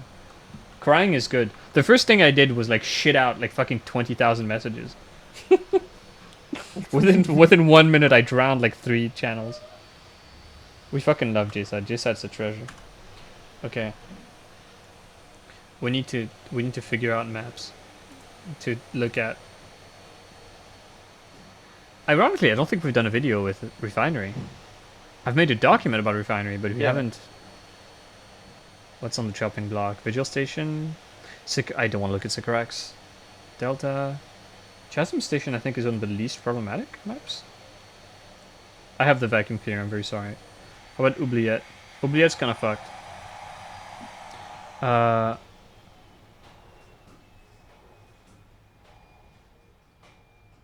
You're going insane? Nah, dude, the noises are all in your head. Okay, we did Riser. Oh, Relay Station. No. Oh, we actually have a bunch left. Relay Station. Relay Station, good. Yeah. Yeah, Relay Station. Relay Station. Yeah. Sure is a map. The thing about JSAT is that he has pedals. And that's all you need to know. He's got his pedals. I love him. Dude. Do you know why Do you know why JSAT never loses a run? Because he can engage the clutch! He can hit the clutch pedal! What did he use them for again? What impact? Oh fuck, he posted his control setup once. It's like so he also doesn't have a real keyboard. He has like a thing with like a thumbstick on it. It's like Yeah, no, he's got like one of those yeah, like a sort of multi-input thing. It's quite sensible. Okay, so immediately there's one thing I despise. Oh, I guess I'll stream in Discord as well. It's a longer run at the beginning of nothing. Yeah, dude. I remember being mad when they removed my ability to skip the shitty like flying down cutscene from Vermintide 2, because we had mods in one to skip it. But like, why do you have to run so much and then have an elevator ride? I don't know. It's just so. It aggravates me. And I don't think this is one of the longer runs, but for some reason it upsets me. Maybe it's because it leads into a relay.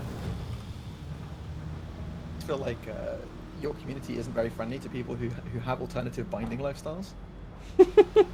Your binds are a crime against God. My binds are very. Look, I'll let chat decide, alright? Chat, I use spacebar for ADS, right click for dodge, shift for duck, F for melee weapon, Q for ranged, E for reload, X for grenade. There's only Front one thumb bind in for here that weapon makes special, sense. and back thumb for sprint. Now, look, I'm just saying, these are all very reasonable things. And, I mean, if you disagree, you know...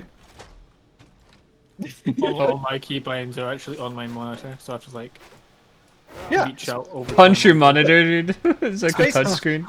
Space for ADS. It's very simple. It means that there's absolutely no contraction on the hand that is controlling the aim.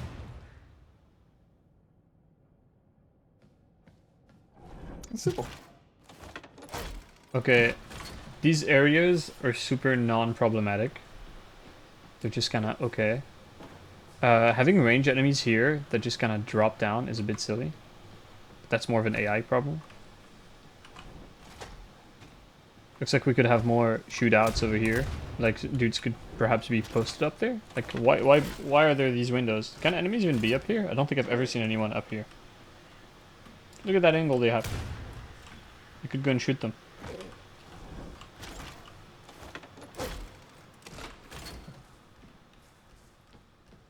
There's really not too much wrong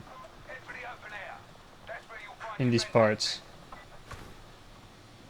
I love the Scarface, the world is yours thing here. It's a very nice bit of thing. I don't even know what it is. Like steel, we endure. I get it, it's ironic, it's like social commentary because the hourglass is a shithole. Well, but I like it just because it's sort of a Forge World. I like it because it's an actual like nice environmental set piece. This is a nice room to be in. Yeah, all these areas where you have the sunlight coming from above, it's just such a. And I think what's great about it is that instead of being beautiful, it feels post-apocalyptic or abandoned. Like it is abandoned, nice yeah. Exactly. Yeah, exactly. But it's like, you know what I mean? It's like it's the right kind of nice for this game.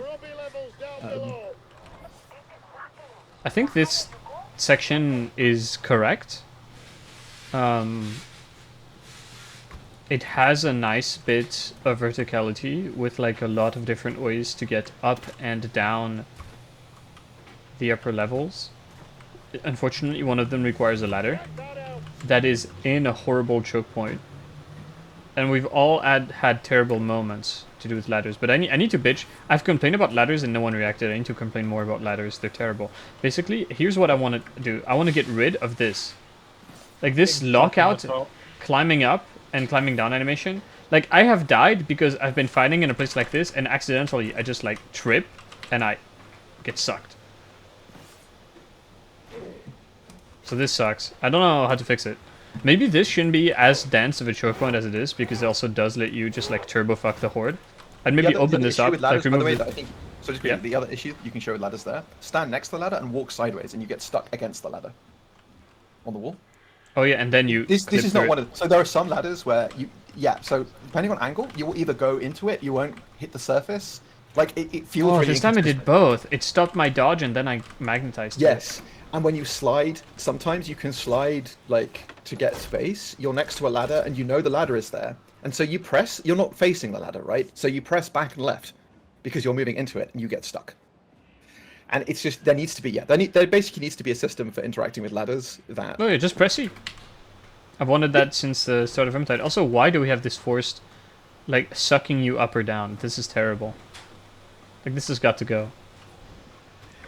You know What what do they we really think need about- to do? The problem is this needs animation work, but what they would need to do is basically give your characters like a really acrobatic, you run off the edge and like flip round to catch it as you you know what I mean? Like that's because the problem is the animation is basically the same as your character getting onto the ladder. And I think that's pretty much the issue is it's like you How do you feel about putting a gangplank here? Like, crossing this gap here. I think making that gap like a little bit playable would be cool. Yeah. More angles for enemies to come from, because if you're standing here, you kind of have the god spot where unless a bulwark drops exactly on your slot, you can kind of like just fuck them as they're coming through here or fuck them as they're coming through here. I think opening this up, like literally just remove this wall, just this entire wall and this pillar here, just get rid of that and add a gangplank crossing. That could be cool. Also, we need more. I don't exactly know where the enemies can spawn here because I think they do a lot of like hiding spawn points, like in places like this. Yeah, exactly. Oh, right on the money, dude. Didn't even know it was there. So yeah, it may need a couple more because I don't think enemies can like spawn up here. But if they could spawn like from around this side, I think that would help them kind of break up the whole they're only gonna come from here or here problem. But it doesn't need this area doesn't need a lot of work. Overall, I like it. Like, it's a nice play space you can clutch around in. It has a nice bit of verticality. Multiple levels is always good. I like these awnings you can drop on top of to like delay the horde further. I like the stairs up there. I don't like this, but it's good that I don't like it. There should be parts of the map where it's like I don't want to be here. Yeah, I mean, I think the thing about this area is that overall, I would say it's decent, but it feels like there isn't an obvious. The game doesn't seem to have a strong impression where it wants you to have the encounter.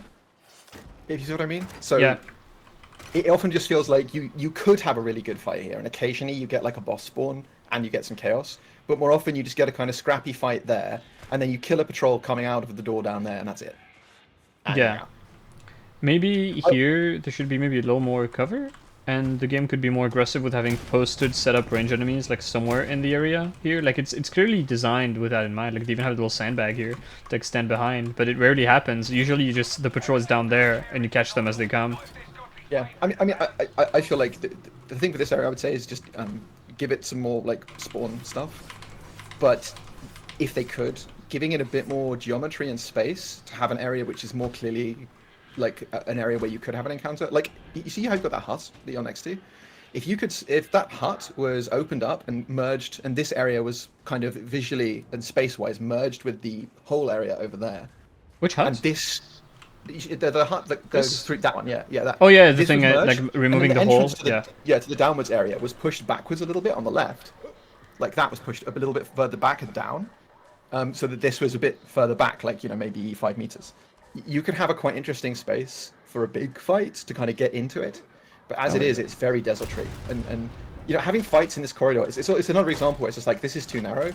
Like whenever you you've had that thing, right, where you come down here and there's like a line of shotgunners or gunners down there, Yeah, and you just kill them, mulch they them. can't do anything. Yeah, Yeah. you can see that. At least it's also you can see their legs. You just kill like and again, it's like it's fine. It's not a problem, but it converts. It's another case where an asset that the game is potentially spawning to make you have an encounter gets converted into a kill feed, and you move on.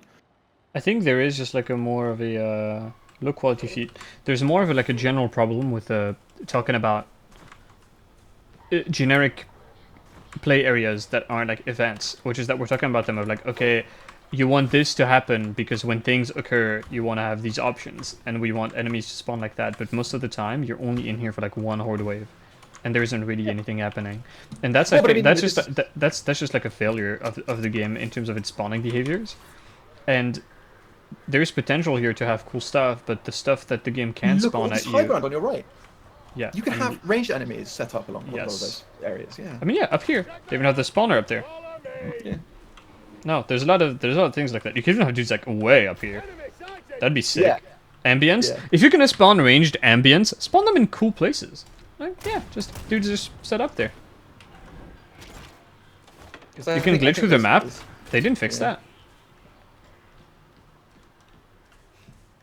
I thought that was fixed. I think it's funny because I think one thing about a lot of our feedback that sounds inconsistent is we say things like these play spaces have areas where there should be enemies and also that we want more variation. But it's not to say that there should always be enemies there. It's just that to have a certain kind of encounter, it is a requirement that enemies be there. So that should be added as an option. And it's like to not have enemies to be capable of being there and set up when you come in, you can never have that experience. That doesn't mean you should always have that, obviously, because that, like, then it's always the same. But there's lots of these spaces where you have to pre-decide those kinds of things. We need a high-res JPEG because these look terrible. Make it more These are compressed. these are awful. They should add more and more JPEG artifacting to the skybox until behavior improves. This area, I genuinely want to say to the person who designed this, you've done some of the most brilliant map design work that Tide Games have ever had. First of all, it looks beautiful, but in terms of like arenas with objectives, this is kind of the peak of Dark Tide. It doesn't work. There's a bunch of reasons why it doesn't work. And none of them are due to the geometry. I don't even think... Crap, do you have geometry complaints about this arena? Have you ever like had a really big clutch? No. Except one thing, which is just, that stairway? Yeah. Going up to that thing. You can get that area just next to the stairway where the thing is right there. Here? Yeah, it's like, it can be a bit annoying, but it's... Oh, you could just remove this. Yeah, you could clean it up a bit, make the stairs wider. Fault. Like, I run into it. You don't accidentally end up there. but it is a bit annoying. I don't want to do... It's too brown. Incorrect. One thing that I really don't like is where the respawns are. I don't like that players spawn here, which is super exposed, right next to like a logical, oh, I need to back into this, but this is a trap. This room is a fucking trap. I don't like that people spawn here. And what I would do instead is have them maybe spawn like up here. So the idea is that like it's a circuit running res, so that like you're exposed, but at the same time, if you kite well, you can set yourself up to do it. Yeah, and also if you're kited by melee only, doing this drop down kind of trivializes it. Like it's both depending on which kind of pressure you have. It can either be like super trivial to res or mission impossible.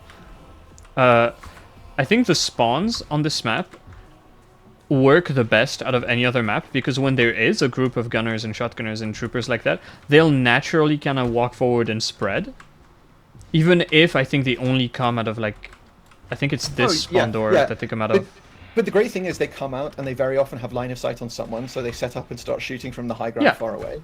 And I think it's, but what often strikes me is that they don't actually, that wave seems to only happen towards the end of the event virtually. Yep. Like you don't get much, like usually you just get tons and tons of bruises, it feels like. Bruises and just trash the whole way through the event, and then right at the end you get the spice and some specialists. So this is what we're going to start getting into, because I think the geometry of this map is impeccable. There is so many routes you can take. There is so much rich verticality. There are actually kind of angles you have to think about, because you could have a bomber propped up here, a bomber here. You can get snipers like up there, which is quite sneaky. Sniper up at the back. Yeah, that's good. Yeah. I think maybe add like maybe a couple more spawn locations. Vary up what can spawn. I can see the void. I can see the unfinished cube. Have stuff like more, like a more surprising gun spawns. Like I don't think I've seen shotgunners come out of here. Like it's just like bruisers, like Rab said. Stuff like that. Like having them come from here as well. Maybe they could even set up here instead of dropping down fully. I don't know. You could do stuff to like vary the spawning behavior. But the biggest problem with this event is that, first of all, nothing spawns. It's just super light. And you can speed through this at incredible speeds, because this is the same problem to level designers watching this. You've probably watched the parametric thing already. So you know I like you because I've complimented you already for making great arenas that don't get used. The vacuum capsules shouldn't spawn in predetermined spots. They should have more different, like a couple more different spawn locations would be good, and it should be random. Every single vac capsule is random. Also, the moment I put the capsule in, you hear a horde spawn sound. It doesn't spawn nearly enough. It's nowhere near threatening enough, and that leads to you being able to immediately rush to the next vacuum capsule, or even worse, if you're not playing on your own, you could just have someone waiting at the next capsule, and that's horrible. So two things. Don't immediately spawn the next vacuum capsule. spawn enough enemies that there is like an actually holy shit we're getting pushed back moment, and more places for the capsules to spawn. I do think this is an area where a tiny amount of geometry addition in a couple of areas to just make it a little bit more of a trek to get to some of the capsule spawn locations, maybe at the back where you originally come from, could be really good. Because I agree. Like, to me, the problem isn't even the spawns in this map. Because it's just, the vacuum capsules are slammed in 30 seconds. Everyone knows the slide stuff. But the one that's up top, you literally just run off. And so the only enemies that are ever chasing you are the ones that come right out of that door immediately. And it's like you just hit 2 Poxwalkers, grab it, and slide it in. I'm hesitant to say that this is partly a problem to do with mobility with capsules. Some of it is. I would like maybe getting rid of this jump could be good in some way, but I don't think it's an elegant solution. So we could just get rid of that capsule, and maybe make one spawn here or something. But honestly, being able to place the capsule down quickly after you spotted it isn't as much of a problem if you can't immediately plop it down after the previous one, and there is actually a shit ton of enemies on the map now because you've plugged the previous one in. Because to me it's almost like the spawns on this are secondary because it's just you just finish it in 30 seconds. You don't get the spawns don't get to spawn. Yeah, the only time you have problems with this event is if like for whatever reason you don't bother running the capsules and no one else does and stuff piles up and a bunch of people die. But even then it's like, and then there's monsters spawning. No monsters. Third capsule spawn shows up. Also, Empire in Flames was not random. It was the same 3 barrels every time, I think. There was one in the basement, there was one in the upper room all the way at the back to the left when you got into the tunnel, and there was one to the right upstairs, I think. Those are all... I think another comment I would definitely make about this arena is this is an arena where a tiny bit of extra geometry high up for alternative ranged enemy spawns that happen during the event would dramatically increase the level of threat that you experience. Yeah. And it's one of those ones where it's like, I don't think that necessarily needs to be something that happens at all levels, but if you could make this a bit more complex. Added here, like here, there's kind of nothing. It's like an empty space. You could do it. Yeah, because I mean, if you complexified that a bit, move the spawns inside or something. I don't know. But yeah, it's like I guess that's the feeling. It's just again, it's like you have a really cool arena, but a bunch of melee enemies that are slow that can't. So this is also an enemy design issue, right? There's no jump pack infantry. There's no infantry that can jump on you or teleport up. So the moment you've broken, you have no chaser enemies. The only things that could ever really get to you are like specialists. Like, I have died on this event quite a few times simply because I go AFK mentally and all I do is stand still and hit bruises because that's the only way you can have anything to do. If you're playing this correctly, you basically fight no enemies except killing like 3 melee enemies that might have tabbed you in the back while you slide the third capsule in. That's it. And that is kind of the problem. Like, the play space. But then again, I suppose, I feel like people do find this hard, but at the same time... they find it hard, but it can be trivialized, and that's a problem. Like, there's always going to be some players that find it hard, and my suggestion I think you're right. The answer is this: the reason people find this hard wouldn't be changed by complexifying it much, because they just don't know what's going on, and it'll be just as chaotic. It's just I think the encounter could be set up so that it gets you to have the fun version of the encounter, and I think that's a problem. The optimal answer is not fun. Yeah, it's a speedrun strat. Look at this. This looks like it should be used by enemies. This pipe here. Like, this looks like it should have some more metal on it, and it should be like a like fill up this triangle here. Maybe lower this a bit so it makes sense that enemies would be coming out like from behind here, and they should be able to set up here and like come down from there. I don't think that pipe is used in gameplay. I think enemies can actually spawn up here and they drop down on top of it, but they don't use this pipe. That could be sick. Like having a little fight on the pipe here with like the gun dudes. Why can't you walk there? Should the game have a flying enemy type? Yes, we need a jetpack trooper. We need it now. For anyone who's played Helldivers, how much fun is it to blow the fucking head off of a jetpack commissar mid-flight? It's a lot of fun, is the correct answer. So yeah, not much in terms of geometry. Even if we want to make it slightly more complex with the enemy stuff, I think just tweaking spawning and tweaking behavior for the vacuum capsule would already make this just spectacular, because the arena is already here. The arena is good. It's good. It's sick. Carl has just been like staring at my ceiling window like a unhinged predator. Look at him. Who's a good boy? Such a big nose. Such a huge schnoz. I love my cat. Okay. I got British Telecom. Oh. Oh, alright.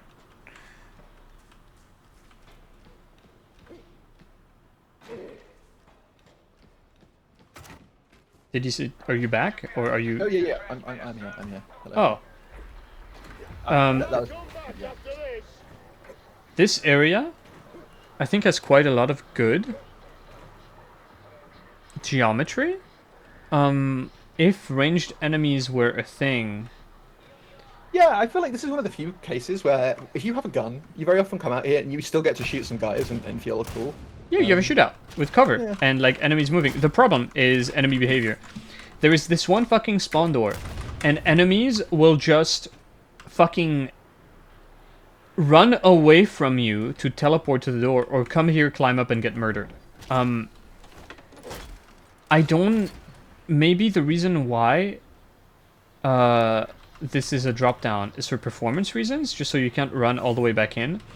If that's a problem, here's what I suggest. After passing through the fan, it breaks. It like breaks and it falls down once all the players are passed, and it's just like a massive debris. You can't get over it, and it like closes off this part of the map. Yeah, we've talked about this before. It falls down and kills the last player. Always. Yeah.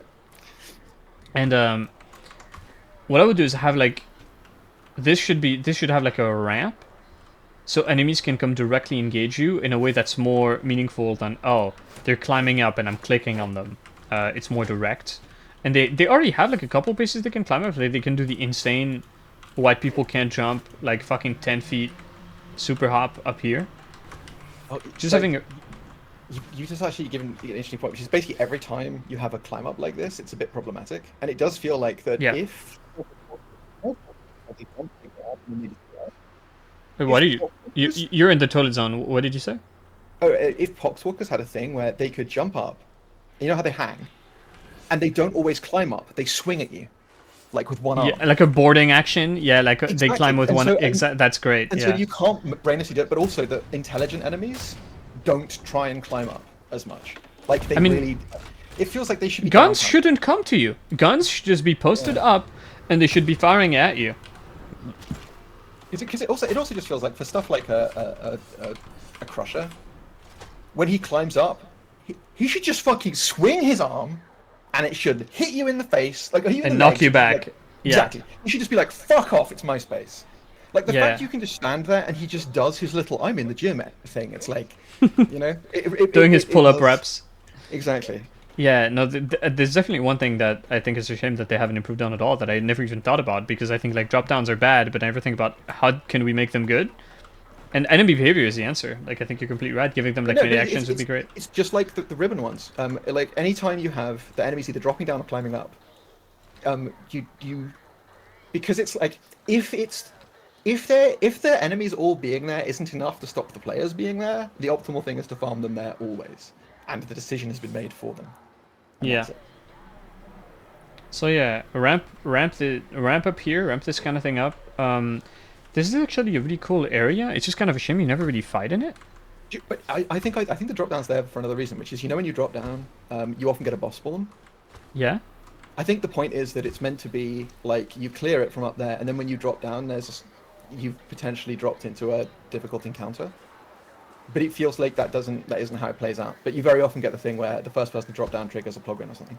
Yeah, but I think this area is actually quite well designed to have a boss, because it has this. It has this first, this not necessarily super obvious like left path here that you can take that shields you from guns that you can take a boss into.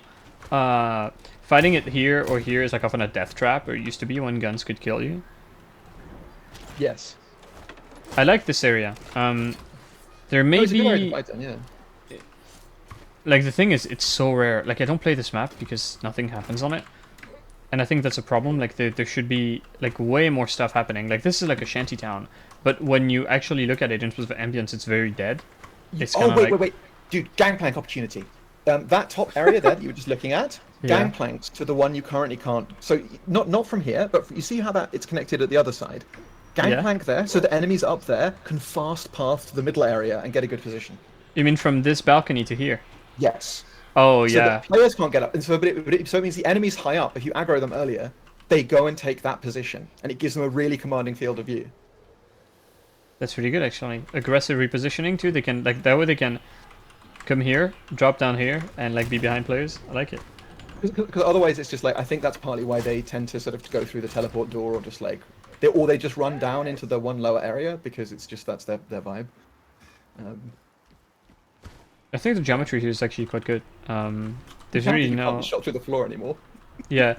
Oh, before we go, there was one thing. Zoom! I would maybe add... First of all, use this. Oh damn! I have never see again. I have literally never looked up in my entire life in this area, and look at that upper area. That We is need full. enemies up there. Maybe even make it pathable. Maybe add a ramp or Sometimes, something. sometimes. Yeah. Yeah. No, like when I say put enemies up there, it's like have the possibility for them. Also, this should be a spawn door.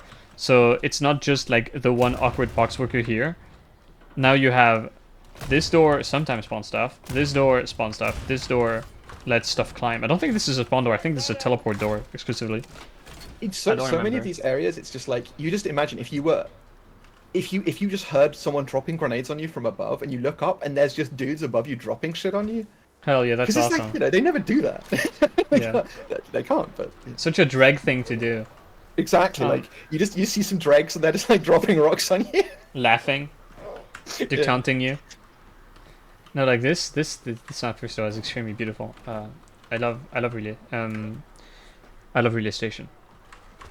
I don't think these are like Look across at that thing you were just looking at, where the sign was, and there's that like inset area where you almost feel like, at one point there was this thought. Like look at that stuff. You can see there's ladders and ramps and stuff on your right, like all Yeah. along, all those places where potentially stuff could be.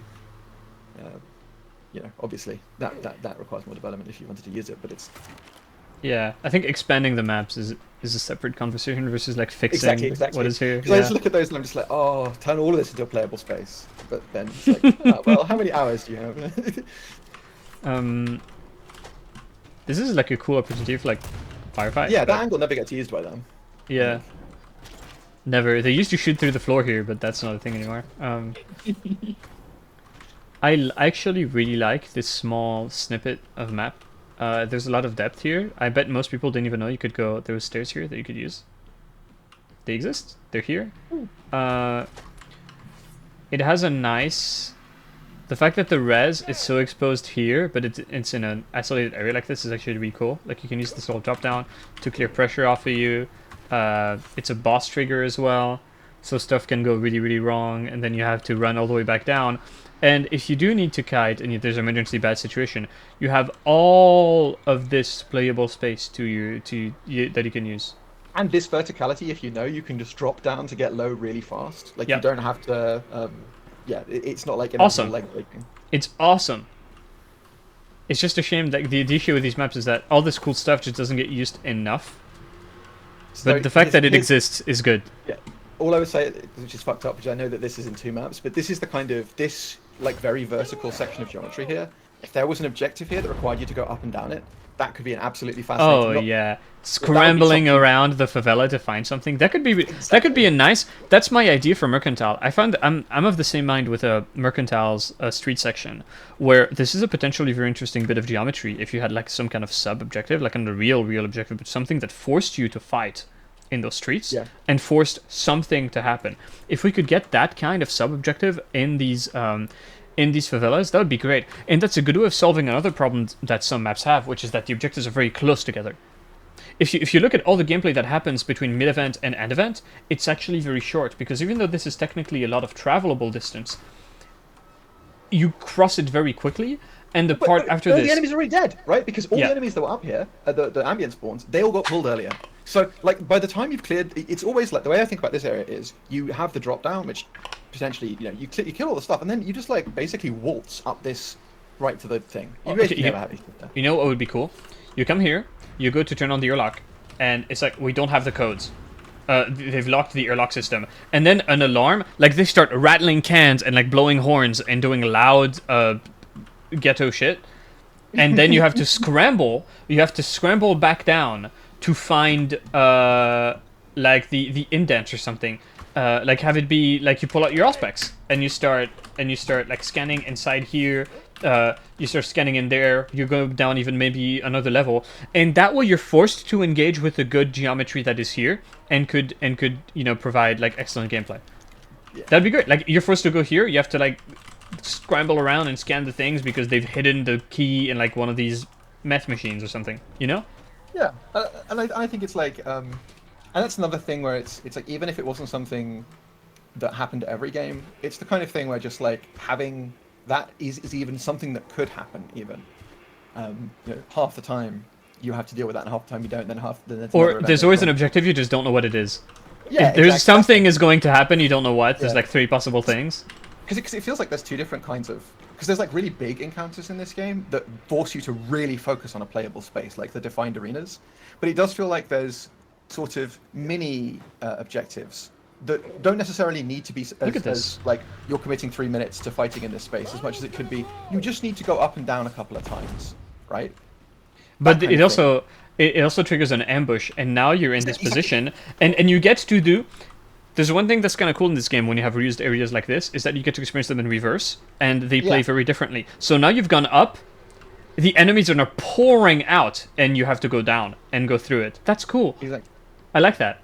And I think this kind of thing would just be it would be short and it would be not really a continuous thing. So the idea is it wouldn't Yeah. be the kind of problems you have where you have like it's meant to be 3 minutes but there's not enough stuff spawning. It's more like a quite intense thing. And It's a quick burst. exactly. And like, look at this. This is ripe for hiding shit.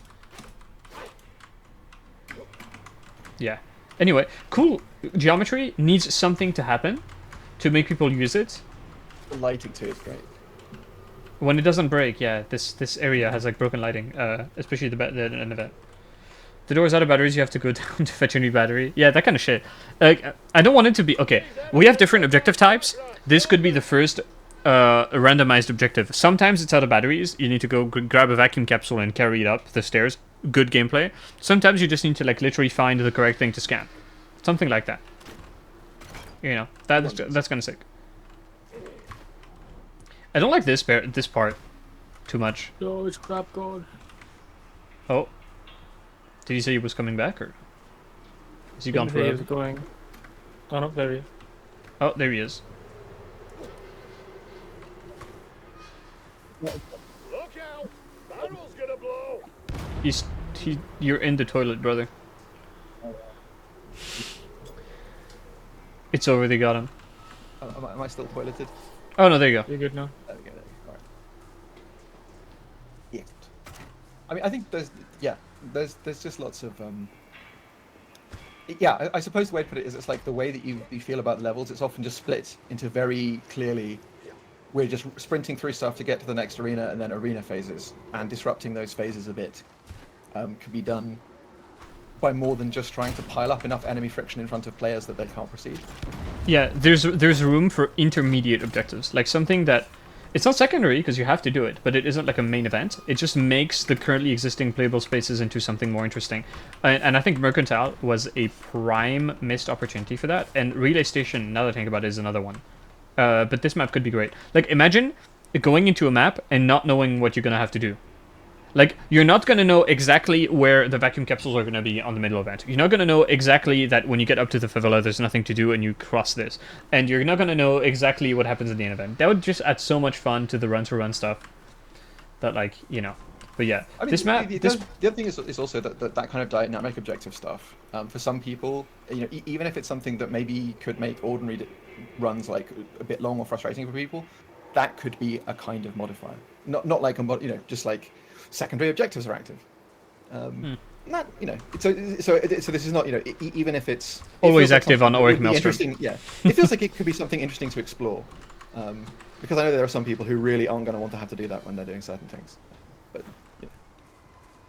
I feel like this area is... I don't like this fucking hell pit down there. Like, you get murdered if you get down there, but maybe it's good that I don't like it, and getting trapped here should be a death trap. Exactly, because it's like the door opens, you see the Fiesta, and your natural inclination is to not want to run out there, but then you get boxed in and die, which is perfect. Like, that's correct. I like the layout. I think standing here is too optimal. Like, it's so fast to get up these stairs and immediately just create like a line of enemies you can destroy, and you can see them coming from over here, and you have cover from the potential shooters out of there. So what I would do is maybe make this have a little bit of geometry here to protect from guns a bit. Assuming we live in a world where gun enemies deal damage. That way you can actually have like a proper fire exchange. There's some problematic spawns. I mean, having a spawner back there too could also help. Spawner back where? Here? But back where you were saying was safe to stand. Because it's like all the enemies have to come to you there. Yeah. Oh yeah, just So make them having- come down from here, or like down from, like Yeah. there's so much space to like hide them too. Like look at this. Hey, isn't that the part from the trailer, from the screenshots on Steam that isn't in the game? Yeah, it's also there's quite a lot of these cases where it's just like, if there was a unit that was like a dreg mortar, Oh my god. right, and he was parked out of line of sight behind one of the houses, and he's just throwing very slow, massive loss, and the thing is that unit's never going to move.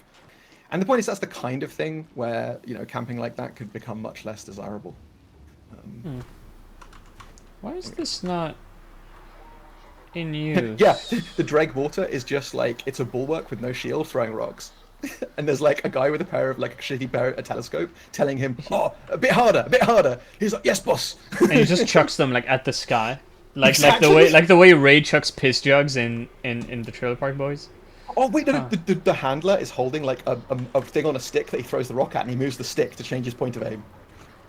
Okay, so this is really cool. I'm trying to think, how do we integrate this part into the gameplay again? Because it was clearly meant to be gameplay, and I'm immediately noticing problems, which is that it's a very small area, and you have a lot of places to drop down from, so it could potentially trivialize a lot of stuff. So I'm thinking, what if we cut off, like this part space is like, just awesome. Like this, It's cool. Just, in the first instance, connecting it, just connecting it, is already like interesting. it would need ramps so enemies don't like jump up and get murdered, or enemies could be like pouring from above.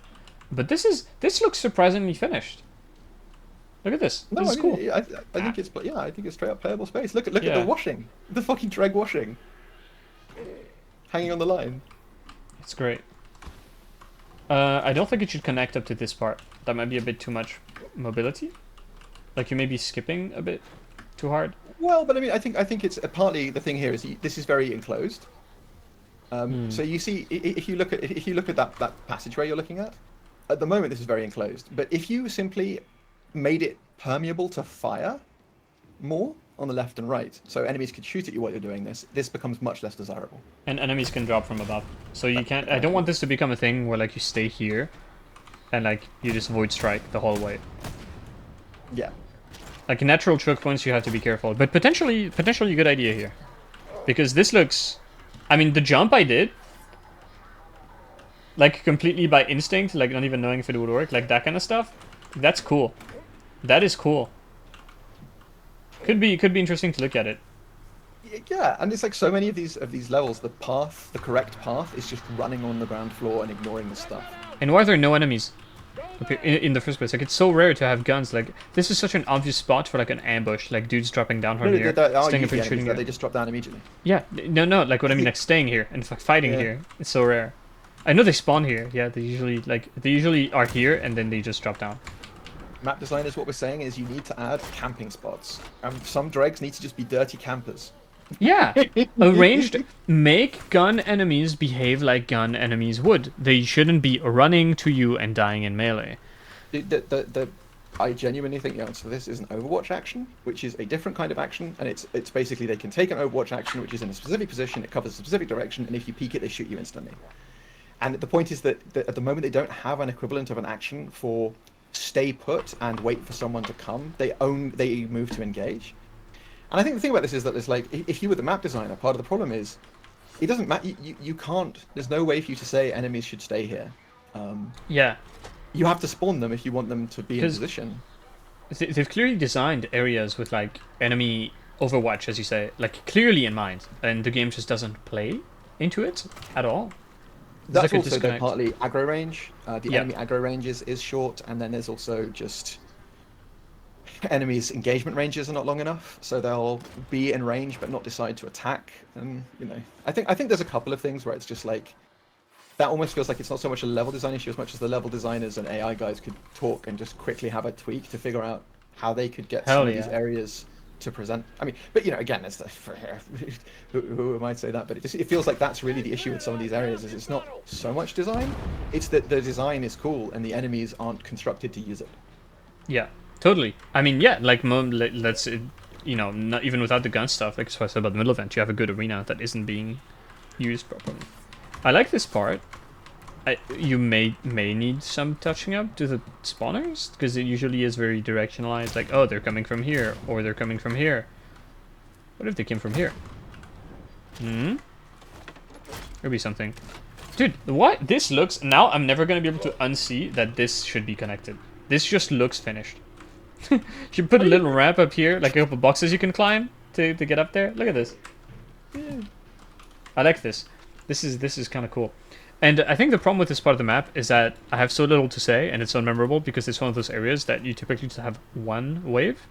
Yeah, the entire thing. You'll shoot a couple of Reapers and some Gunners down the bottom, and then there'll often be a patrol coming out of the spawner or whatever in that room, and they're in the choke point and they instantly die. And it's another classic one where it's like they never get to play. They roll, and you walk forward and it's gone. I'd be a big fan here of having a chance to get like proper ambushes. Like I feel like the dregs should be made sneakier and nastier, and they should have this goes further into like the AI talk and how the AI director is like failing to be interesting because the only things that can spawn at you are poxwalkers with the occasional melee elites, groaners, and only groaners and specials, and like that's kind of it. Yeah, I mean part of it is just that the enemies are very fair, and that's good.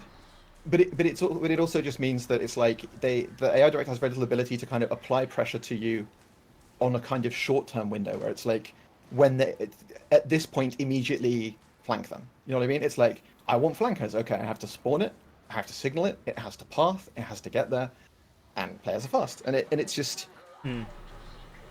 yeah. And I suppose the other thing is that also, the response is okay. So what you're saying is special case, a whole bunch of individual things, and it's like, I think to an extent, some of this is just adding a couple of special case things that can sometimes happen in a bunch of areas, and instantly, the feeling, just like, you only need to have stuff like that happen occasionally for your brain to now have it as a possibility in your head.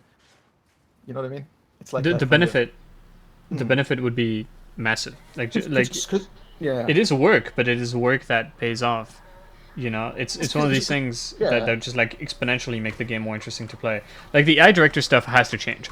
Like groaner ambushes shouldn't be a thing. Ranged enemies should be able to spawn on timers as well. We need mixed. Like isn't it shocking to anyone else that we've been referring to mixed hordes as mixed hordes when they're normal plus elite and never melee plus range? Like that just never happens. You know? Yeah. And also that it's like, well, I think it's partly because when you're talking about mixed horde, it's like it's where all the enemies are at once, and you can't put ranged enemies in the middle of melee enemies in this game because they just interfere with each other.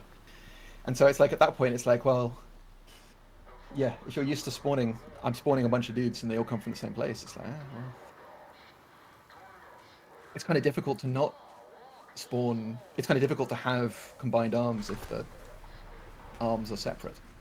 If the arms aren't separate, rather, you know. If you have two right arms in the same place. Spawn, you could do different ways. Like you have a melee wave from the front, then you have a range for the back. That kind of stuff. Yeah. Pincer maneuver. This, I think enemies can come and climb up here. This is dumb. Gas this whole fucking thing and just make it a hole that enemies pour out of. My suggestion for a lot of things is just make a hole, put gas in it, so players can't walk through it, and enemies will get buffed when they come out of it. Just something so enemies can come through it faster, you know? It would just feel like if you just had a temporary, like an Ogren bouncer wearing a tux who just holds up a hand. And exactly. If they could have that so that they don't feel like invisible walls, I feel like in so many cases. We need invisible walls, but they're always awkward to handle, so that's why. I didn't want to say the words invisible wall, but... I unironically think that, in some cases, I would rather have an invisible wall with a cool and easy enemy access area, where it's like. I mean, I can see why it feels like if all it takes is a little bit of a green tint in the air past that point, and just like you walk into it and there's like a line with a thing and a skull saying contamination too high. If that's what's necessary, that's. We even have cuffing voice lines already. Yeah. Okay, this is. You don't want to allow players even into it. Anyway, yeah, this is good. This is good. What is wrong with this? First of all, spawn density. On the highest difficulty, this thing is a fucking walk in the park. It should be a fight through stuff to get these demonic growths. Because this objective isn't bad. It has a problem. And the problem is that you can kind of blitz through it. Well, I don't And mind the first one though, right? Because to me, this the first one is fine. First one is fine. yeah, it's you're just getting started, right? That's kind of like, okay, here's Yeah. the deal. You've got the Medicaid there. People sometimes get caught out here anyway because it's funny because your attention's a little bit split sometimes. But You know what I would do? Make it be further away than this, the second one. Remove this ladder. This is now exclusively an enemy dropdown. We need to make something so players can't climb up here. So they're forced to actually engage, take the long run with the stairs. Make that a ledge. Like, you see how there's like a beast here that's not primed because there's different, you know, locations for the event? I actually like this though, because this is one of the cases where I like the fact that there's different. It can be in different places. It can be. It's just that if it's this close to you, you just immediately melt it, which is kind of a problem. Or alternatively, what you could do is make it so that when you break these things, like the demon actually gets angry and starts spawning stuff, like it starts sending shit your way. Because it's kind of trivial to just break them and then you just walk up. Yeah, I mean, I think it's actually good. There is a case where it can occasionally give you a freebie in the sense that it's like, you know, over time, it just makes the runs feel more differentiated sometimes. But if you have in a pacing consideration where it's like, yeah, doing it does trigger something, so it's not always obvious that you necessarily just want to blitz it. It's not really free. Yeah, exactly. Freedom made free. And I think that's like, at the moment, you I don't know actually how often this is the case, but it feels like usually taking objectives is never a negative consideration. Never. So you never get this balance where you're like, should I try and recover our position, or should I just do it? You're just like, I need to do this because those idiots are going to be picked up later anyway.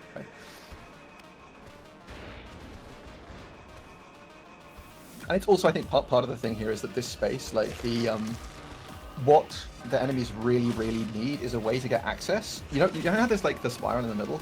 Because enemies can only come round, it feels like if there were enemies that had more of a way of getting access to you from the middle section, jumping across, maybe the forbidden, maybe we add the gangplank man who comes up with a ladder and drops it. So it's like, not really, but like it does just feel like the thing that restricts this is, although it has this big central area, you're essentially fighting linearly, and the linear fight is pretty easy. And it feels like it doesn't go hard enough in terms of like making sure the player doesn't have like a linearized group of enemies that you can just melt. Like, there is a spawner here, but I don't even think it's that active. Like, when is it ever a problem that anyone finds themselves in this situation and they're being pressured from here? Well, it does. I think it's just that the enemies can be spawning quite a few places here, but the pathing is quite difficult for any, because it's like the distance they have to travel to get to any one of these, especially this one, for example. It's like they could be spawning, because players are often spread out here. Because the other thing I've noticed on this is that you very often get 1 or 2 people doing the eyes while everyone else just fucks around. Yeah. And so I think that very often the AI director is trying to, like, it's spread out a bunch of enemies, they're all over the place, they can't get to the eye quickly, it's only enemies coming from that drop down. And it's an eye objective, right? It takes like 10 seconds to do, or 15. And people, like, the enemies just never get to you in time. And they can't force issue because they can't get access to you quickly from the middle. Like enemy traversal in this area is too limited. Holes here. Turn the oh, I know it could be sick. Add like doors like here, holes on the ground for these like little rooms. Solving somewhat the problem. This is a case where like for difficulty adjusted spawns. Yeah. Like if we had holes that are only active on like Auric or 5+, plus, yeah. This is the kind of area where it's just like, you don't. I would love if it was the case that you could wave a magic wand and give enemies the ability to rapidly traverse in ways that they currently don't. But definitely having difficulty adjusted spawns here would be a way to get enemy forced where it needs to be, to actually pressure players. Because it's a shame, because it's such a cool concept. Like, you're doing this spiral climb up. One thing I would do as well is, you know, of course, on top of pissing off the demon when you break the eye and having it spawn like an Armageddon, this elevator thing kind of moves too quickly. And it's extremely easy, like if you have a high mobility weapon, like you press the button and you just do this, and you skip like half the wait time that was intended for it. Not a huge fan. It is also that there's, you know, in this arena, if you were to think in a film, it's like, you know, where would the guys with miniguns spraying be? They'd be in the middle section, shooting at the people who are taking cover in the Oh, that'd side be areas so around sick. them. Imagine the And it's trail of gunner fire behind the players coming from the middle. exactly, and it's like, and when I look at that, like, what is surprising to me is that one, there isn't much range spawns. You get stalkers occasionally coming out the sides, but it's all side-based spawns. And I imagine that there are some issues with the middle section. But if there was a way to cheat ranged enemy spawns into that middle section, particularly when you're higher up and they spawn lower down and start pushing up, Yeah. I think that could really add You- some sauce to it. Going into the room with the transmitter shouldn't be a moment of reprieve. It should be like you're being chased, and it isn't necessarily moment of reprieve because it triggers like some scripted spawns that are extremely predictable, and I don't like. It's like, oh, here comes the wave and the 4 shotgunners. But the stuff that you didn't kill, like including the regiments, you should be making their way up to you, coming to fight you, and then pouring out of this. Yeah, and I do think that this is, again, it's like many of these arenas. Like, go back down to that main room and just tag the distance from one side to the other. How wide are we looking here? That's 38 meters. So, like, at the moment, ranged enemies basically don't exist past 15 meters most of the time. And that to me really feels like spaces like this, almost like, if you think about it from point of view of where I'm having to think about as a player, I don't have to think about, it's almost like I have a fog wall. 50 meters onwards, I don't care. And I think if ranged enemies had more presence, these spaces really could do with a once-over on that basis. Like, where could you have some interesting sightlines and stuff like that? I mean, just, I think at random intervals during this event, have a chance for there to be like a range patrol that comes in here, and like comes here, and look at like the setup that they have. From the bottom and the top. Like, Yeah. you could have it either being one or the other. Yeah, like the way they can look down on players or look up at players from the bottom layer is potentially very interesting, because you do have these play spaces would work very well for ranged encounters like this. Like, look at the cover you have. You have these natural walls you can slide to. You've got boxes like, that extend it's it. set up to have a ranged firefight with the guys in the middle. The windows are already here for you to shoot through. Look at this. It's so nice. Use it. So much of level design criticism in Dark Tide is, this is really nice, please use it. Well, I mean, you know, I also just think that Also fix the it's lightning very- bug. doesn't happen on my PC. I think you need a better computing. Wait, don't you have a 12900? I What? have a 13900. Don't you have a 12900 processor? I have the big number. I have a 5950X. Oh wait, okay, yeah. That's. I have a 13900. You see, it's because you're using a weak AMD processor. Oh, terrible. Alright, so what is the problem with this objective? The number one problem. The thing that bad events do. Dude, so I'm all I can say about this event is there's only one thing that I think about in this event, which is about 10 seconds in, there's always 4 shotgunners that come from a specific place. Yeah. And it's 2 always from this 4. door and 2 from this space. Yeah. And always. all I do is I kill those 2 guys to get my like procs, and then I hit the thing, and then it's I can't even remember like what is the rest of the event. I guess like there's some guys, maybe a specialist comes from the one place, they either come from the door or here, but both of those 2 places, it's like the stairs and this are next to each other. First of all, is that you just camp here. Like, so many relay station finales look like this, because it's first like the big problem is that it's static. It effectively turns an objective that inherently would want you to move, and it turns it into a stay and slay. So every single range enemy in the arena, some of them can spawn here, most of them will spawn in a wave here, so you can just immediately kill them. There's occasionally a special. You can stand in that hole looking forward. Yeah, you can see them up here. Yeah. Enemies. One running at you. Enemies can't climb here. Like, this is actually like a climb up. They have to like jump over. Like, they can't just run across here. I think that's a They problem. need a vault animation, like a fast vault, so they can just path right up. Like me, like that. like this. Yeah. In the meanwhile, I'd maybe make this a ramp. This might make it too rough if there's like a chaos spawn that you're kiting, because I've had like really nasty reses in this spot. But monstrosities can't spawn in this event. Well, not if you've been playing monsters. Exactly, but that's what I mean. It's like even that consideration is only because of the modifier, right? Yeah. I think in general, like, you can abuse these little ledges way too much. There's some on the other end of this, like here. Enemies can't path properly to you if you just, like, I'm gonna trigger enemies for a bit. And also not be invisible. There should be enemies coming now. Hello? No, not you, because you're gun. Are you gun? Yes, you are gun. Die. I think I broke the map. Nothing's spawning. Let me spawn some poxwalkers. Like, if you just do this, look, they have to like pad all the way back around, yeah. and then I could just drop this. Like, I'm not even dodging, I'm not even using my movement. And look at the space I'm creating between myself and the enemy. Like, this is so obviously clearly a broken thing. I want to get rid of it. It's way too safe.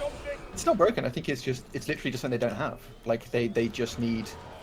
And I think the thing is that it only needs to function as like a delay to them. So even if it's just, you know, they get a reasonably fast climb up thing, that still works to make space if you're being chased. So, but it doesn't.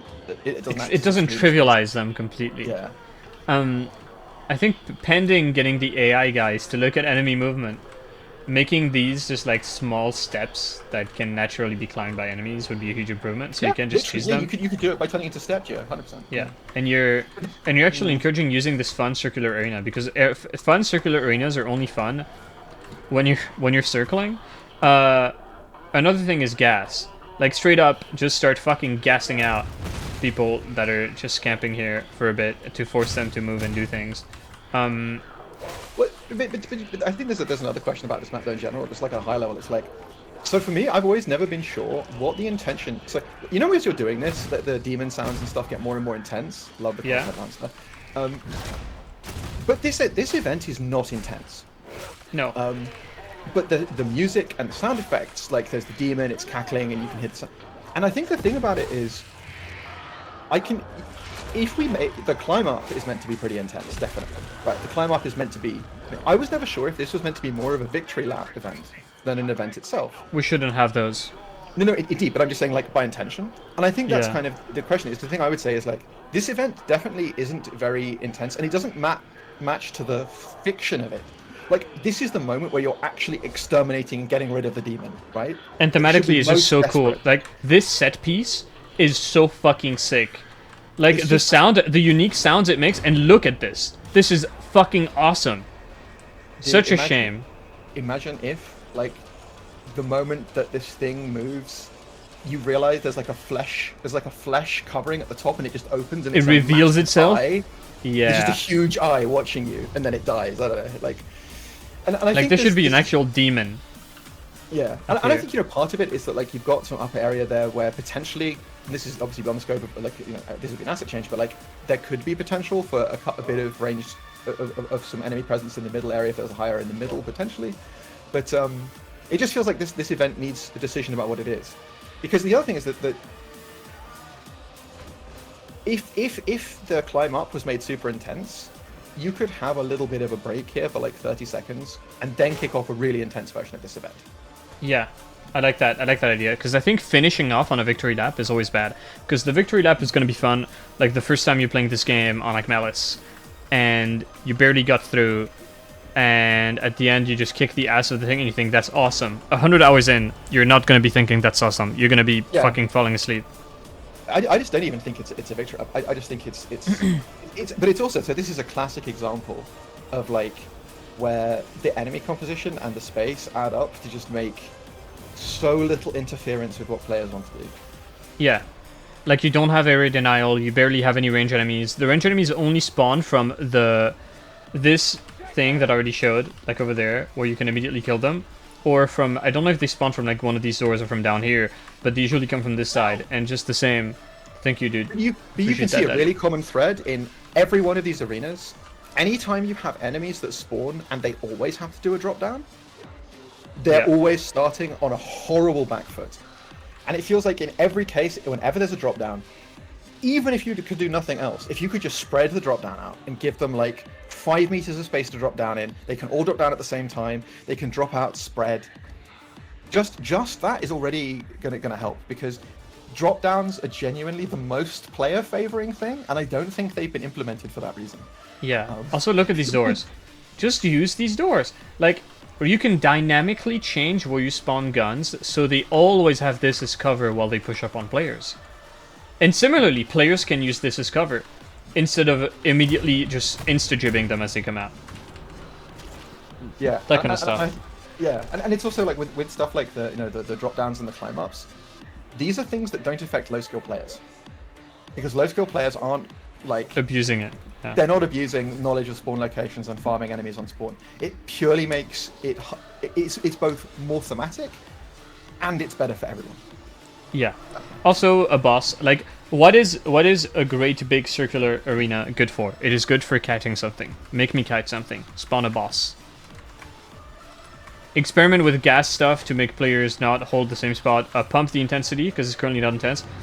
I don't like that the objective is a hold E to realign. It should be a bit more involved, because right now you can trivialize it by literally just running across on your own, holding E, and moving back. It's too quick. It needs to be more involved. Make each of these a hacking event. Oh yeah, and something Bleeding Vomit mentioned is like, there are a couple of these ones, like there's the Smelter as well, where you have a demon being exercised, and even just, a bit of bonus screen shake, some screams, lights flickering, the sounds of metal under strain. Like, not the world's, not ladder, especially the ladder. It's what I always say. It needs to sound like a battleship folding in on itself. I saw that in a dream once, and it was the sickest thing. Yeah, that kind of stuff. Because big metal under strain sounds like a massive creature groaning. It's like insane. Yeah. And I think that's the kind of thing where it's just. Yeah. And then obviously the end is fine. You just push it in peace. Less hacking events. Hacking events have a purpose. They're unfortunately not super well implemented, and I think in the case of an event like this, you inherently remove the core thing, which is like stand and wait and then go hack, because you've got these things you have to move towards. And if we start randomly gassing certain parts of the map, like in a pattern or something, then you add gameplay to it. It could work. I think the thing about objectives is that there's basically, if you don't have something that gives players a reason to change their positioning, it's either has to be like they can't move because there's so many enemies, or they can't stay because there's so many enemies, which is purely dependent on the exact difficulty and player balance of that particular run. So it's never consistent. Or you have objectives, or you have predetermined area denial that's clearly signaled. Those are pretty much your options. And obviously, objectives aren't that interesting by themselves. They're not meant to be. The objectives are obviously, they're just, here's the thing. But it's like, stuff like this, it is the case that you feel the absence of objectives. And I think particularly with the events like this that don't feel that exciting, it's like, where's my stuff? I am not having to think. Yeah, I think some kind of element of gas, something to force hard repositioning, like just encouraging people to run around, because it's such a nice place to run around in. Like, you've got so much, like these spaces are wide, so you can actually kite around shit. Like, you have all this movement, I want this gone. But even when I make this stairs, when I force level designers, look at how much space you have to like kite around stuff. Like, this is a super rich like arena that you never ever experience, ever in a million years. Because the objective is trivialized. By existing, and the game doesn't spawn enough to be threatening on its own, and couldn't spawn enough to be threatening on its own, and there's no boss, and you can camp. But you make an interesting point too, which is that a lot of these things where we talk about the design of events, we're saying, well, players have no reason to move. And what that's really reflecting is not the event exactly necessarily, but the fact that the enemies that are designed to cause you to move, well, there just aren't that many enemies that can get you to move. There's no indirect fire, except for the Drake Grenadier. The Grenadier and the Bomber. Also, those are the only two. Gas. And there's no mortar, there's no like... And the ranged enemies that should be area denial of a kind. A ranged enemy should essentially be in this line of sight you don't want to stand. Those ranged enemies not actually being threatening genuinely causes the maps to feel less interesting, because the maps are designed with line of sight in mind, obviously. Like, And I think this is really a thing that I know that this is the thing, something where a lot of people will think, but people really didn't like how oppressive ranged, or a lot of people thought ranged was early in the history of this game, and a lot of people like like now that they're less oppressive. But it is the case that you have a team of 4 players, and one of the issues is if there isn't a reason to. There is a kind of guy you can play in this who is good at killing guys with guns. And I mean, if everyone you can't even, has ways to deal with them. in principle, justify that guy, ever, because you don't need it, or even benefit from it. You don't even want it. It's like that element of the gameplay just simply isn't present enough. It's also the case that the way in which range units were and still are oppressive is like totally unhealthy, where they're not a threat in of themselves. They are just a machine that shits out player CC. Well, yeah, there's 2 things. There's that, but it's also that early on in this game's history, people were incredibly bad and had no idea how the game worked. And Yeah. if you went back to 2022 and you played Release Dark Tide, you would be like, this game's a joke. Oh yeah. And I think and this is just to say that I don't think that there's necessarily as much of an issue with ranged enemies being threatening from a player perspective, simply because players are better at playing the game. And it sounds weird because it is just like, if you'd said back in 2022, learn to play, it's not that bad, people would have seethed, but it's actually correct. I mean, you had to convince people that you could charge ranged enemies. Like, I saw shield Ogrins back in 22 that would just like stand behind their shield and do nothing and just get shot at forever. And they thought, oh man, Ogrin really sucks against guns.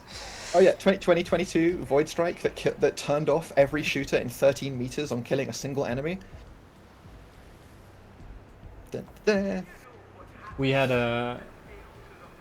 We also just have so many tools now to deal with shooters that I feel like making them a proper threat you can prioritize. Like, we literally have a grenade whose mission statement and the whole purpose of design is like a temporary disruption of enemy range units, not damage.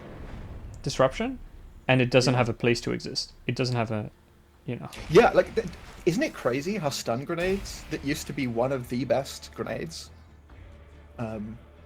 well, actually, I suppose it's partly because there weren't others, but like, it's kind of impressive how no one uses stuns anymore. To be fair, On the bad stuns. side of the tree. Yeah, the path you have to true, take is that's fair. horrible. It's horrible. It's like the knives. If knives weren't objectively the most fun way to play Zealot, you'd still take them because unfortunately grenades are part of the tree, and the top of Zealot's tree is super unfair.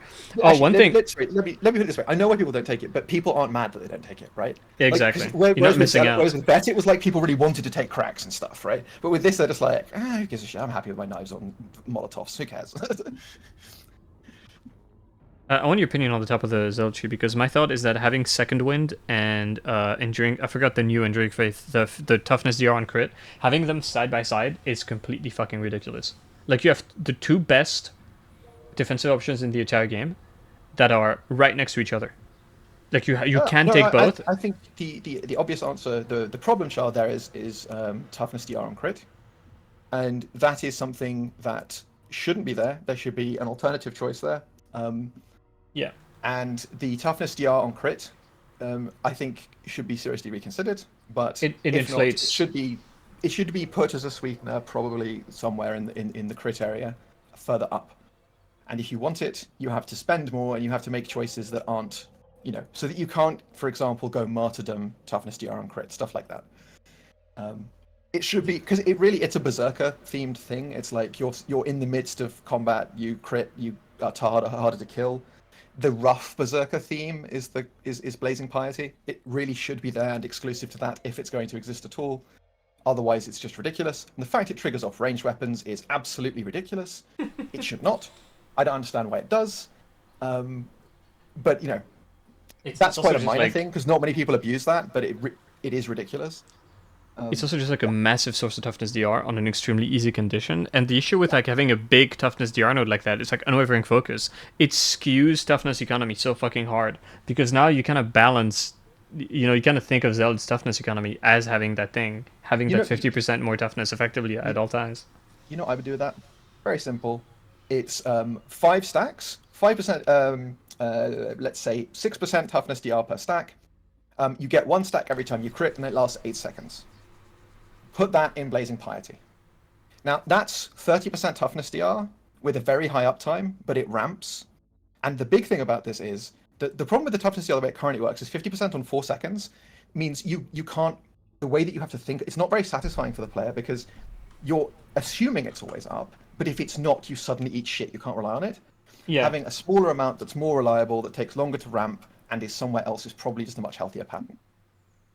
Arguably, there are other things that you could do with that, but I think that'd probably be how I'd look at it. Oh shit, as the streamer was over, I meant to click on be right back. The stream is not over.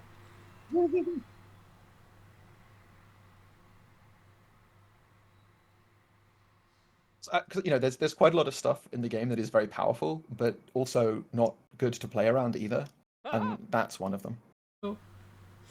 We need another difficulty. I'm not a fan of difficulty bloat because it happened with Payday 2 and it was ridiculous. We have 5 difficulties baseline in the game.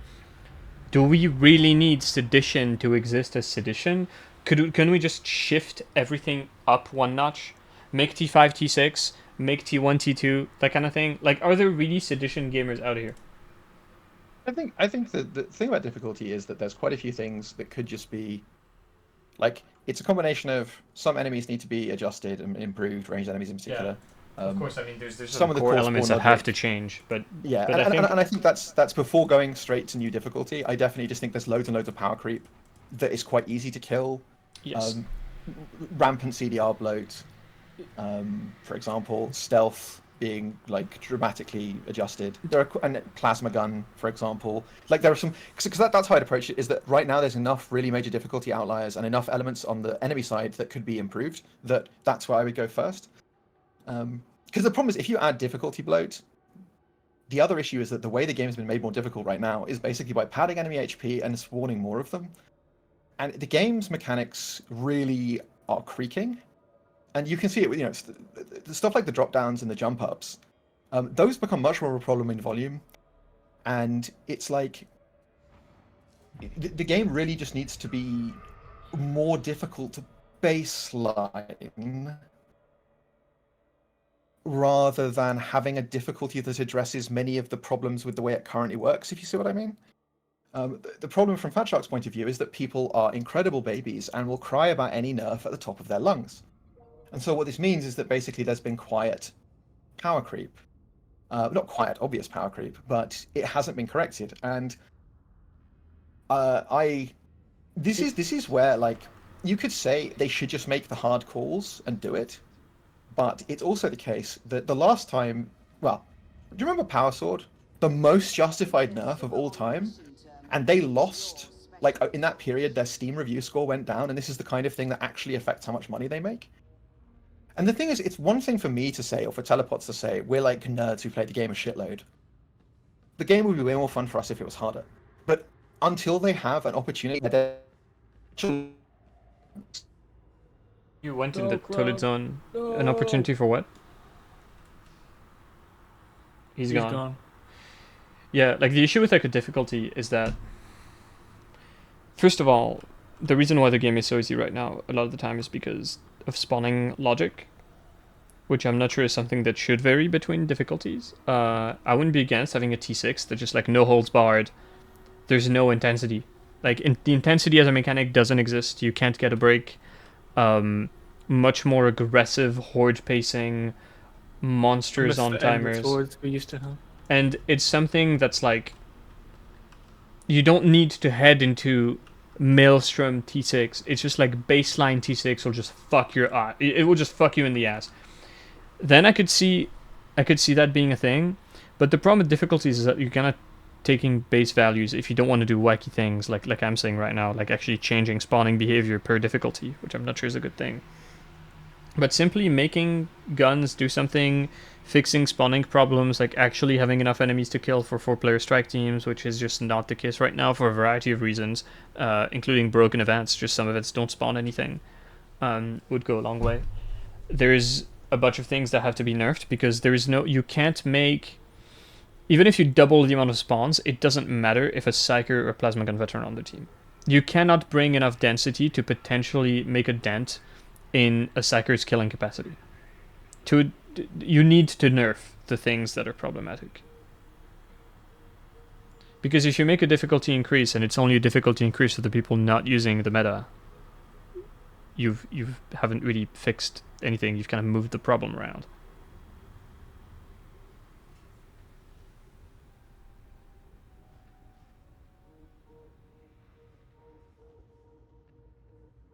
Krav got power sorted. It's also the case that we have a bunch of modifiers that we can't select. Like this mission terminal, talking about difficulty without touching on how awful this system is impossible. Let me make my own fucking private missions. Let me stack as much stupid shit I want on it as possible. Let me have endless hordes. Let me have Vanguard. Let me have fucking faster pacing for everything. Let me have Twitch type random spawning that happens. Let me put monsters on a timer. Let me add all of that into a fucking private game. I don't even care if I don't get rewards. Just let me fucking do it to play the game, man. Oh, it's just... Yeah. Let me have twins. Hell yeah, exactly. Nerf Smite or change Smite? Yes, change Smite. Smite can't stay.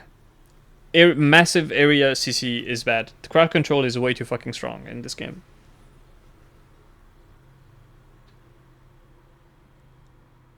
It's ridiculous. The only reason why Smite isn't considered overpowered at a high level is because your stabs are so overtuned. If Trauma and Voice Strike weren't fucking screen clearers with no limits, Smite would be one of the most broken things in the game.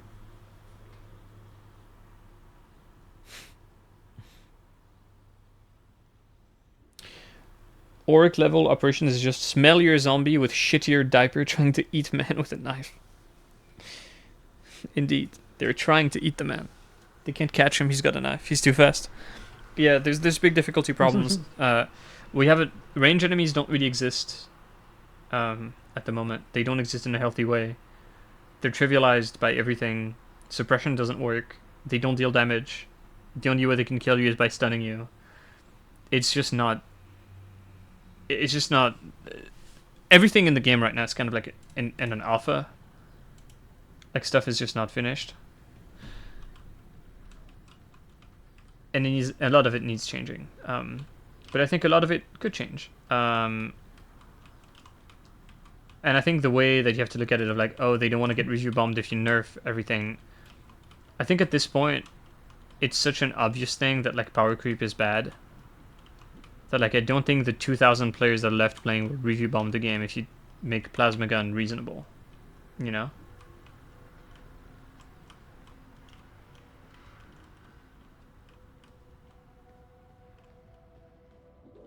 What the fuck is this org board? Well, this is what happens when you have a mission board and you can't select your missions. Sometimes you have one map available.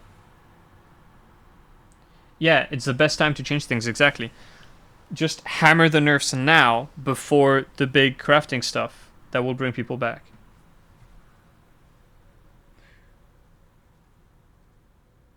But yeah, I'll go piss, and I may come back. If Crab isn't here, I may end the stream because it's actually getting kind of late. Yes. People would lose their absolute shit if you touch their instant death stick. It's impossible to change something that's overpowered without getting the baby that was using it to cry. It's just a necessary band-aid to rip, because you can't keep this shit in the game. Every single decision you make about Darktide and how to balance it has to be made around the fact that there are such things as void strikes and plasma guns and fucking cooldown reduction, and it doesn't work. Hey, how many people are there? Exactly, dude. Even if you piss off like 40% of the player base, that's what, fucking barely 1,000 people? We're good. They will destroy the game. They will just... Every one of them will leave a negative review. Plus, I mean, it's like... You just have to do it. You shouldn't even take into consideration the... Oh, people might cry. It's like, yes, they will cry. But then you fix the reviews by updating the fucking game. Sorry, I love British telecoms. No problem. They cut me off as I was attempting to somewhat. Continue. Yeah, but anyway, yeah, I don't know. I'm. You can talk to chat. I'll go piss and clean up, catch it. Do you know what the biggest thing they could do? Add custom private games. I literally said that. I literally said that. Still no solo mode. Because basically like custom private games would also be a great way of letting them sort of trial balloon difficulty adjustments. So, they say we're not pushing this to live yet, but you can play custom games that have the enemies do deranged range damage modifier and see how it feels. Um, uh, it just needs to happen.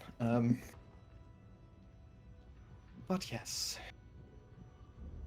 Yeah, I know. Everyone's been saying it for a while, but I just mean it's specifically from the point of view of like difficulty. It does make it a lot easier to sort of pitch what difficulty the game is and should be at if the people who want the really hard stuff have somewhere they can go. But I don't Yeah, know. no modded realm. Yeah, Suicide here. yeah, and this is the thing is it's like if you don't have a modded realm, you end up also with a high level players are in a really weird position of they're going to be blowing up your phone to get the games they want. And the issue there is it's like what someone like JSAT or Telepots wants is often good, but it's also often not necessarily like the top difficulty is for both the like top 30 to 40% of players and also for those guys, right? So if that top difficulty gets tuned for them, it's it's just like what the purpose of that top difficulty is. Anyway. In the bar troll.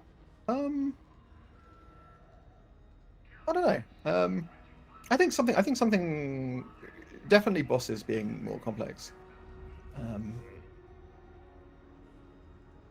I mean, I think there would be problems with making your own dark tide client, but in reality, I think it's just impractical for various reasons.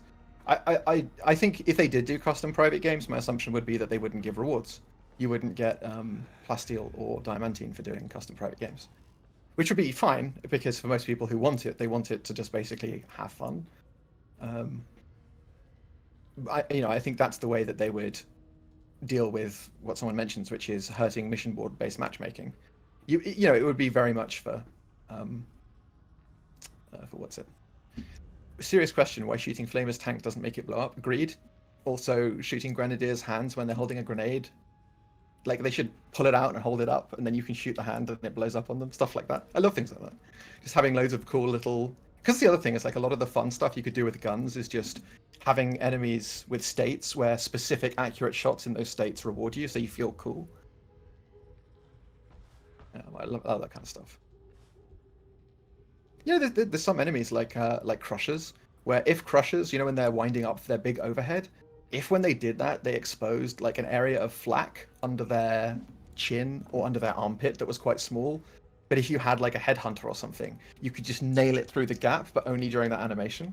It's like, yeah, face down the guy and nail a really accurate shot. That kind of stuff would be fun. You know. But all this stuff is just like, all these things are cool, but it's loads of possible things, man. Time.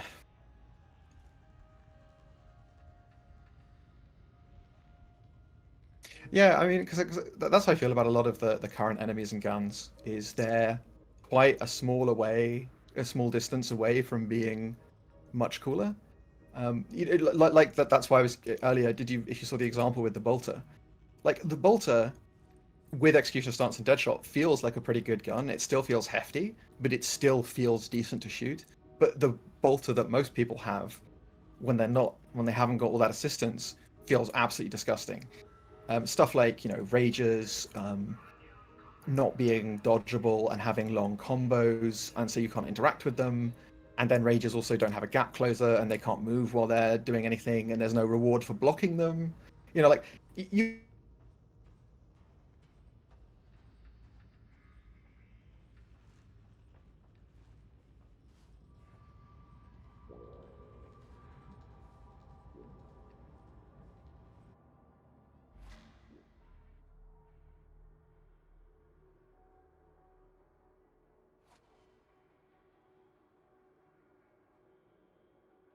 No, you're fine. I don't know. Okay. It's just a stream. All right.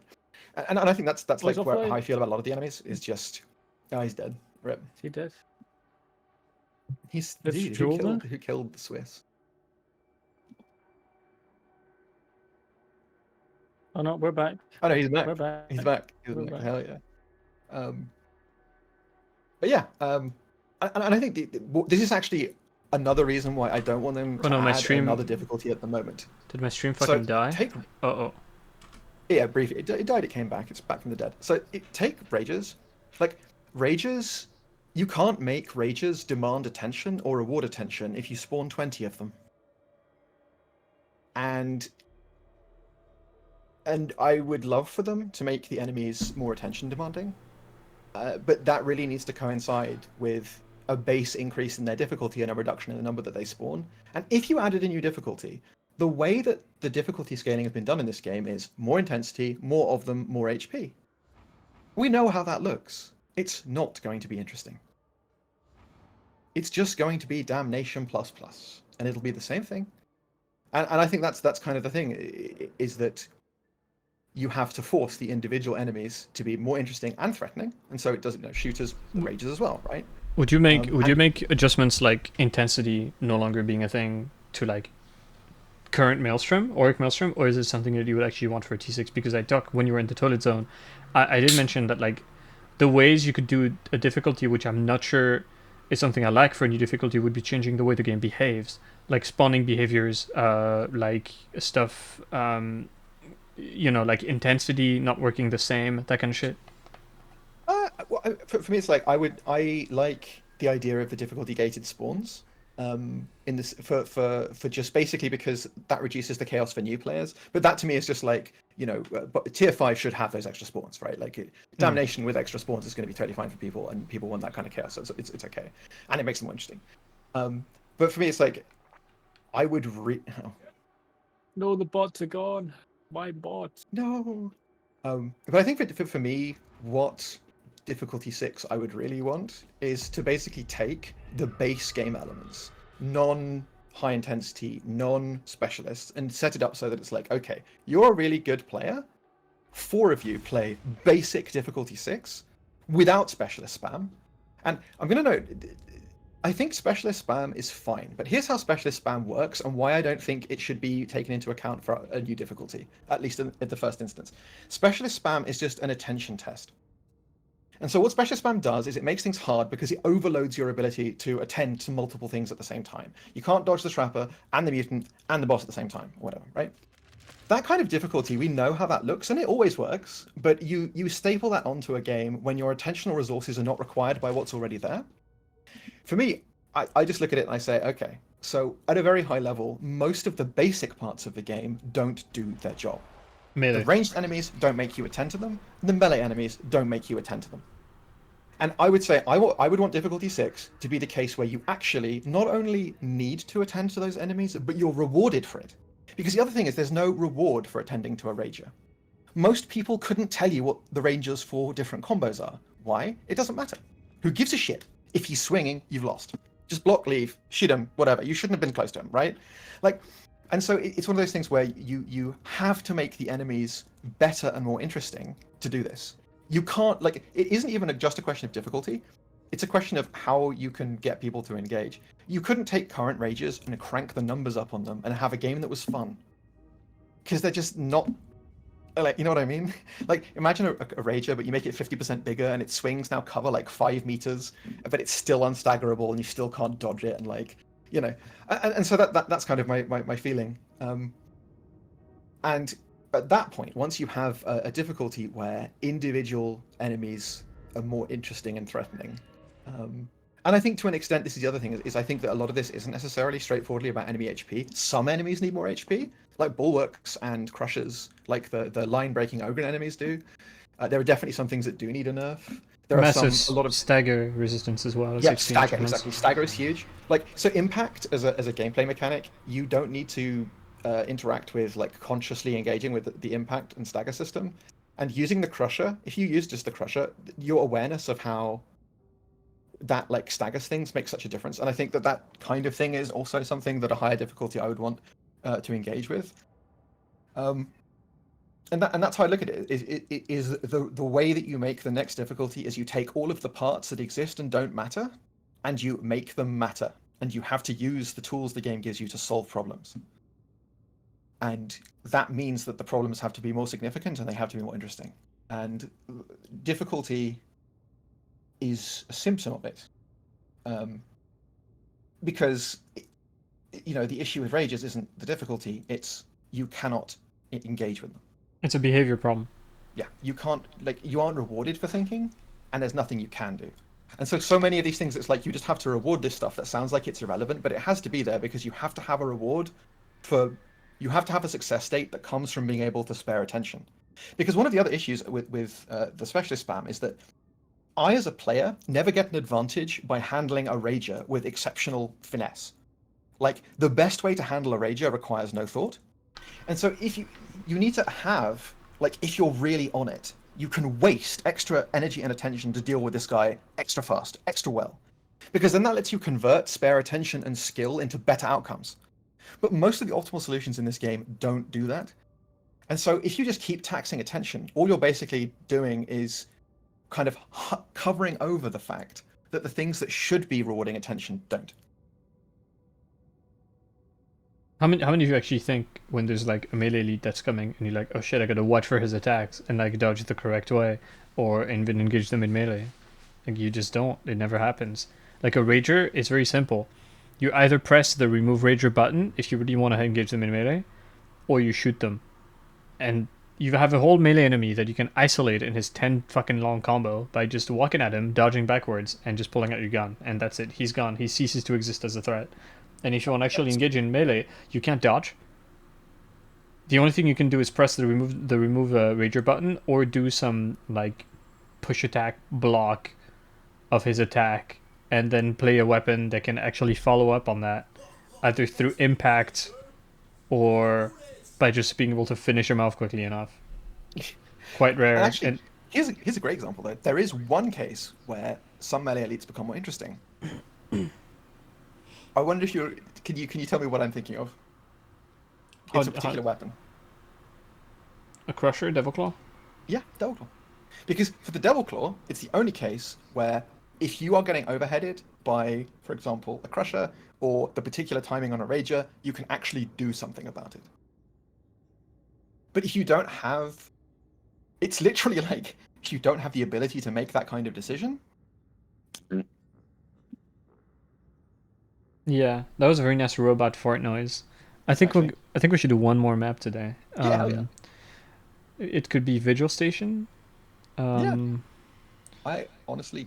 Vigil Station has its issues, yeah. Also, Rodders, you should be chipping in because you played these a bunch. You played these probably a lot more than me. Yeah, I try, but you're already saying everything. So, yeah, that's the thing with crap. That I can say. You have to just say yes, so dude. I felt a bit funny about doing map reviews because I'm just the map that I know the most about is the Psychanium. I want them to let you load in grey box version of the maps in the Psychanium, so I have content. When's my content coming, Fanshawn?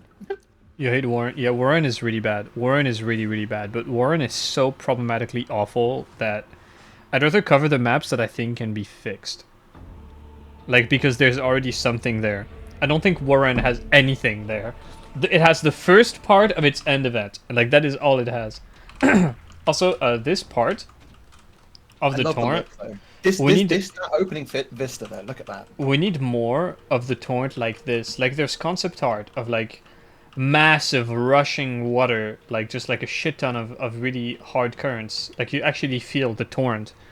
And it feels the deeper in you go with these maps like this, the more almost clean the ghetto looks. Oh yeah, because I restarted. Yeah. My internet. There you go. Yeah, no, I agree, because isn't it fascinating that I was just thinking about this map, and, I looked at it at the beginning, I was like, oh yeah, this is a water-based area. Yeah. Oh, your toilet.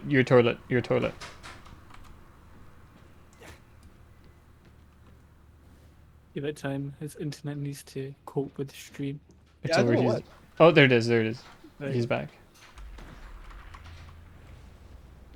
Yeah, isn't that an interesting thing? Just how little presence of the torrent and the water there is in this map, even visually. I think it's a case of all the torrent maps. I think this is the only place where you actually see water. Oh yeah, but also look up.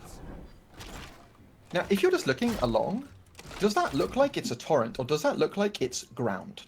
They call it a river, and it looks like ground. Is it barely moving? Yeah. It looks like ground. It's not moving. And this is a case where it's just like having some sound, just like messing with that and having like the sounds of rushing water or something. Because it's visually, Yeah. it's one tweak away from being the vibe. You know what I mean? Like, but no vibe, because you can't hear it, right? How do you know Yeah, you're near a there's so river? many pipes you can just put water in and, have the audio cue of all the water rushing through. Yeah, like that's Hell such yeah. There's no ambience. Do you know? I literally thought that was dirt. That is the first time I've noticed that water. I thought that was just dirt. I thought that was. I've never looked down there before. Yeah. You notice that little boat? They should put gun dudes on there. Drags shooting you from the boat. The boat should be moving. Gunboat, Drake gunboat. Hell yeah. Well, yeah. Why do you think they say everyone else goes in the drinks? Because the people are actually getting actually flooded. Like I think the drink is also what they refer to in like the mole people who live in the tunnels under LA. Like when the water starts running, like flooding through and it's killing people. That's like the drink. Oh yeah, no, I the, think- the drink is just old English slang for the sea or the water. He fell in the Yeah. drink. Also this, like again, climb up, drop down, make this a door or make it a hole with fucking gas or whatever. But the fact that you can just see them coming and they jump up and they get murdered, Yeah. or the box burster walks up and explodes, it's like, come on. See, here's the best way of summarizing what every single one of those climb over the walls things is. You've literally given the players a defensive wall. That is what that is. If you have enemies beyond that, you've put the players in a superior defensive position. Literally, a fence is there. Like, Look how cool the lamps are on this map. yeah. I love, Dude. I love Oh, the it's an ape the shit. little touches. Awesome. Okay, I'm not gonna be as kind to the rest of this map. I like this section in theory. Look at this. Look Yeah. at this. Look, that Never top used. area, you often get enemies shooting down from there, though. That's one of the Yeah. few cases I can think about. It's usually only 2 or 3 shooters, but I'll be like, oh, look, he tried to take cover and I shot him. They shoot that very often. They will end up just like walking down and come to fight you. I'd like, yeah, this is like behavior stuff, but just making them stay up there so you have to engage them would be nice. You could use this, put dudes in there. Can I see the void? No, this is not the void. There's also an issue of like this, like being here is like super fucking safe. Like usually here is like such a natural funnel for enemies to come back from. For you to walk back from enemies. Having a spawner behind here, making this more efficient. Maybe have them. Dodge slide on the side here. Dodge slide. See, can you still dodge slide through the holes there on that Oh, side? here? Yeah, I've dodge slid. Yeah. Yeah. There you go. That's still a thing. That's been in there for a year and a half. I love You the can lamp. still get stuck on that ramp. So Oh yes, this blocks slides. Yeah, that's, I mean, just that's they need a that's full geo. pass on all the geometry to just make it flat. Like just keep. But there's no gameplay purposes for this to not be like flat. It's something I can slide through. It's horrible. Otherwise, I think this part of the map is very interesting. You have this sort of like area here, which is kind of like the relay station climb up thing. This should be a map section that commands attention and is like a very scrappy fight, like very close quarters. It has this interesting layout where you can walk in and out of it. It also has the kill your local cypher barrels, which are great. You need to have a way to guarantee that something happens here. Because look at how well designed, look at how nice these sightlines are, look at how the amount of small movement decisions you can make. It's such a wonderful play space that you never use. And I think moving into this idea of having baby events, just a thing that isn't like an actual event with an objective, but like the set piece itself is kind of an event, would be... It's like in a film, a character would be going like, "Oh, it's the welcoming committee." Yeah, no, exactly. You could have... Anytime we talk about stuff like that, I imagine Blue Cannon saying something witty about it. Because the issue is you can very often just like run up and there won't be much resistance because all of the resistance is ambience. Yeah, I mean, I think the thing for me is that the climb up, it's the level of occlusion and on sightlines is even the whole way up and down pretty much.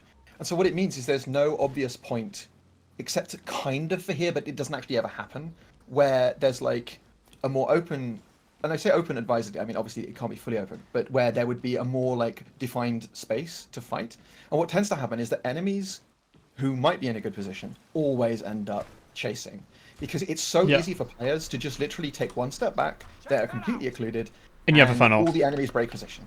And this is the thing, a fight on the staircase is great if the enemies are spread across your field of view. A fight on the staircase where they're all clustered coming down a stairway, it's not so much. I think one way to fix this would simply be to just make this door like much bigger, like kind of mess with this a bit. Or what you could do, which might not work as well, is have like a dangling balcony zone here that like maybe you could even walk into from here. Like there's just a tunnel that connects it, and you have like gun enemies, just like potential Overwatch here that just makes holding here a bit more complex than shooting at. But I think in the meantime, just like opening this up would help. Maybe adding holes in the ceiling that like enemies drop from, although that might get annoying if they just like, you know, walk on you. Having a hole here on the ground. It would be like one of those things in a single player game where there's like a floating gunship that if you hang around outside, exactly, like turns up and just harasses you. So it's and like you have the cover here to deal with it. Exactly. and that's the thing, is it's just like there is a you almost do feel, I do feel like there are some areas where like having a setup almost like NPC dreg machine gun team that you can't really kill, that does stop you from camping outside. But the problem is it'd be so annoying too. But because it really is, the outside spaces are cool, but what happens is you don't fight outside enemies on the outside. You bait the indoor enemies to the join between the indoor and outside, murder them in a hole, and then walk up the empty staircase. We need to make these holes less defensible. And the thing is, that's what you do, even if you don't know what you're doing, right? So let's imagine you go up this staircase here. So you run up the staircase, because I think it's actually quite good showing the sightline here. So go back down. So imagine you've come in from the front, right? And so you just come in, you're going up here, and you're fine. There's usually there can be a couple of guys up there. So you go up this one, and you look right. So keep going up. When you go up to the top of this staircase here, and you see, because this is where you first get exposed. If you go up here, you get exposed to all of that. You can see how there's much more space there for all the enemies to be. You see that sightline as that door is behind you. So your instant reaction is immediately, go backwards. This is where you run. Yeah, and if you look left, like, this is not a dangerous space to be, because you've got cover on that side. I mean, if you like camp here, yeah, it is. But I mean, you've cleared the way up here. You couldn't. It's not like you're coming out here, and this is a section where you're exposed to new enemies on the left. If you, it's like very safe to do. Stuff should be spewing out of here somehow. Like this should be something where enemies can contest your presence. There's also an upstairs outside area here which can cause problems, because you can get enemies spawning above on the thing. I've occasionally had a beast of Nurgle spawning. You see that? Yeah, I've been sent by a chaos spawn through here. Oh, whoops! I've ledged myself somewhere that doesn't exist. Yeah, there's some really the geometry here at the edges does get a bit sus. Wish we could harness Melk's arrogance as a weapon. Won't be over in 3 But yeah, I mean, I guess it's just that it's a cool space, but the fight that you want to happen doesn't happen, and the natural response of the player is to stop that from happening. Measures need to be taken into like make sure that the fighting is just not preemptively linearized. Yeah. And it also almost just feels like you want to have the final ascent to not have a way outside. It doesn't really, but it's also not that open. So, anyway. Yeah. Not having a way outside, I kind of like that. Like you're thinking of more like maybe closing one of these doors at random, or like only having one of them up. But just that top level, which currently has the very low ceiling, which occludes the enemies from shooting you, and also like it has the run through to the Medicae. If this top section here was more open and a little bit bigger and more of a push, then you know that could maybe get. Because I'm thinking this purely from a perspective point of view rather than difficulty, because it's not, the problem isn't so much that people retreat through the doorways, pull all the ranged enemies in and so on.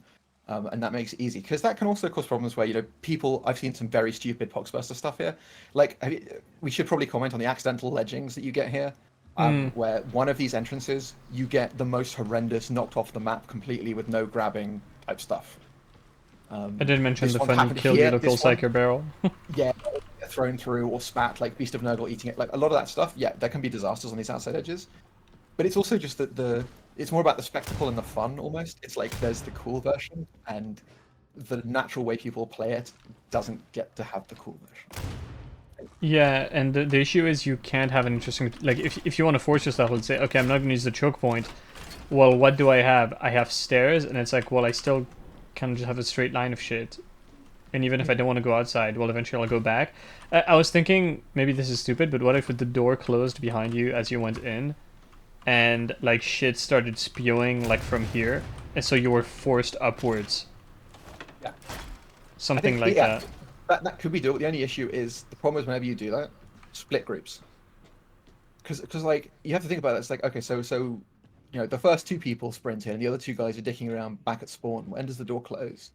Like, do these guys just clear them? Yeah. And that's kind of the issue with stuff like that. Is you'd have to You need to be an make it airlock. It would be, yeah. You see, what we really need to do is make it so that if you're out of coherency for 10 seconds, you die of a broken heart. And that way we'll encourage team play. What if there was just gas slowly seeping in? Yeah, exactly. Oh, flood the area with water? Yeah. Like, something that forces upward movement. Like, you could have...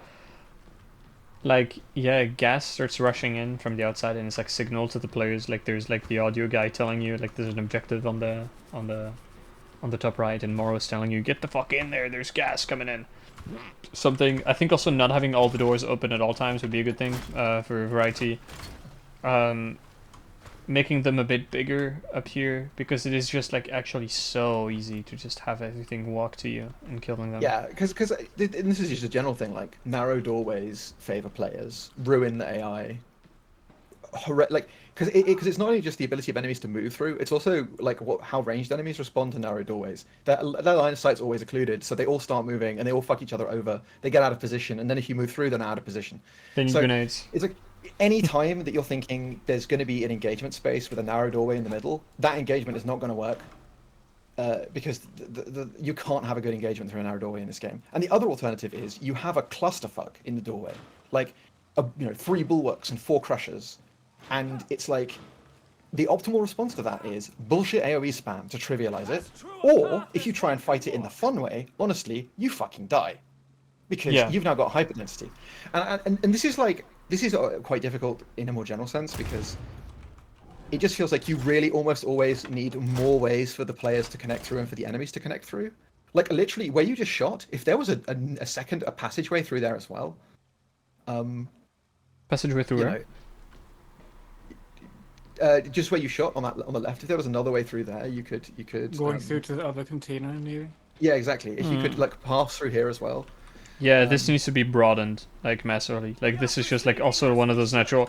Like, people just go here, pull stuff, and come back here and just, like, kill absolutely everything. It's, yeah, getting rid of this kill zone would be very, very good.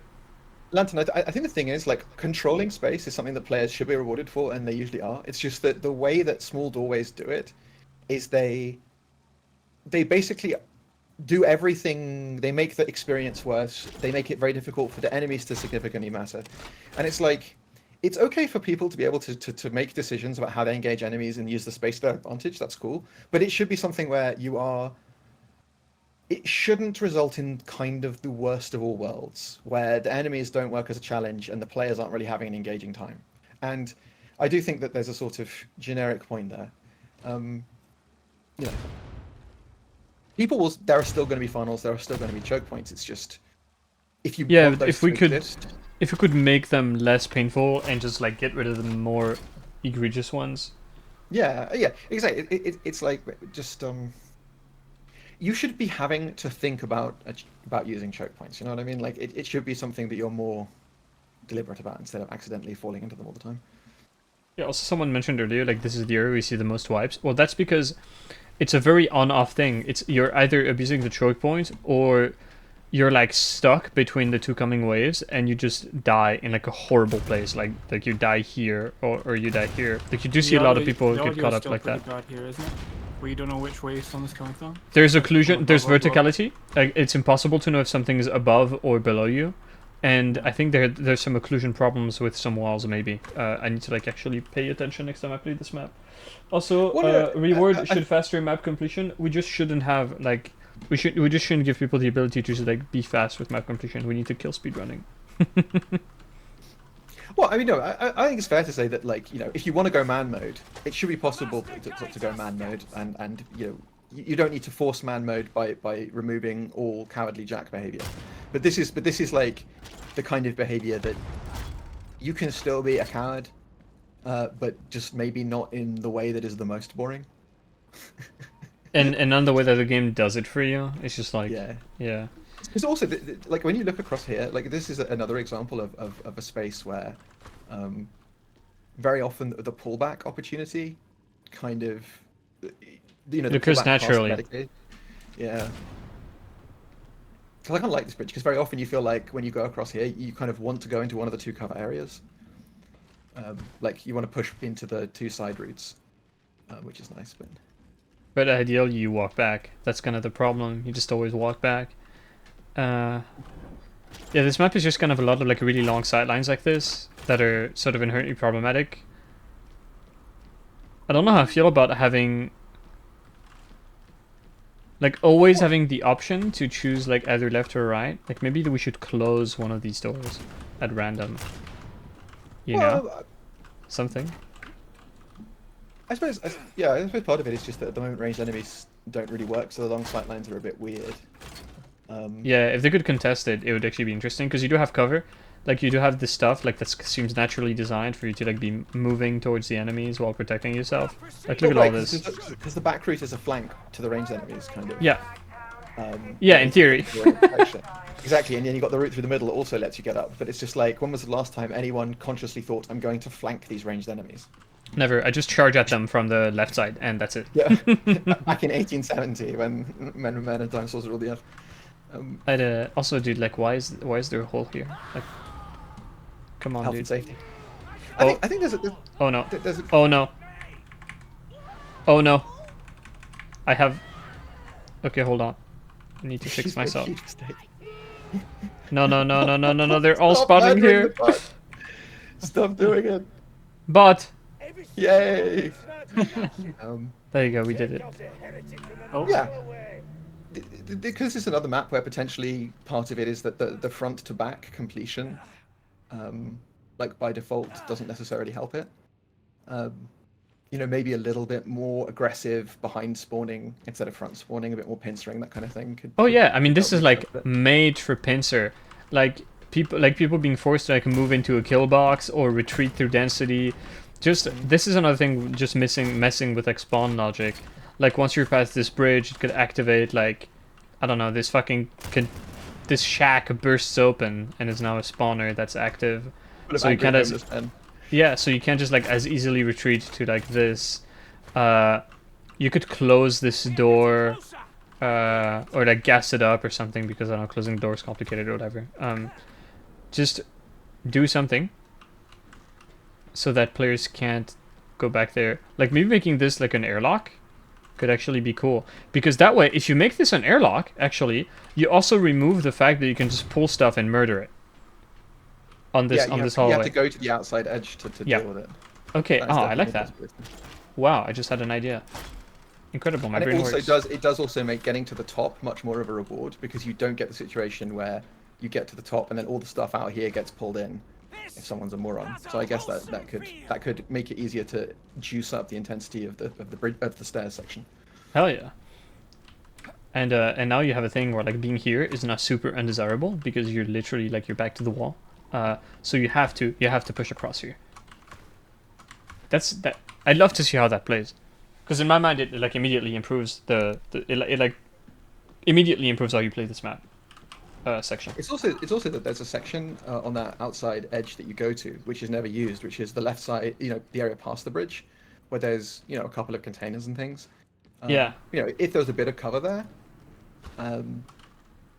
you know, there's definitely room for some. For you aren't completely isolated. It's not a tiny patch. You do have a little bit of space to move back and forth, even if you don't rush the bridge. Yeah. That area there, you know, if you had a cover. And you could have some exchange, some fire exchange with like the dude set up here. Yeah, that'd be nice. There are often enemies there. If you canted this position here, if you made it face a little bit more towards, like you extended it, made it a little bit more thin, so it was a little bit more facing that way, I think that could be possible. That could be very nice. So enemies are actually like up here on the roof, and you have like Yes, that roof spot. Now, go back to that roof spot. Look at that roof spot. Look at that line of sight. Having a tiny little perch Awesome. up here. second Obviously, balcony. that Yeah. dude instantly dies, but it would be funny. Yeah, no, it would be nice. You've got people who could set up here, and also, should we extend this so you can have like a rooftop to rooftop firefight? I do love the idea of that. It's so much of this again. Like when I look at this, the only thing that in my head plays whenever I look at this entire section is shooters jumping down from the roof over and over again. And until shooters and ranged units like get the psychological property of liking standing in high places, I fear they will be. We will have multi-level fights. Will only happen in our dreams. And now we come to Ragtown, which looks stunning. Oh, dude, I wish I'd ever looked up here. They should put a sniper in like a dangling cage, at at halfway up your eye line at the top, just so you have to look up to shoot him, so you see the really cool building. Do you know what would grab people's attention so they look up? A very simple thing. You see these things up there? Look at these metal beams. When you first go in here, you hear a loud metal creaking noise, and one of them falls down and like crashes down, and it makes a really, really loud sound. Yeah, or even if it just opened and the lighting just immediately like You know, and that could trigger a wave. How good is this? Like, and how awesome. much have I never looked at any of this? Jesus. Oh, the first thing I did when playing this game was immediately like shoot my mouse up into every room just because the art direction was so good. This place reeks. It is no place for the righteous. I like this part. It has a couple of issues, like, thing enemies have to jump over and drop down. The old defensive position. Yeah. I like that it has this little area you can use as like a drop down. The way enemies come at you is usually not very interesting. Like they have to use a drop down here, they have to use a drop down here, they have to use a drop down here. That's a lot of drop downs. I think it's also if you go to the if you go to that area, these enemies up here, these who are meant to be the ranged enemies, it feels like they don't necessarily down the middle. You mean here? Yeah, basically where you were. Like these enemies up here, they often tend to spill or go down the stairs instead of taking the position where like the higher position on your right. Oh wait, yeah. I think it's a shame because what you could end up doing is maybe extend this a bit, like make it a bit bigger, add some more cover, like around here, on your way there, to encourage, like the thing you don't want to encourage is people just being here and just like staying there and killing everything. I almost feel like that area behind this area here almost should be closed off so that you can't, and you have to commit to going in. Yeah, just like fence it off. Yeah. He's like, I've only ever used this corner here in dumb situations to do dumb things that felt dumb. Yeah. Once we're down for good. Once we're down for good, boys. Yeah, fencing that off could be like a massive improvement. Technology, dude. Don't show them. It's gonna get fixed. An idea for a drag captain: maybe make the scab captain good first. Then we'll worry about the drags having a captain. But having a gang leader would be sick. I know what I want for the drag captain. He dual wields like the bombs that the gas thrower has, and he just like throws bombs everywhere. That's all he does. He's having a great time. He juggles with them. This section, I think, is a bit of a missed opportunity where it's clearly signposted as like this is where the shooting happens, but you don't really have the cover for it, so it just kind of ends up being there's guns out in the open and they get murdered. I mean, like, what is there in the middle of this engagement area? There's a door. So any ranged enemies beyond that point, look at that crate. Like it's a nightmare. Like they are going to be broken and not work. And I genuinely remove this. Just make the door twice as wide. Why is the door so narrow? Oh yeah, make this whole hallway bigger. That may be a bit complicated for geometry, but that is a good idea. Because I again, it's like, what is the intention here? And I think that's sort of the question. It's like, if it's meant to be the case that we're meant to be engaging with people through here, make it so that the engagement feels good rather than like endless loss breaking. And if it's not meant to be an engagement, Just It's like, also another choke point. That's just like too narrow, and you can just like murder stuff as it's coming through. yeah. Making it wider would help. And it's also one where it's just like the enemies beyond get baited in, and like, and it's sort of because this area like so. Maybe you agree with me, but you see those like boxes at the top left, like the theater boxes, almost they're like little those areas. It feels like I would want if this room was going to be a cool room to have the higher level areas have a couple of like ranged enemies in, along with the ranged enemies on the areas, the bridge above the. Set up a machine gun here. Yeah, that kind of stuff. Not always, because sometimes It's a chance. It could happen. Also, this is another egregious example of gun dudes just leaving the advantageous position and dropping down in melee the moment you walk at them. I think that the problem with that is that bridge is too far forwards. So what it feels like to me happens is that the moment you push up this staircase at all, those enemies no longer have loss on you unless they're right at the edge. And if you push forwards at all, you're now underneath them and they can't shoot you. You know what I mean? So they have to go down If in that melee. bridge was further back and higher up, they would have a bigger view of you as you come up. Do I think maps should perhaps have destructible cover? That way, so players have to move instead of eventually bunkering down. People don't bunker down because of like proper like cover from gunfire. They bunker down because of like the inherent map geometry. And I don't think we could, unless you turn this into fucking Red Faction, you could have like the giant walls that people use break down eventually. Yeah, but the question is, players using very stationary positioning to choose enemies consistently. The answer is area denial. Yeah, like just Enemies chuck with gas at indirect me, fire. lol. Throw grenades, lol. Yeah. It's mortars, it's indirect fire, it's fire grenades, it's all that kind of shit that there's not enough of, that the enemies don't have access to. Basically, the basic enemies don't have indirect fire. They can't make you move. Yeah. No, like you would be way less inclined to stick in your corner if suddenly like 5 fucking frag grenades got thrown by scab shooters at you. Now you'd want to move. This area is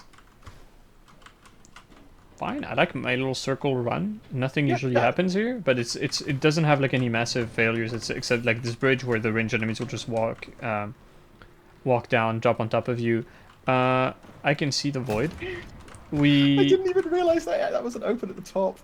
It is. It is. It's like missing. It's like it feels like it's unfinished. It's the same in Magistrat Oubliette.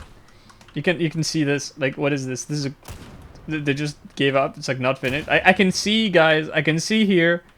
My eyes are open. No bullying. I saw the sad smiley face about the void. Now I have to point out the void. I will actively seek out the void. Enemies dropping down here, like it's fine, whatever. This is a bit of a hell tunnel. I kind of like the hell tunnel. Yeah, because this is like a clutch room. Yeah. And so it's one of those cases where it's like enemies just British telecoms.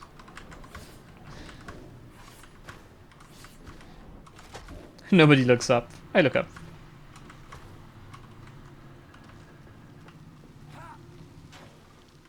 If these areas are just kind of fine. I'd want more of stuff like pouring in from the sides here. Like usually you come in here and what happens is like a couple ambient dudes. Like a Reaper sitting idly with his cock in his hands. And a couple gunners. So it's like... Just have them hiding in all the crevices and have them run out at you. Yeah, exactly. Like you could even have like stuff that actually make use of the enemies spawn out of line of sight tech, where while the players are coming in, just spawn like a big pack of enemies here and you make them run at players. Like you could completely cheat a way in for this to be like a proper ambush zone. Why is this something enemies have to climb up over? Please stop doing this. Like I know it works because it looks good with the level, but if enemies have to climb up something, it's immediately putting them at such a disadvantage. Like yeah, spawn a big clump here and make them rush forward. I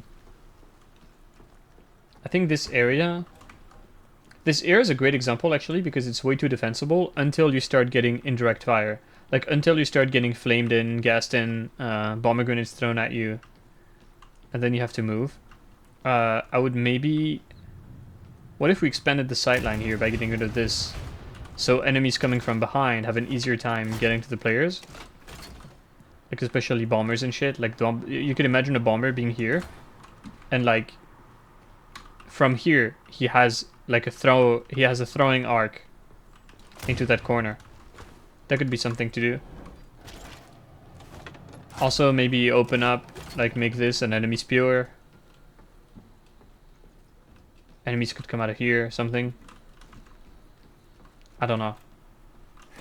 These tunnels, all of these big like linear tunnels are super hard to talk about because it kind of always devolves into we will linearize stuff.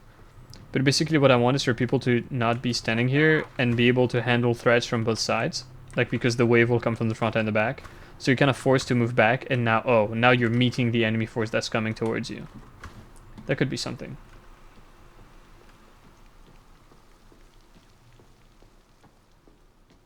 There's another fence, which isn't great.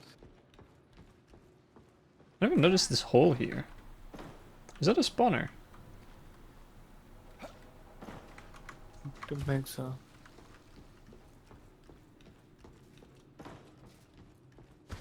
Another climb up. We are getting closer. I feel it. Okay, now this room is cool. This room is sick. This room has some of the nicest, like, little sight lines that would work so well if shooting was a thing in this game. I like the little paths you can take, the little bridges, the very rickety, precarious bridges. I don't think I have anything nasty to say about this part. It's going to explode. No, it's good. 'Cause you have two ways going into it. You have two ways, you have the ladder, you have a drop down, you have ways to manage aggro. Actually making your way back through here can be rough if you don't have, because you don't have that much space, if there's like a boss or something. It can get pretty tense. It's nice. We love Caustic Street. Also, total mindfuck, I never noticed this. This is the exact same thing as on Magistrati Oubliette, but this is completely different. The wall is not blown up here. Look, they've got... I never noticed this. Like, I knew this was Oubliette, but that's kind of cute.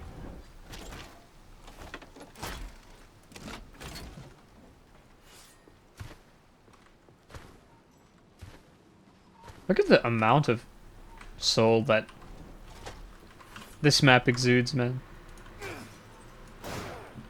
Drinks. Compilation of all these stream sections on map design. Don't worry, the people who should see them will see them. Here we have another problem spawn.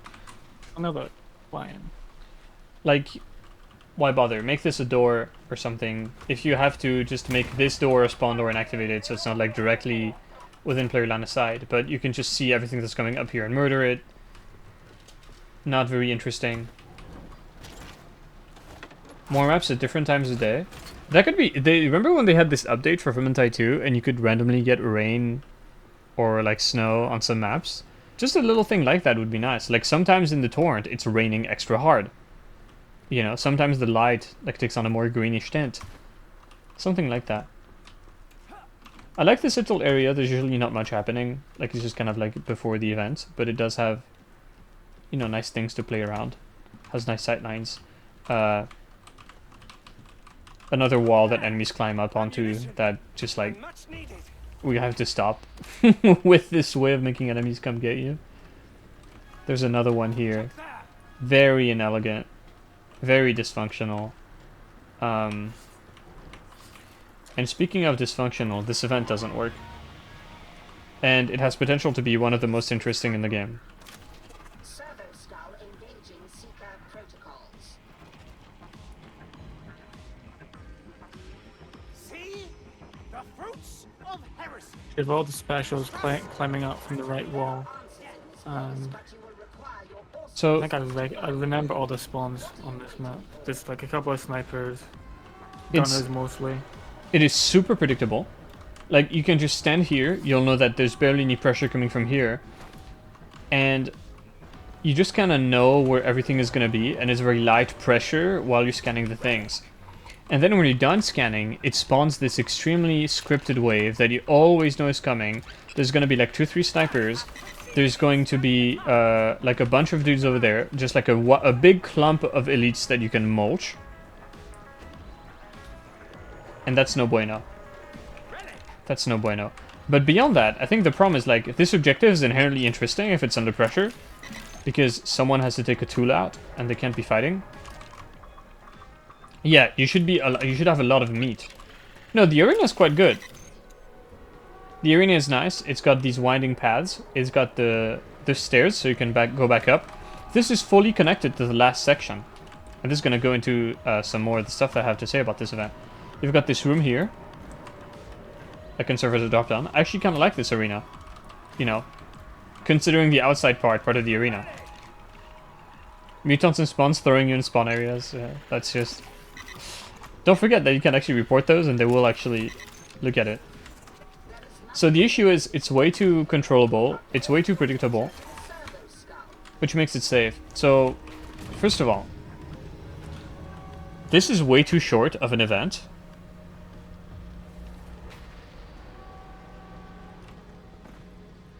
And it doesn't make use of much of the geometry. And so what I would do... I don't like that it's just one wave of hacking. Remember when I said earlier you don't really get to play much in this area here? You just start the hacking section here.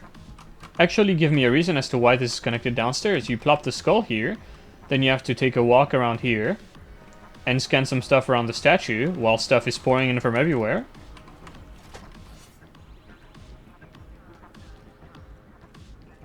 Yeah, I would waiting for lifts is not interesting, I agree. They could do something with getting a new battery. That's one thing I want for Silo Cluster Middle, like you have to go and get like a new button or something.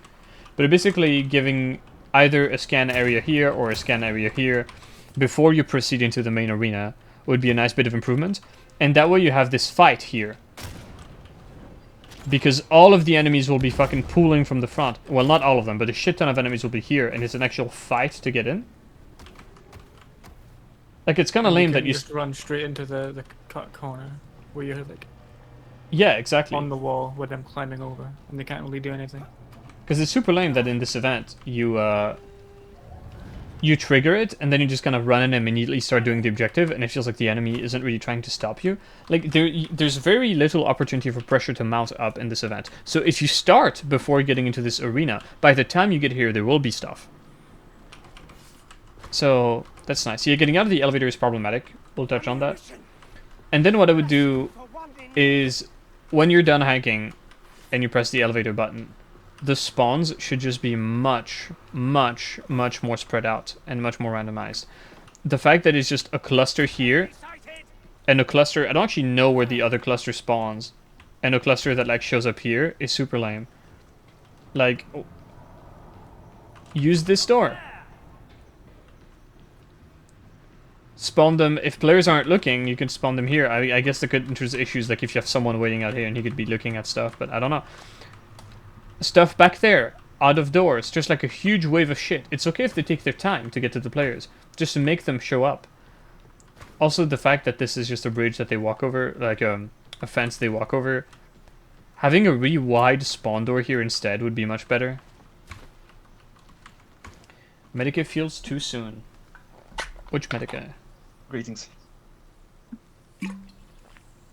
Hi. I just spent 10 minutes on the phone only to discover that we've been out of contract since 2009. Oh. Which, despite the fact that we're paying monthly, and also, which means we can't get a replacement router until we renegotiate a contract. I'm smiling. Britannia rules the waves. We are also paying £140 a month because what we're paying for is a package that has been stapled together from parts. Because my father, who elected to do this, is not the world's most technologically savvy person. And, technologically savage. He's a techno-barbarian. He said he's never seen anyone paying as much money. No, this internet is 45 meg down top in London. There is no fiber to this house. We physically cannot get a faster internet. Anyway. Basically, quickly recapping what I said about Video Station Middle. The section before it, we really felt like there wasn't much issues. I suggested one thing. Or is the map broken? Did I break the map? No, the map is good. I was the void for a bit. Okay, ignore my jank. I thought this area here was a bit of a problem because basically this little cul-de-sac is way too defensible. And my solution was get rid of this obstruction here. Like this arch, this pillar and wall here, break it open. That way you could have enemies, like bombers, like be able to chuck fire from the stairs at people waiting here. So you're kind of forced to either move into the enemies that are forward, or move backwards into the enemies that have spawned behind you that are coming in case you get a horde. Also, make this more of like an interactive ambush spot. Like, look at how ambushy this looks. Look at the holes in the wall. Look at the alcoves. Spawn dudes, like, you know, have a chance of like an ambush actually just spawn guys out of line of sight when you first get here, and they get the drop on you, or try to. Climb up wall, very bad. I like this area here. If range enemies were a thing, it would be really cool. Like, you have a lot of cover, you have a lot of sight lines to move between. It's quite nice. It's good.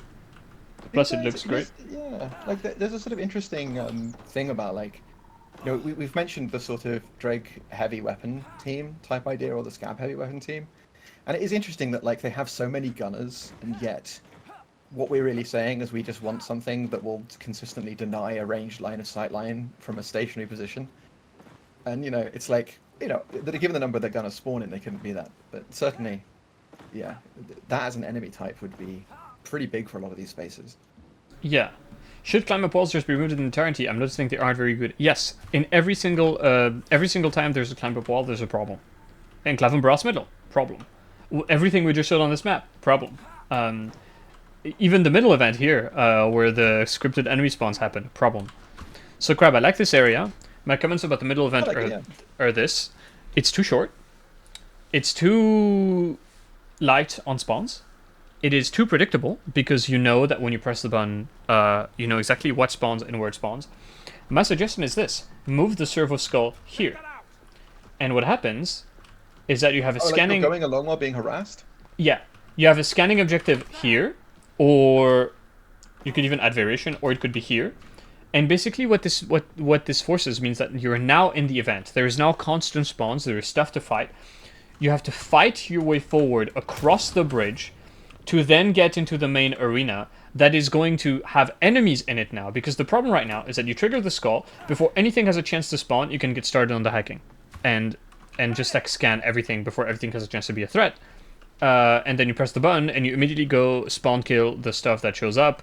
Or if you don't feel like spawn killing, you go into your cut closet here and you are completely safe from everything and nothing bad can happen to you. But I think, but what you mentioned there is just like, that's actually an interesting thing, because there isn't a scan objective that's like progressive like that. I guess Hab Draco is kind of like that because of the multiple floors, but having it so that you're kind of moving through an area and scanning instead of just going to the end and then scanning in a little, because it is kind of that you don't, it does turn it into a little bit of a stay and slay. Yes. And yeah, interesting. And it's also like climb up wall over there, very bad. Enemies need to be able to climb up wall here. Enemies should be able to path through players quickly. If anything, think of the follow. I think this cut closet is like a bit of a problem. Make it, and that's kind of a good thing. Make it so this is like. We could even close this off permanently. I feel kind of bad if we make this into a death trap and people just like get here and they get fucking pelted with grenades and die. Well, no, but that's like, I think that meant to be, if enemies actually cornered you instead of you reverse cornering them by being in a corner, that'd be a good then thing. It makes sense, because you conceptually think, I need to scan an objective in this area, but I need to make sure it's safe first, or get some, you know what I mean? Yeah. It's just the problem is that you're not trapped in there with them; they're trapped in there with you.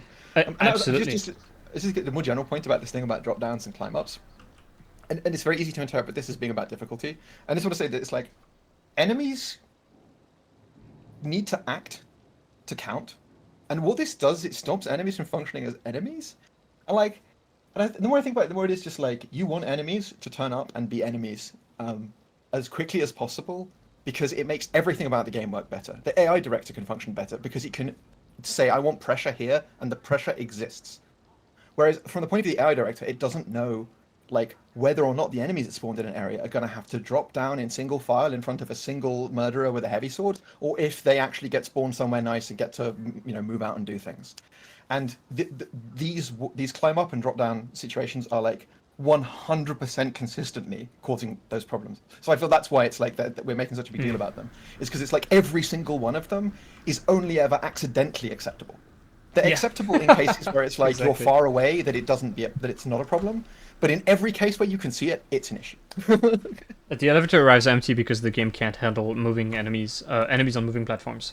Yeah. It's why when they're on top of the train, they die when you move it on the Ascension Riser.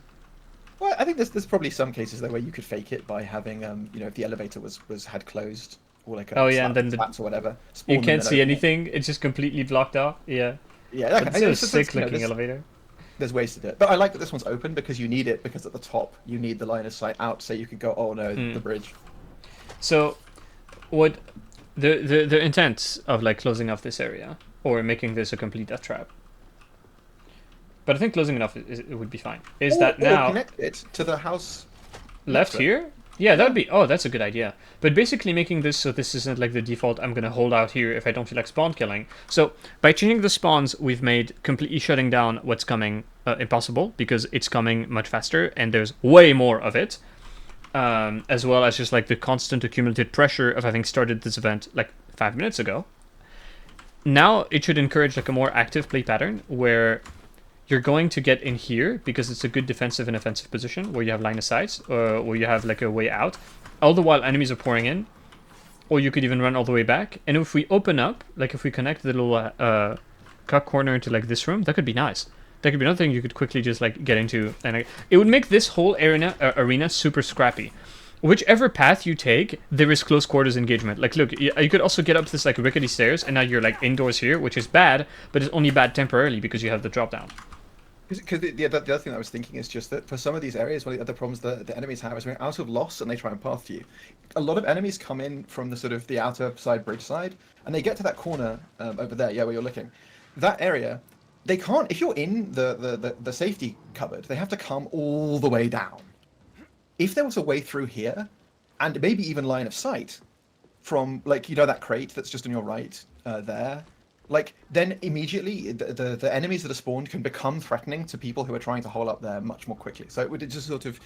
It would Maybe let we the need to enemies open up spawn. this building here. Like, because I like this window, but it's a shame enemies Yeah. don't use it, because this is like a perfect I'm going to shoot at the player type shit. I think they do occasionally, it's just there's only ever one or two. And usually you kill them on your way in. in. Like, they don't actually Yeah. dynamically spawn after that. They're just ambience. So what usually ends up happening is that these gunners, they're set up here, they're just in the room, and you kill them in melee from coming from this side, and then you just get into the event. You know what? Literally, it's as simple as there are enemy gunners and they have no concept of getting in position. Like, that's what they're missing. They need someone needs to give them, here is a book, read this. It's called Getting in Position 101. Overwatch for idiots.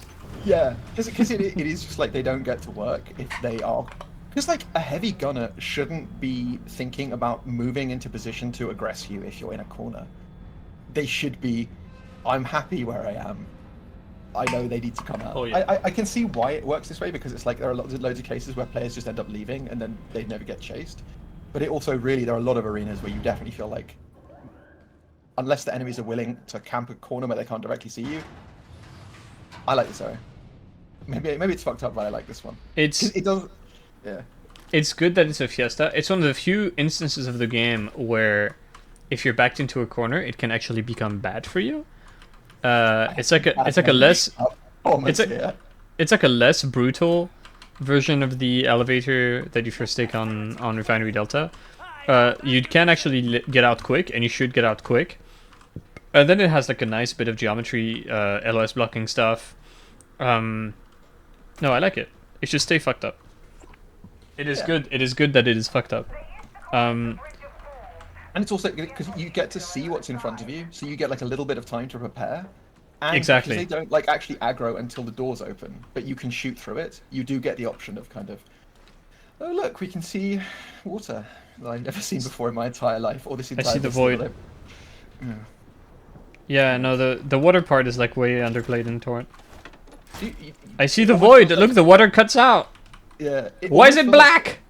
Dude, you know what? Some of these things need. They need like big broken fucking pipes that go across the place. Spewing. It's like the hole is open and you can see this just going through. It's still like that, you know. It needs to be spewing. Also, I appreciate Yeah. that they kept the concept art originally had this bridge be very, very thin, and there's like a single plank connecting the two ends. They actually kept the kind of fucked up part of the middle here. Yeah. It's nice. It blocks your movement though, so fix that. Bridges are hard to get right. I think this area is fine. This bridge is a pretty decent one because you get to engage with the stuff that's on the bridge, and as you push up, sometimes stuff spawns, but it's not like the big thing that happens here. I think is the boss moment, where basically you get halfway across Yeah. and then a boss spawns, And it then the feels like horde there's starts two ways- spewing from forward and backwards. Yeah, exactly. And that seems like it's pretty solid. Like, this area feels like you often get cool stuff. No, it's nice. Yeah, But they need to fix. Pogren. They need to fix this door because enemies will spawn into it and just run in place forever. They still do that. They just get stuck inside here. Bit of a problem. Now onto the meat. The really fucked up part of this map is this end event, which is Darktide breaking down. It is completely breaking down and completely dysfunctional, which is a shame because first of all,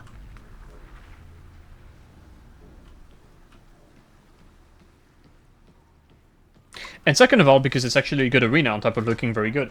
You see, the problem is you looked up there, and I have no idea how that looks. Because again, I've never looked at the top of that. I assume that is just the lighting going wrong, but like I don't even know what it's meant to look like up there. So I'm just looking at that and I'm like, okay, it's a bit green, but yeah. Oh, look at how sick this is. I love the machinery. This is inherently a multi-layer arena with 2 different pathways to get up top. It is inherently interesting. What are the problems with it? Well, the problems with it is like every good arena in Darktide, you never engage with it. You never play around the arena. You are just camped like somewhere around here or here, murdering everything that comes to you.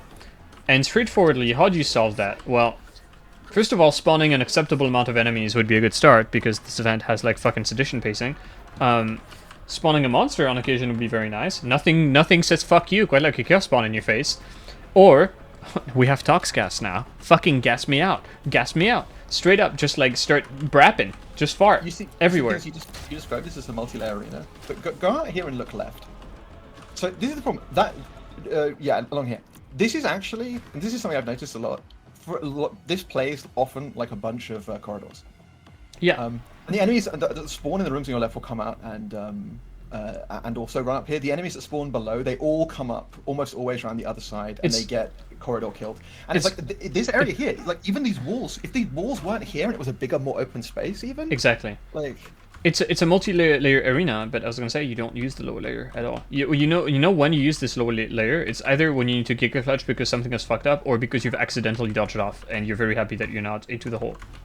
Like imagine if you see where you are right now. But if you go right, like one thing, if there was like a shitty somehow there was a fucked up ramp that could get you up to here from down there. Yeah, make the enemies get to here faster access for you downstairs. Yeah. Because you also get this thing where specialists will spawn back like where the Medicae is, and you just get like really slow trappers and bombers and bursters that never do anything. And they always come from the same exact position. Like, they're always climbing up these stairs here if you're camped near here.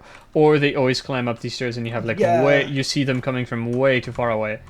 And there's no Ogrins, there's no, like, heavy pressure enemies. It's just Poxwalkers and, like, Bruisers.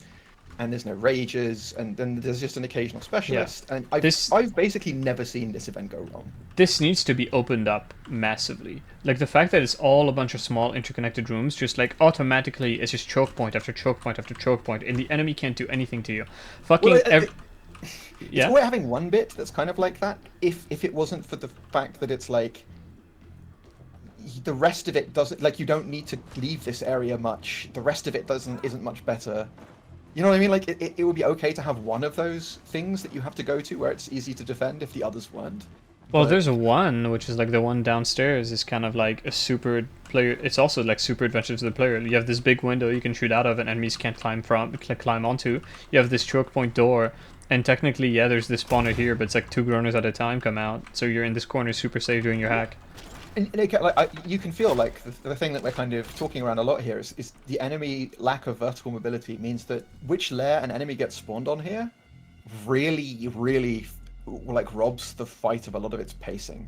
Yeah. Sort of slow enemies taking the jog across the bridge to go all the way around and up. But yes, it's... Hear me out.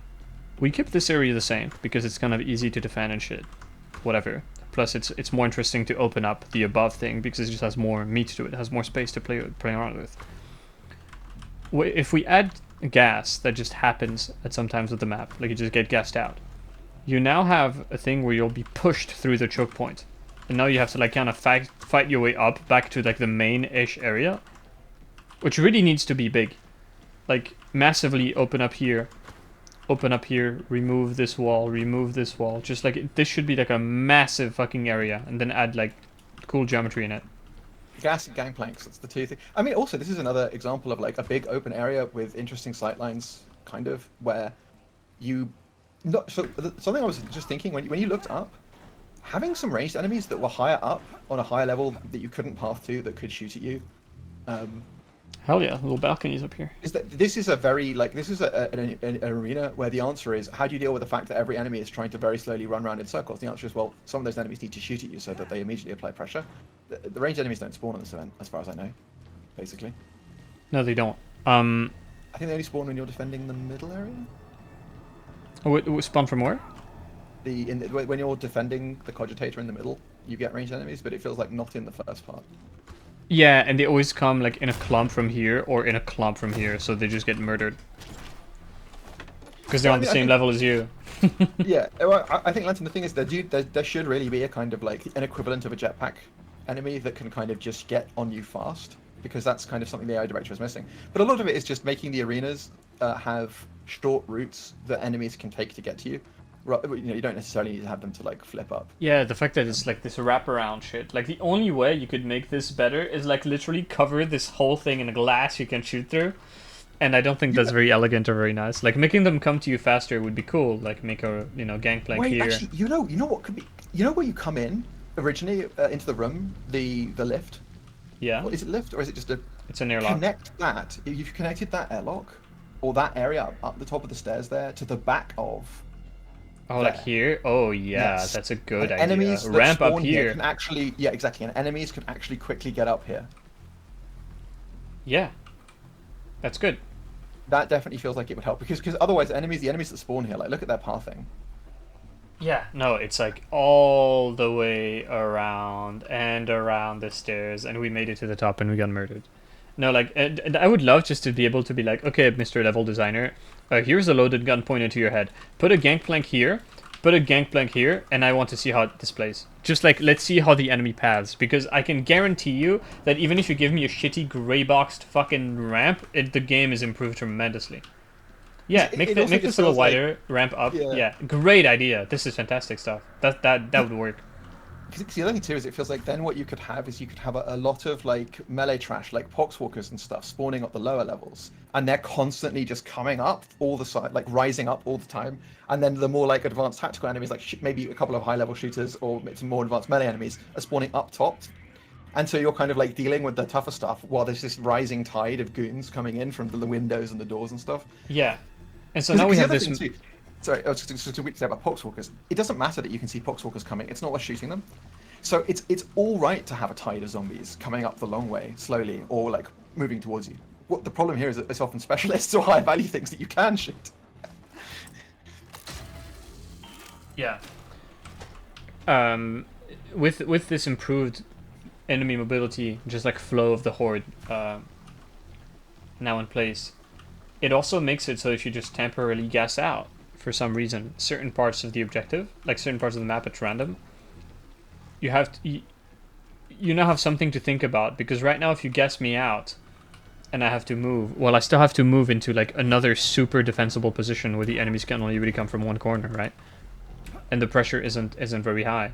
I think the map could also be improved with like more, just like sort of more spawn holes, like straight up. Like I'm a big fan of these little holes that enemy crawl out of from the floor.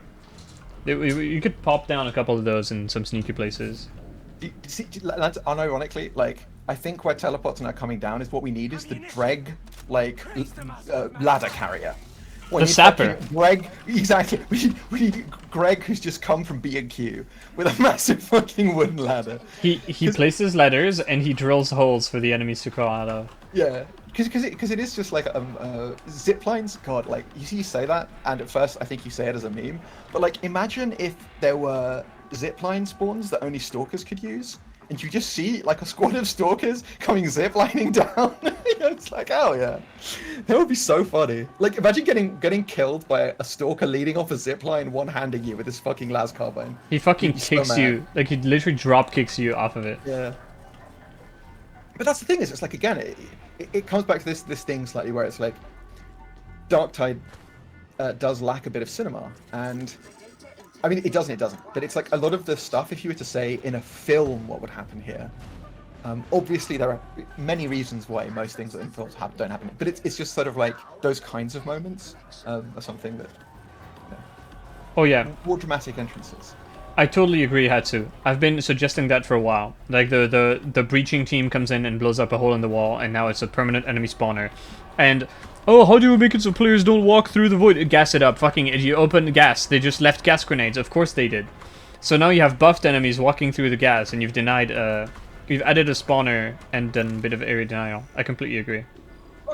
Or even just, you know, you put like a really faint tinge of gas, and if you try to walk through it, it shows like a shitty red line with a no-go thing. Because it's one of those things where it's like it really is functionally more.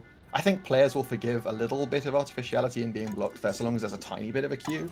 As long as it improves the gameplay, I think people will be fine. Good. Yeah.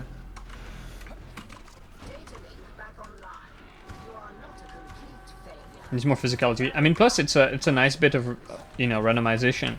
You could have multiple locations where the C4 charge could be happening on the events that it can happen, or just like even through the map, like randomly, just like boom, like a wall explodes, and now you've got stalkers pouring out, something like that. Yeah, because I agree, because it's so much of this space. It's like I want to stop thinking about these spaces as just these like grey boxes.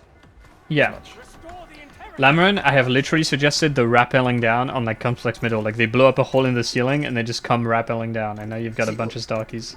When I think of that, all I think of is surface tension from Half-Life 1, where you go into the halfway through, you go into that like missile silo, and the troops come down, the Marines come down on zip wires. I remember playing that when I was like 10, and I was like, this is the coolest shit, and there will never be a video game that is as cool as this. And I was right, because rappelling has never happened before since the end. Okay, first of all, what if there was just enemies waiting inside this room? Just like pouring out over the bridge, dudes shooting you from the windows. Shutters open, lined with gunners. Exactly, yeah, and you just see this like a line of muzzle flashes, and you think, oh fuck. That could be great the first time it's done as well. Like everyone will be caught by surprise. You just say, we've changed the end event on Vigil Station, and you don't tell them how. If you go out here and look up, it does feel like, and I know this is an asset change, but if you look up further up, a lot of those higher areas, you can see there's like space and stuff. If there were shutters over the windows on like the floor that's either that level or the level below, and when you open you open this final level, those shutters open, and you now get the possibility of range spawns and gunners spawning above your line of sight, but able to shoot down and in. So that the fight before was like level ground floor and first floor. Now it's first floor and second floor. Also, another thing, I hate this objective because it's a stand and hack. And this is one of the easiest. Like they've added the flanking enemies from behind, but it's still like, I've literally seen an Ogren player on the bridge here, and it's the only time I've ever seen an Ogren player with a shield be useful. He was using the sideways swing to knock the enemies off the bridge sideways with the stagger. So I think a problem here damn. is like you've got these pre-linearized bridges for you, and that's like a big no-no. Like you just kind of trivialize the fight. I hate to say it, but fucking gas. Don't allow players to stand here. Like the enemies will have these timed gas strikes, and you have to, you know, quick band-aid fix, and you have to get the fuck out, and then you have to go back in when the gas is cleared. So you're actually forced to engage. And what I would do is I would add either a middle step or a final step of the objective where you're forced to go down and do something here. Like do a cogitator event here or something. Oh, okay. That actually is good, because what I was thinking is just the big thing I've always noticed about this is that you get ranged enemies spawn, but they spawn in the two doorways at the top. Mm-hmm. And like what you would think, if you were looking at this in a film, where do the ranged enemies stand? They spread out across these areas, all across the sides, and they shoot at the people who are boxed in the middle. Yeah. What happens is instead they spawn at the outside. They're very easy to mass kill when they spawn. they really need to have spawn positions where they naturally move in to cover the outside line of sight along the railings and shoot into you, like where you're bottled, rather than just, walking across the bridge. Yeah, and then you've got your little escape sequence, which is like very cute. Whatever, it's an escape sequence. Who cares? It's fine. There's enemies this here. one I like just because have you seen the clip that I have of this place with the? Did something bad happen? It's the one where there's the guy who's failing to res me in here. I'll find it in a sec. Like you Gazadakri. I think this map definitely has a lot of potential. Like, it's kind of shocking how I actually hate playing Vigil Station, but when you look at it, you're like, man, there's very little wrong with the geometry here, except of like 1,000 walls that enemies have to jump over to come get you. Yeah, because it's funny because I just don't really think that much about Vigil Station, which is sad. Like that's the thing. When you said Vigil Station, I don't think about you at all. Yeah, that's the thing. At the moment you do it, I can imagine the map in my head, but it just doesn't form these big concrete like blocks of events. The major areas of like the big hallway before the Medicaid, for the drop down before the thingy, that's one I can think of. And I remember some of the geometry when you see it, but just it feels like it doesn't cohere as a map somehow. I don't know. It's a bit of a nothing map. But again, it's like it does have some really amazing visuals in it. Now that you look at it, you know what I mean. Like, there's a lot of good juice in there. Exodus gas down, you gotta filter the gas out. So that kind of stuff could be cool, like as a dynamic thing. Like you think you're about to escape, but actually you have to dive back in. That's my idea for a bunch of events, like this whole dive back in stuff, like forcing you to go in the lower level in Vigil Station. I think with Silo Cluster, where you have to like wait for the elevator at the bridge. Why are you waiting at the elevator at the bridge and all the enemies are coming to you? Why don't you have to fight through them to do something? And I would like put something in one of the houses up top, like where the Medicaid is on Silo Middle, and have you do an objective there, and then you have to trek back across the bridge again to get back to the elevator. Like you need to get a part for it or something, or like change the button, something stupid, unwedge something in a gear somewhere, that kind of stuff. Yeah, and I suppose this is like so often with this, it's like the spaces are cool, and obviously, we've all the time been going slightly off reservation in the sense of we say without altering geometry, but then we always suggest like geometry alterations. But it's they're never really that big. Like there's so many lines of sight in these maps where you're like, these were designed by people who actually cared about the lines of sight and stuff. Yeah. No, the level design is good. It's just the way it kind of falls apart that's very sad. When you put it in practice.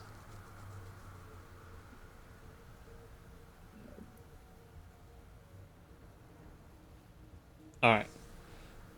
Two more maps done. Very nice.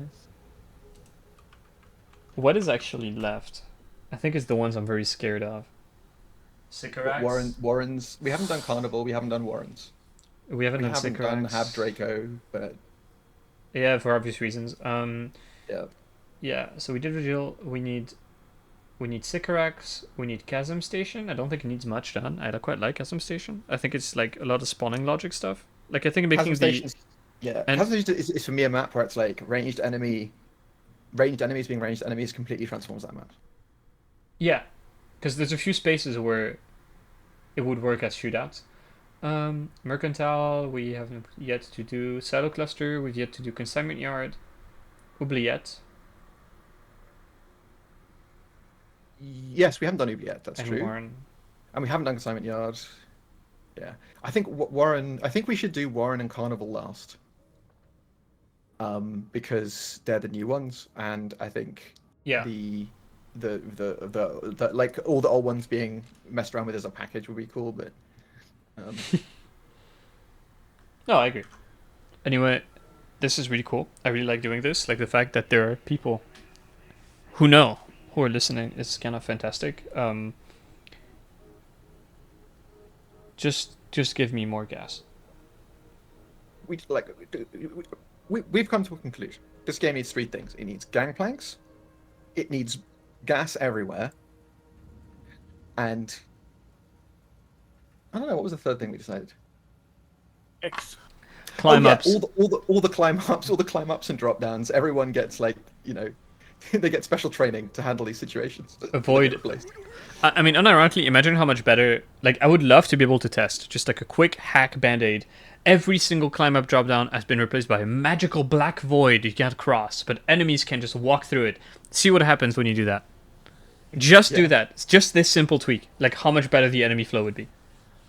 Gen X Gaming, I'm ending the stream, dude. I'm sorry. This was more like the level design stuff. They all drop down, but the combat roll down while throwing a grenade. Like, imagine, did you think, aha, I'm gonna spawn kill this stalker, and he fucking rolls forward and chucks a flashbang at you?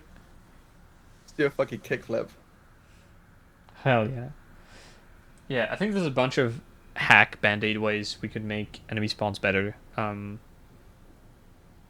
without too much redesigning of areas.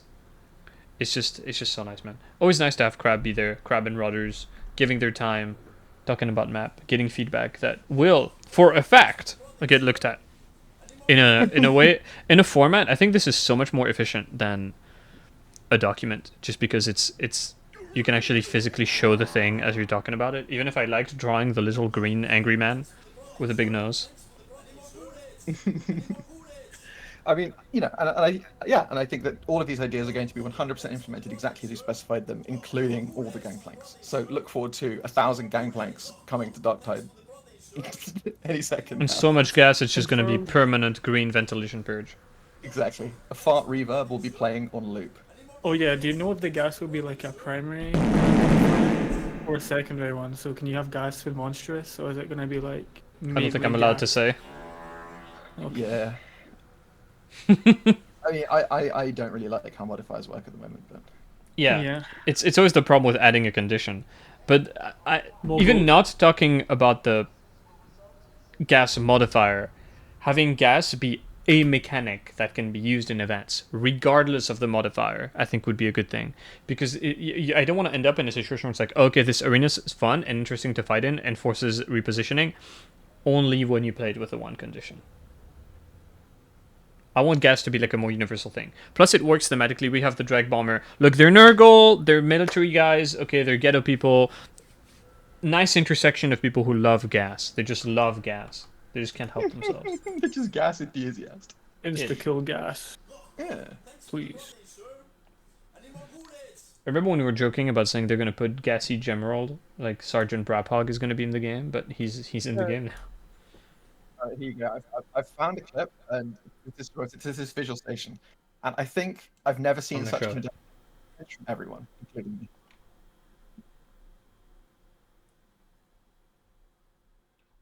Where is it? Oh, there it is. Continue in browser.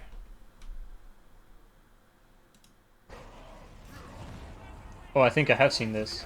Yeah, exactly. I know you've seen it. It's, yeah.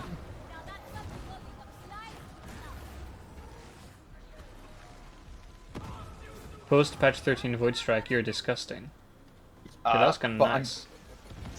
The difference is I can aim it. I'm kind of nasty. Now, you might see some decision making here. I like that you go for the button. Then? No, he's AFK. Wait a second! Oh no. It's over.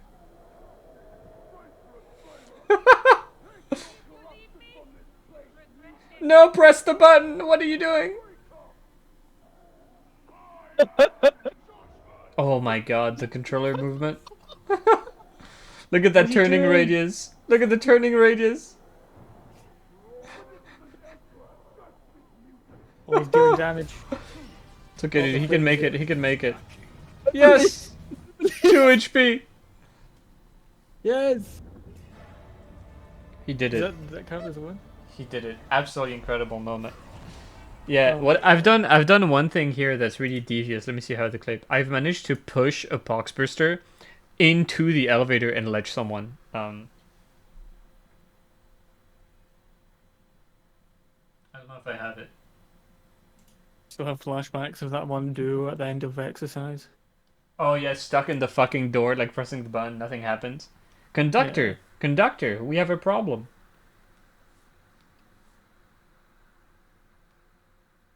I just have a clip called Mauler says N-word .mp4. Oh no, but the thing is, we made it out of there, and you know, it was really my fault because I kill myself on Psycho literally all the time because I think it's funny. And so really, if we'd not made that out, I would have taken full responsibility. If you kill yourself, you know, it's you. Oh, But I will never not. I will never not that up. I have clipped Stephanie saying yes, yes, yes. Do you think I could get a hold of the voice actress? Do you think she would say gang gang for me? I think Stephanie is a gamer. I think Stephanie's probably a teleport sub. Oh, dude, that would be... The mayo would be flowing. Alright. We're gonna make Cracklax's stream fucking huge. Have a good one, boys. See you later, friends.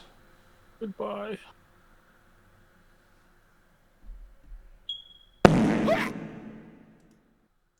Alright, gamers, I appreciate the viewership. These streams are kind of fun. Talking about maps is cool. And yeah. Yeah, the people are sick. They're awesome.